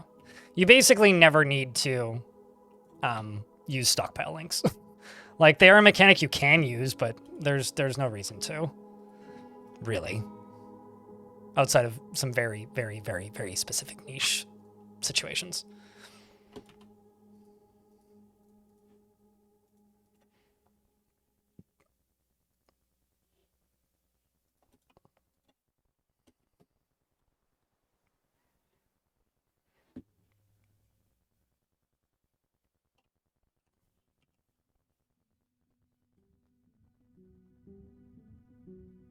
You're guessing the problem isn't linked stockpiles, personally? I'm presuming it's linked stockpiles. Linked stockpiles confuse me on a pretty regular basis.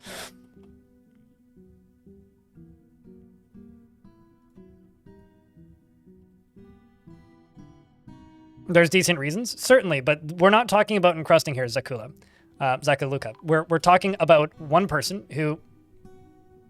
Oh, we're fucked. Fortunately, we were able to kill it. But we've got another one.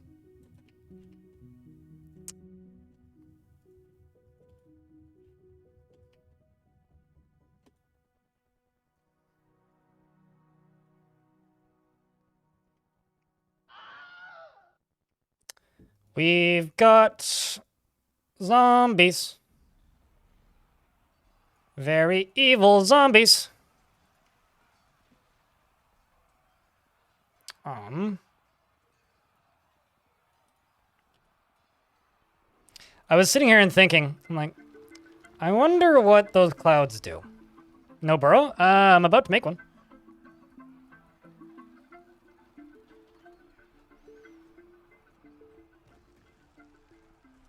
I'm going to need to be very creative in the next 90 seconds.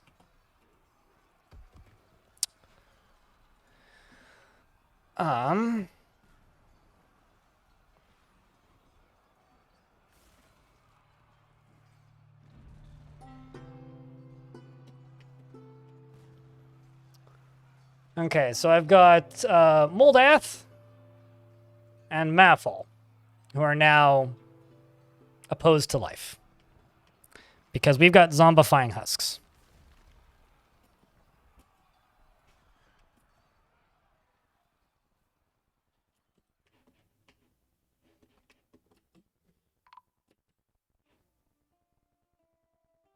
Another miner's been found dead. We've got 2 more excredible husks. Down to 8 dwarves. There goes English Dragon.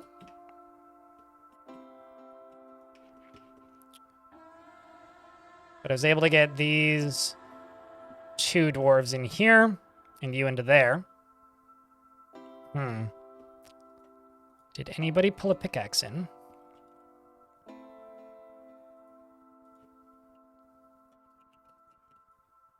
Please walk inside, dwarf.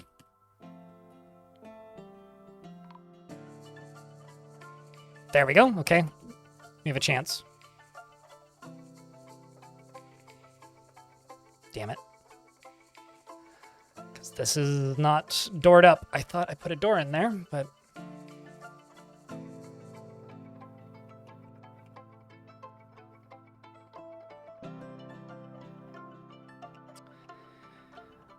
Okay. Well, this is going to be interesting. I did put 2, but I also didn't put a stair down into there. It's not quite ripped for it yet. It's certainly possible. So we've got you right there sleeping.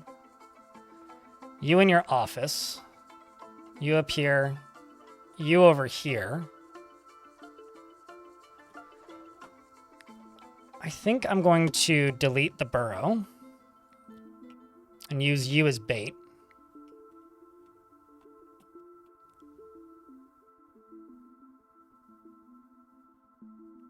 Nomal, Leafy Castles, has assumed the position of expedition leader of the Gear of Execution.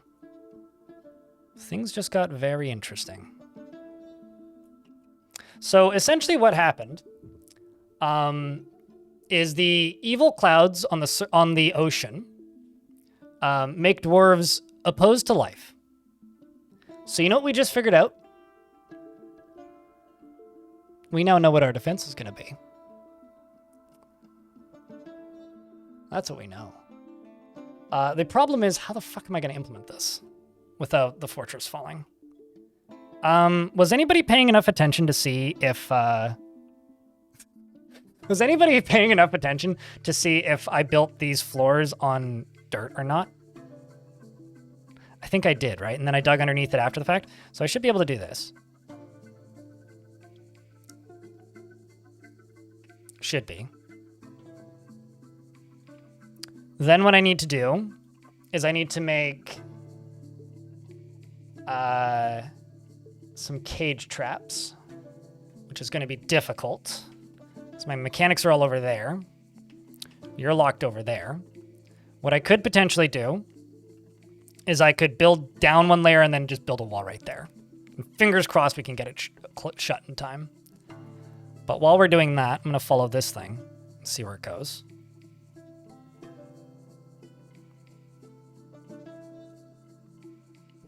Because do you remember how in Godly Tombs, we had the incredibly powerful zombies. That's what these are going to become.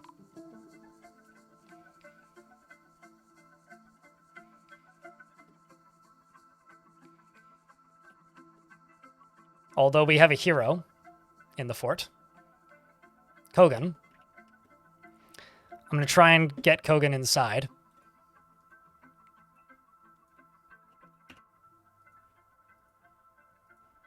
Let's see if we can pull that off. Run inside, Kogan. Don't do it, Kogan. Too late, Kogan.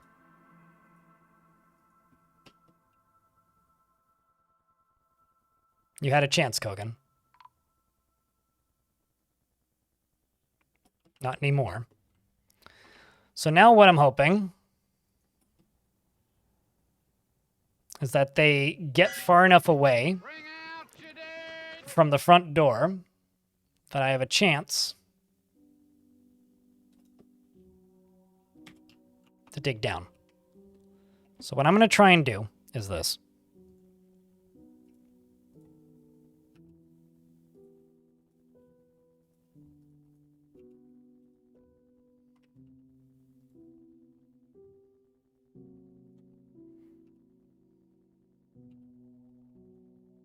Let's deconstruct these chairs.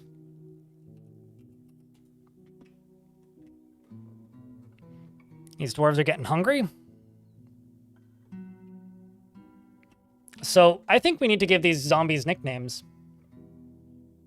Because currently there's what? 1, 2, 3, 4, 5, 6 of them?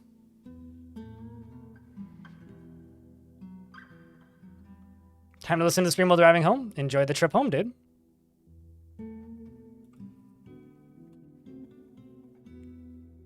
Which means I need 6 functional cages.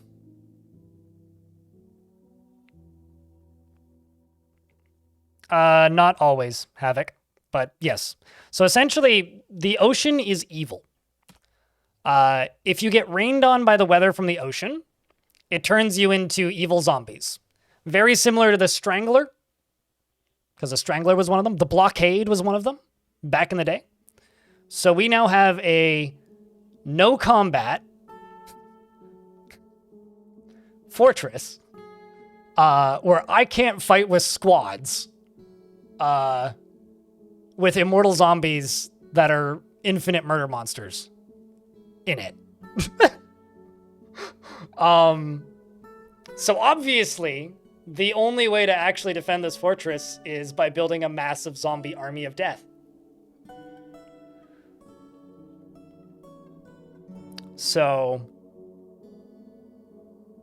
I think this fortress is going to be awesome. I can't fucking wait. This is going to be great. Assuming I can, not starve to death. That's going to be the hard bit. It's not starving to death. And also, being able to dig down or build down here in a way so that we don't die. So wish me luck.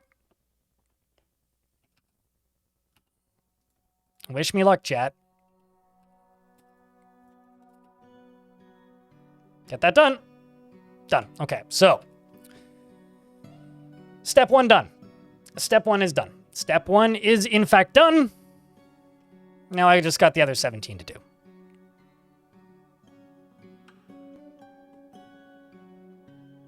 You spied a woodcutter?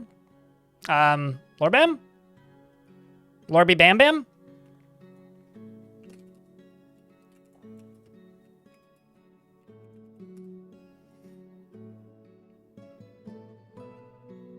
I need to dig down until I get to stone. Okay, so we're in an ad break right now. So here's the plan for the next few minutes.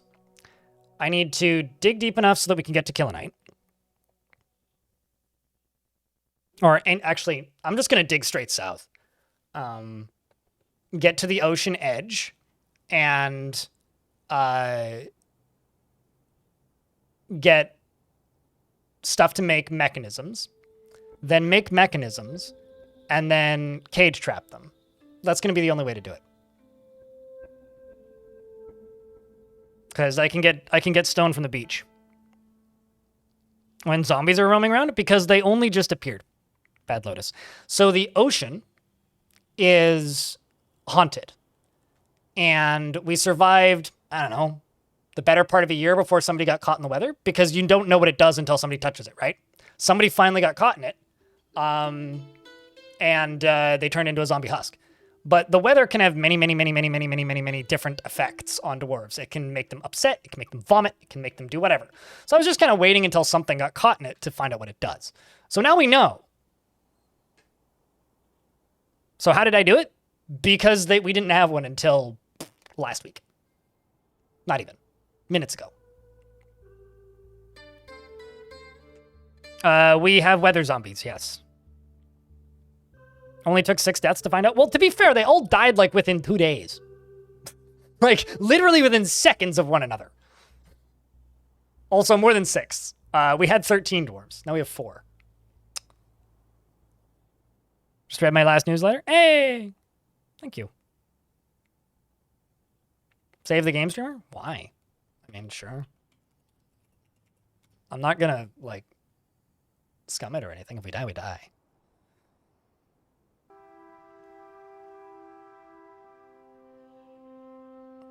At least the evil clouds block out the sun. That's not true, because only the ocean is evil, which means the entire beach is just normal weather. Surprised your dwarf survived? Did your dwarf survive? All right, anyway, I got to read this dwarf's description. But we got to be quick about this. Otherwise, we're going to die to not zombies, but other things. Occasionally overindulges, generally acts impartially, is rarely moved to mercy, and tends to consider what others think of her. She doesn't tend to hold on to grievances and doesn't seek out excitement. She is a friendly individual, and she does not often feel lustful. She's given to flights of fancy, and when she's nervous, she often drums her fingers. She needs alcohol to get through the working day and likes working outdoors, but only grumbles mildly at bad weather, except for when it turns her into a zombie, and then she goes, brains! She personally finds those that develop skill with weapons and fighting distasteful. Finds maintained decorum a silly and fumbling waste of time, and respects power and values family. And likes pudding stone and bismuth, as well as bronze and blue jade and the color lavender, blush and hammers and rings, and merlins for their sharp snout. And when possible, prefers to consume elephant seal and soft wheat beer, and absolutely hates mussels. Well, in order to get okay, so I'm just going to do this. We don't discuss the mermaid farms here, right? Second thing is, mermaids only appear in Joyous Wilds. This is haunted. So, no, and no. So I need to go down to, yes, this level. It's like the oldest rule in the book here. But it's okay. That's why I just popped you. Let's just stop it. Quit it, guys. Come on.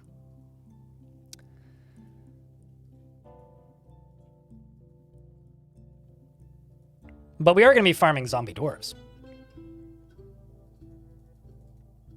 You know what people do with their own worlds in their own time is one thing. What you do when you're watching mine is completely different. If you're going to rim your world in the safety of your own home. Hey, come on. Let's be polite.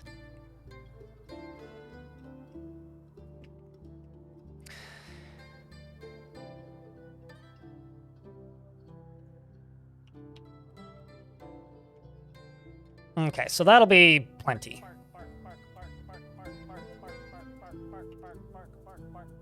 Correct. I don't know why we're barking, but correct.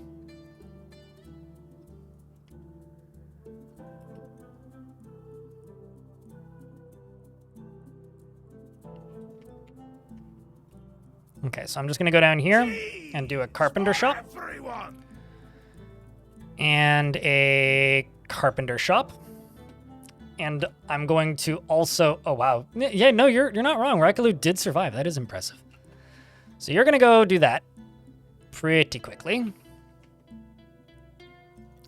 I'm going to go over to here and make sure that these are in the burrow, which currently they're not.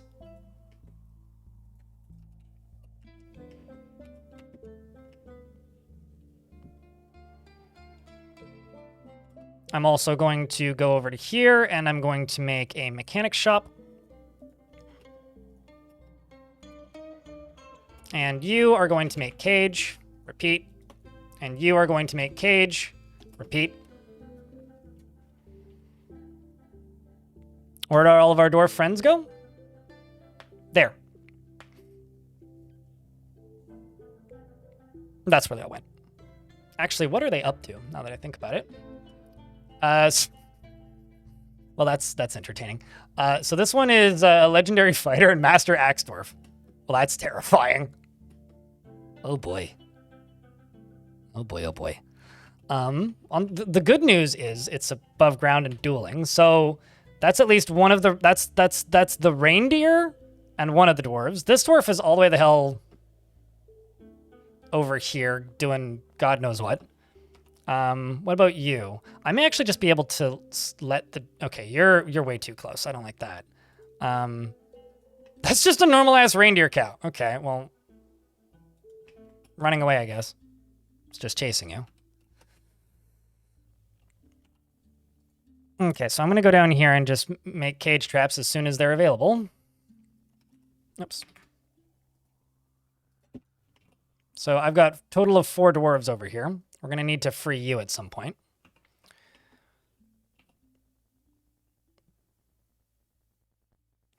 I mean, this is not just fine. This fort just got interesting, is really what this is. Because we're still sticking to the surface fort theme. Like, you guys like challenge forts, you're getting one. Whether you like it or not. You guys are getting one. The thing I'm currently concerned with...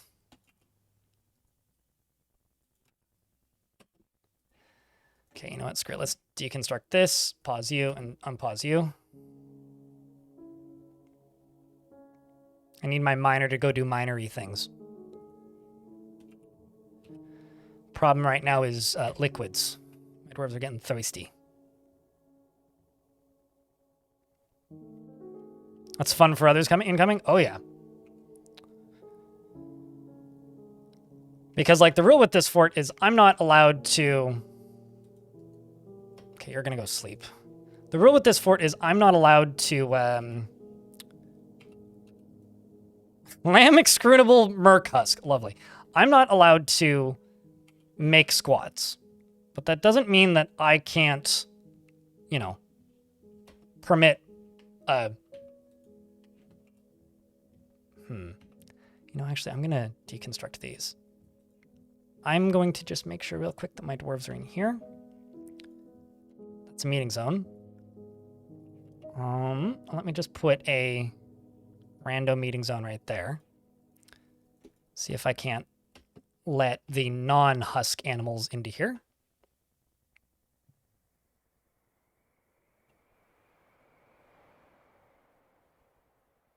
Come on, dwarves. I'm also just going... Actually, you know what? Here, this is what I'm going to do. I'm going to lock this. Okay, let me just go over to these, forbid these. Reconstruct this stockpile right here. Go over to this. Deconstruct this stockpile. And then add this to here. Because from what I can tell, you're not moving so much. Wish me luck, chat.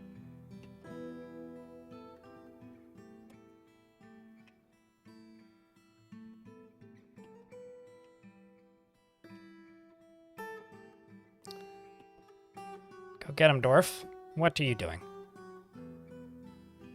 Beside herself with grief. Oh, because you don't see that very often.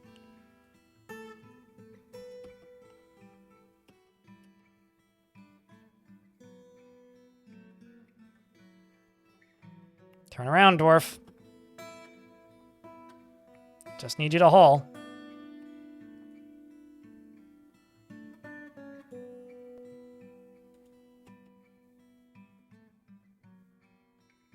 Get back inside, Dwarf.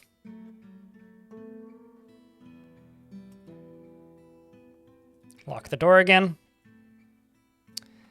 Good news is, We're not dead yet. That's the good news. Bad news is deadlies could be having a better day than they are. But, well, here comes zombie. Hello, zombie. At least the zombies are working as intended, which is murdering me at every opportunity they get. Sorry if I'm doing a bad job keeping up with chat, but this is requiring my full attention. They got dinner at least? Sure, certainly.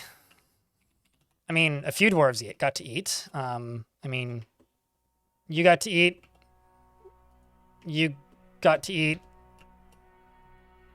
And you got to. Yeah, they all got to eat, so that's good. I was kind of hoping they would just haul the stuff inside, but... Zombie Giant Sponge, hello. It's good to see you. Involuntary mercenaries. Sure. Zombie army.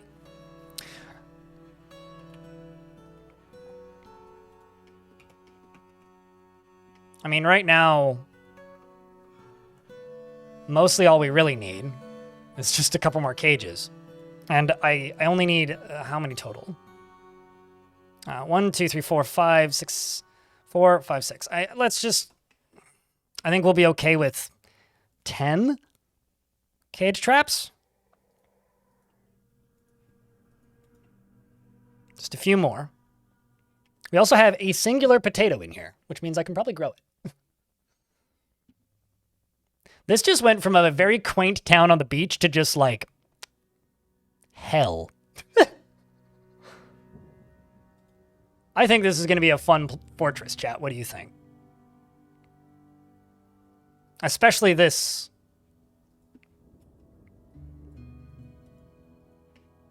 This goddamn Dijon husk.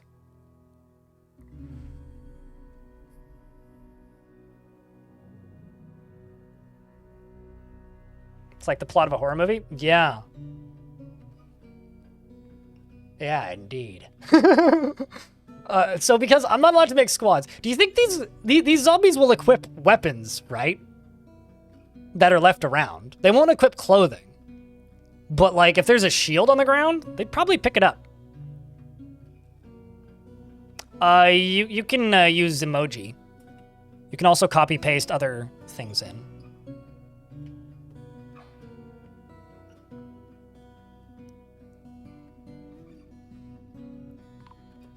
Oh no! That is one of the strongest fucking bulls I've ever seen in my life. Welp. So much for that. How about you? I mean... God damn it, Rudolph. It's one of the most epic deer I've ever seen, man.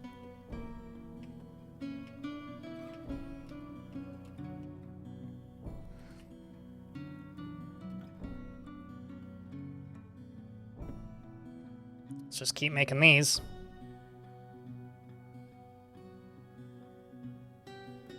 Was that 5 dwarves alive? No, they're just not considered, they're not, so the rain doesn't technically kill them, it just makes them immediately go completely and totally and utterly insane.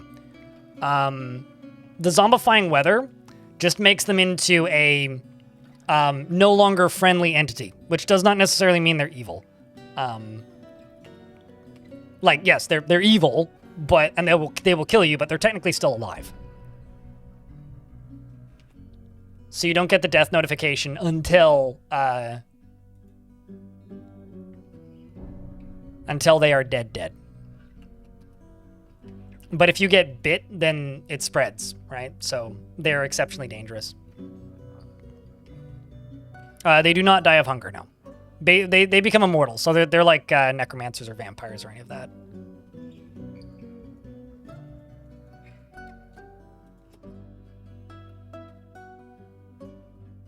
It just makes you become a, like, absolute monster murderer.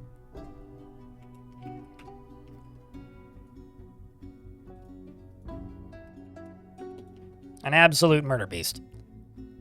But I'm kind of okay with another one, with one of them dying, because I'll have more ability to catch them now. Which isn't a bad thing.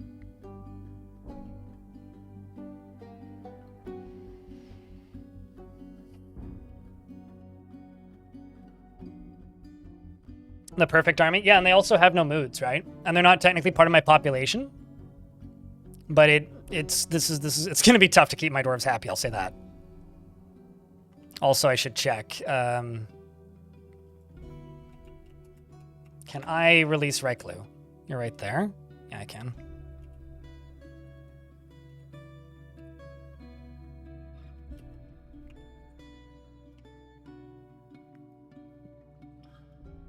And you're getting hungry again.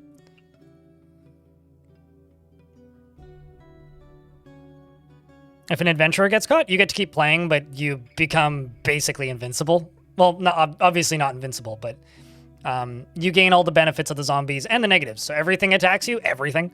But also, if you bite people, they become hostile to everything, murder monsters as well.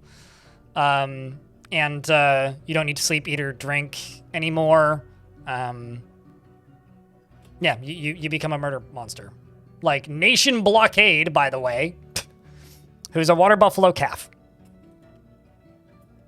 Who's currently chasing a reindeer. Oh, I should probably add this to the burrow. Oh, I see the problem here.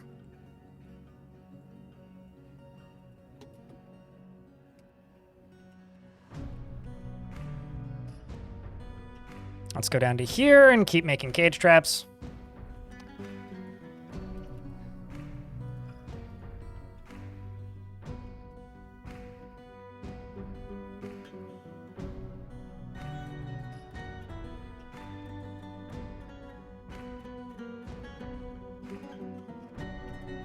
Let's extend this.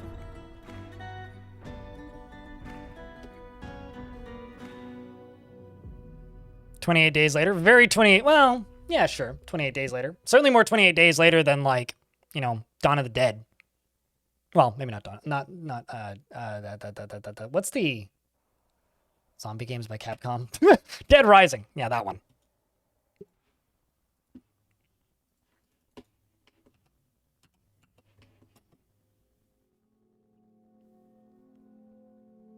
Dude, beans are so good, though, Ratmost.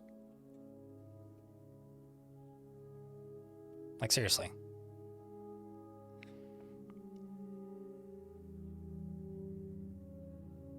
Yeah, no, that's the plan. Well, I mean, yeah, I guess you're right. I can just blueprint this. I mean, we're not currently starving. Only one of the dwarves is hungry, so we do have time. I want to have a decent amount of leeway here. 1, 2, 3, 4, 5, 6. That's probably enough. Let's see if it's spread at all. Oops, no, that's the wrong thing. That's the one I need. 1, 2, 3, 4, 5. Okay, so yeah, no, we're okay. We are okay. Let's just pause this.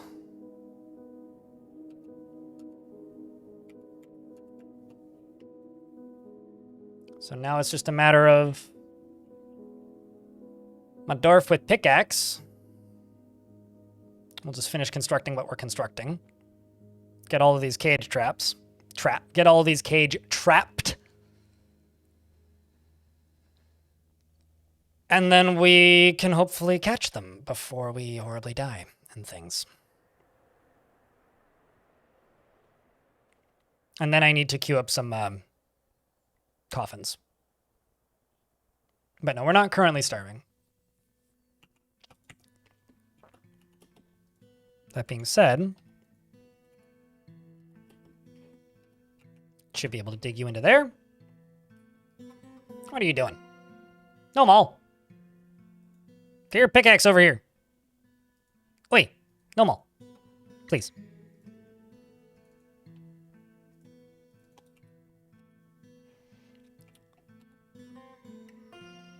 No, Maul. There you go. All right, chat. Wish us luck. I need a round of beers for good luck, and apparently $4.99 in super chats and YouTube chat. You came across one of my videos on a Dwarf Fortress and thought it looked fun, gave it a shot, and loved the game. Thanks for showing me how amazing a Dwarf Fortress is. Well, cool. I'm glad you found some enjoyment out of this weird video game that we all enjoy. You know, I'll be completely honest with you. I've played in a lot of evil weather forts in the past few years. I can't think of a single one where I actually got zombifying weather with the one exception of Godly Tombs.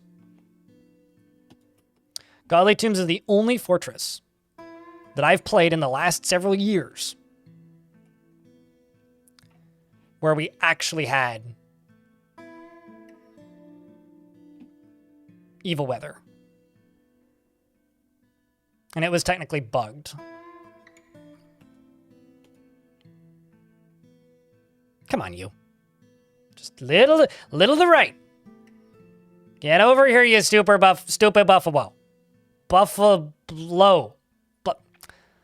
There you go. What's next? Now we got one. Here comes the evil bull husk.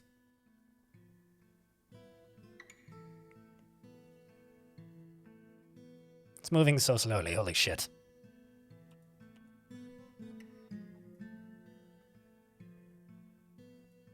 The lamb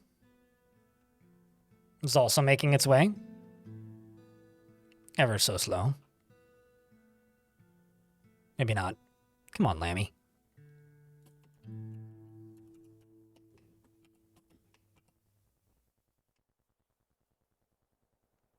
They're very much second-guessing themselves. It's like they know. Meanwhile, Maffle over here is pretty close. I mean, it's right there. Are you really that slow? Are you not hungry?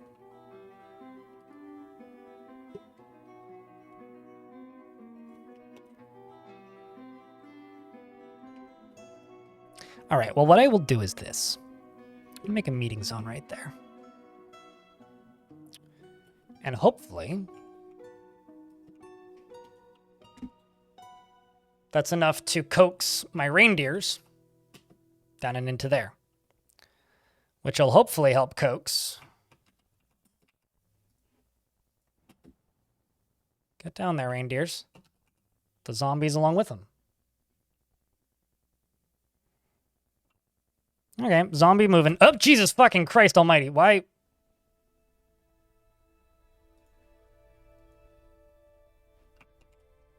Why you go do that? There shouldn't be a reason for you to do that.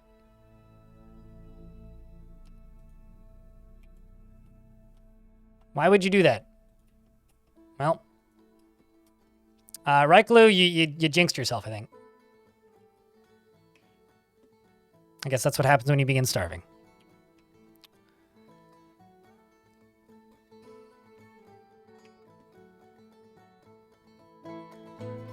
Come on, other zombie.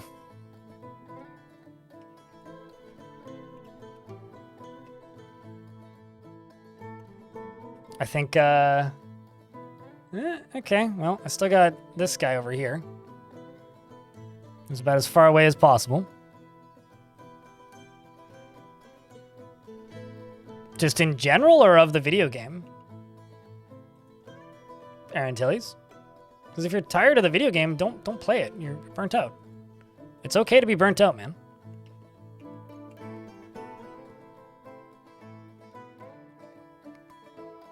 Okay, so what do I have here? Shit tons of potato seeds.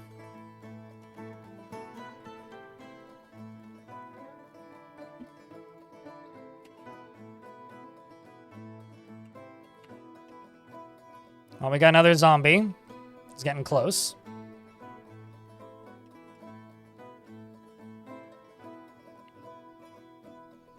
There goes another one. That's 2 down. 3 left. Plenty of cages. Just got to keep these dwarves alive.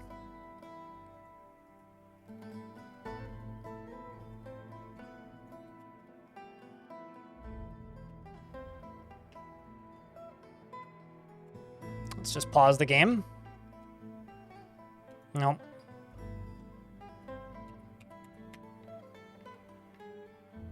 And I'm going to go here.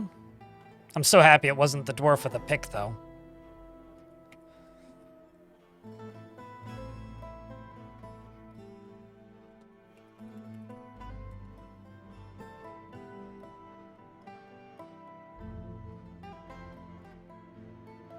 I could probably... Okay, here's another thing I can do. Cooking. I can go kitchen. Go make that kitchen, please. What are you hauling these logs for? The game's unpaused.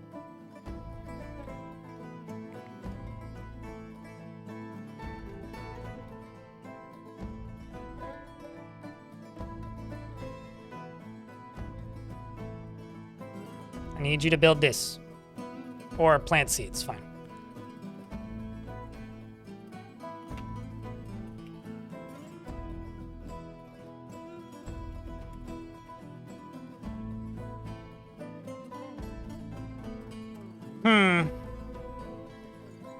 Gotta stop ya.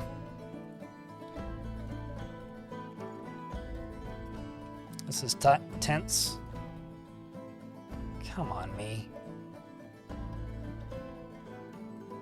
It's very straightforward. I literally just need you. Okay, let's just build that. I'm going to make simple meals out of the potato seeds. Because, yeah, I only have 2 dwarves left, by the way. So what I'm going to do is I'm going to go to labor, kitchen. I have potato seeds like right here, though. Oh, I see. Yeah, they are set to be cooked. Sweet. So easy meal, easy meal, easy meal.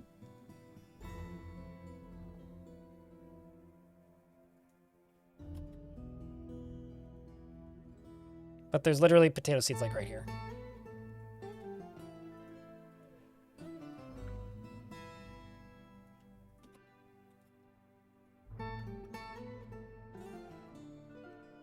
Come on, dwarves. Did I forget the burrow on the stockpile? Does it look like I forgot the burrow on the stockpile? No, these dwarves are just actually starting to lose it now. Mariklu's been missing for a week. Yep, because they starved to death. Come on, dwarf. Okay, fine. Fuck it. No more socializing. You're not allowed to socialize. Come on, you fuck. I literally just need you to haul these seeds.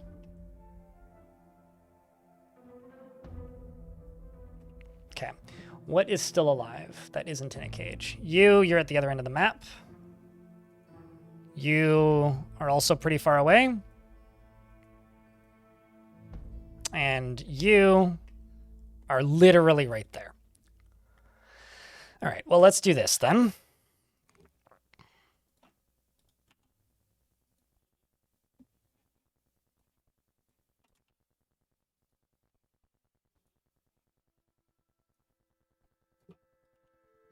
We're getting to desperation minutes.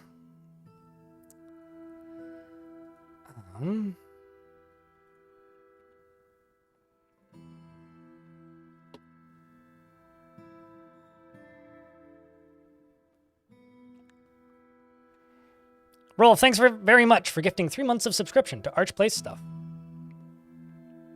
It's, in fact, a newsletter of all time, Arch.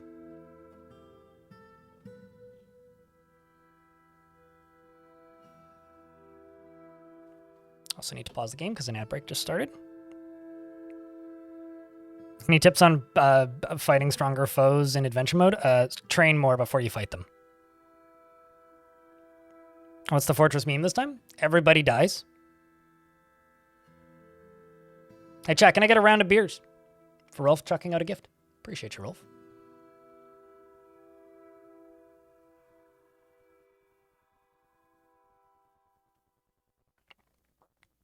Another 30 seconds left on the ad.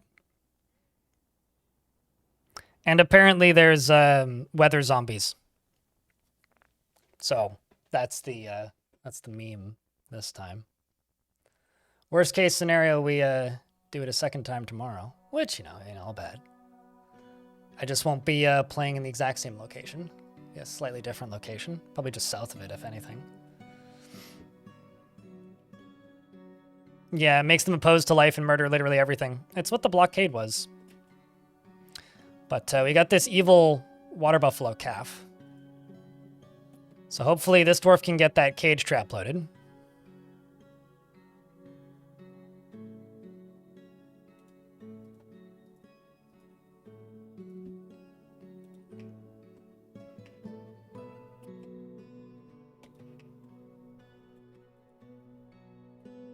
Okay, so if these dwarves decide to run out the door, we're dead. Don't you walk out that... Don't you walk out that door, dwarf. Well, if you make it back in, I'll give you a cookie. I just don't expect you to make it back in. Oh, nope, you didn't make it back in. Well, I wanted to give you a cookie, but turns out we're not going to be able to do that.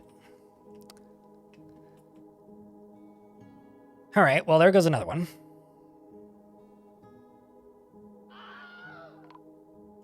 Correct. And then there was one. Ironically, not super upset dwarf.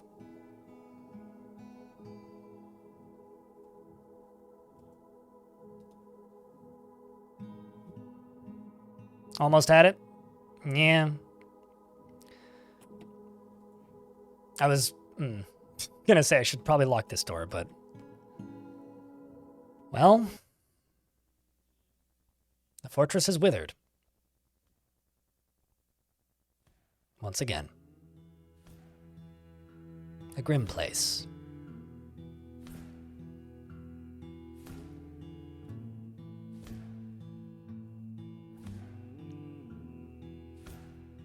Good luck, migrants. Well, what migrants? No one's migrating here, man. All right, so I think the plan is that we... I think the plan is probably to just embark right next to this fortress with the same rules, with the expectation of zombies. Because if I plan for this from the get-go, we can have some fun with this. We really, really can.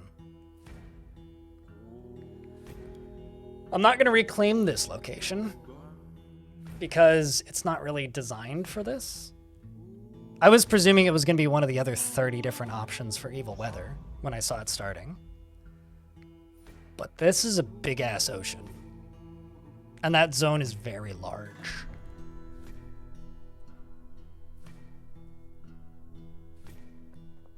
I can't overlap with it. Not without using DF hack, but I don't really want to. I mean, that would probably just put zombies on it on the surface from the get-go. But what I can do is I can embark like directly next to it. So chat room, are you guys gonna hate me if I call it on the stream for today? Because I've been streaming for 6 hours. I was planning to do about 7 or 8. Helped me a lot. Because I've got a lot of stuff I've still got to set up around here. And while this was a short fort, there is going to be a lot of fun tomorrow, I think. I'm just waiting on a bunch of packages from Amazon and things. I'm still waiting on a grocery delivery. If I call it now, I have time to do some editing. So I think that's what we're going to do. I'm going to spend the rest of today working on off-stream stuff. And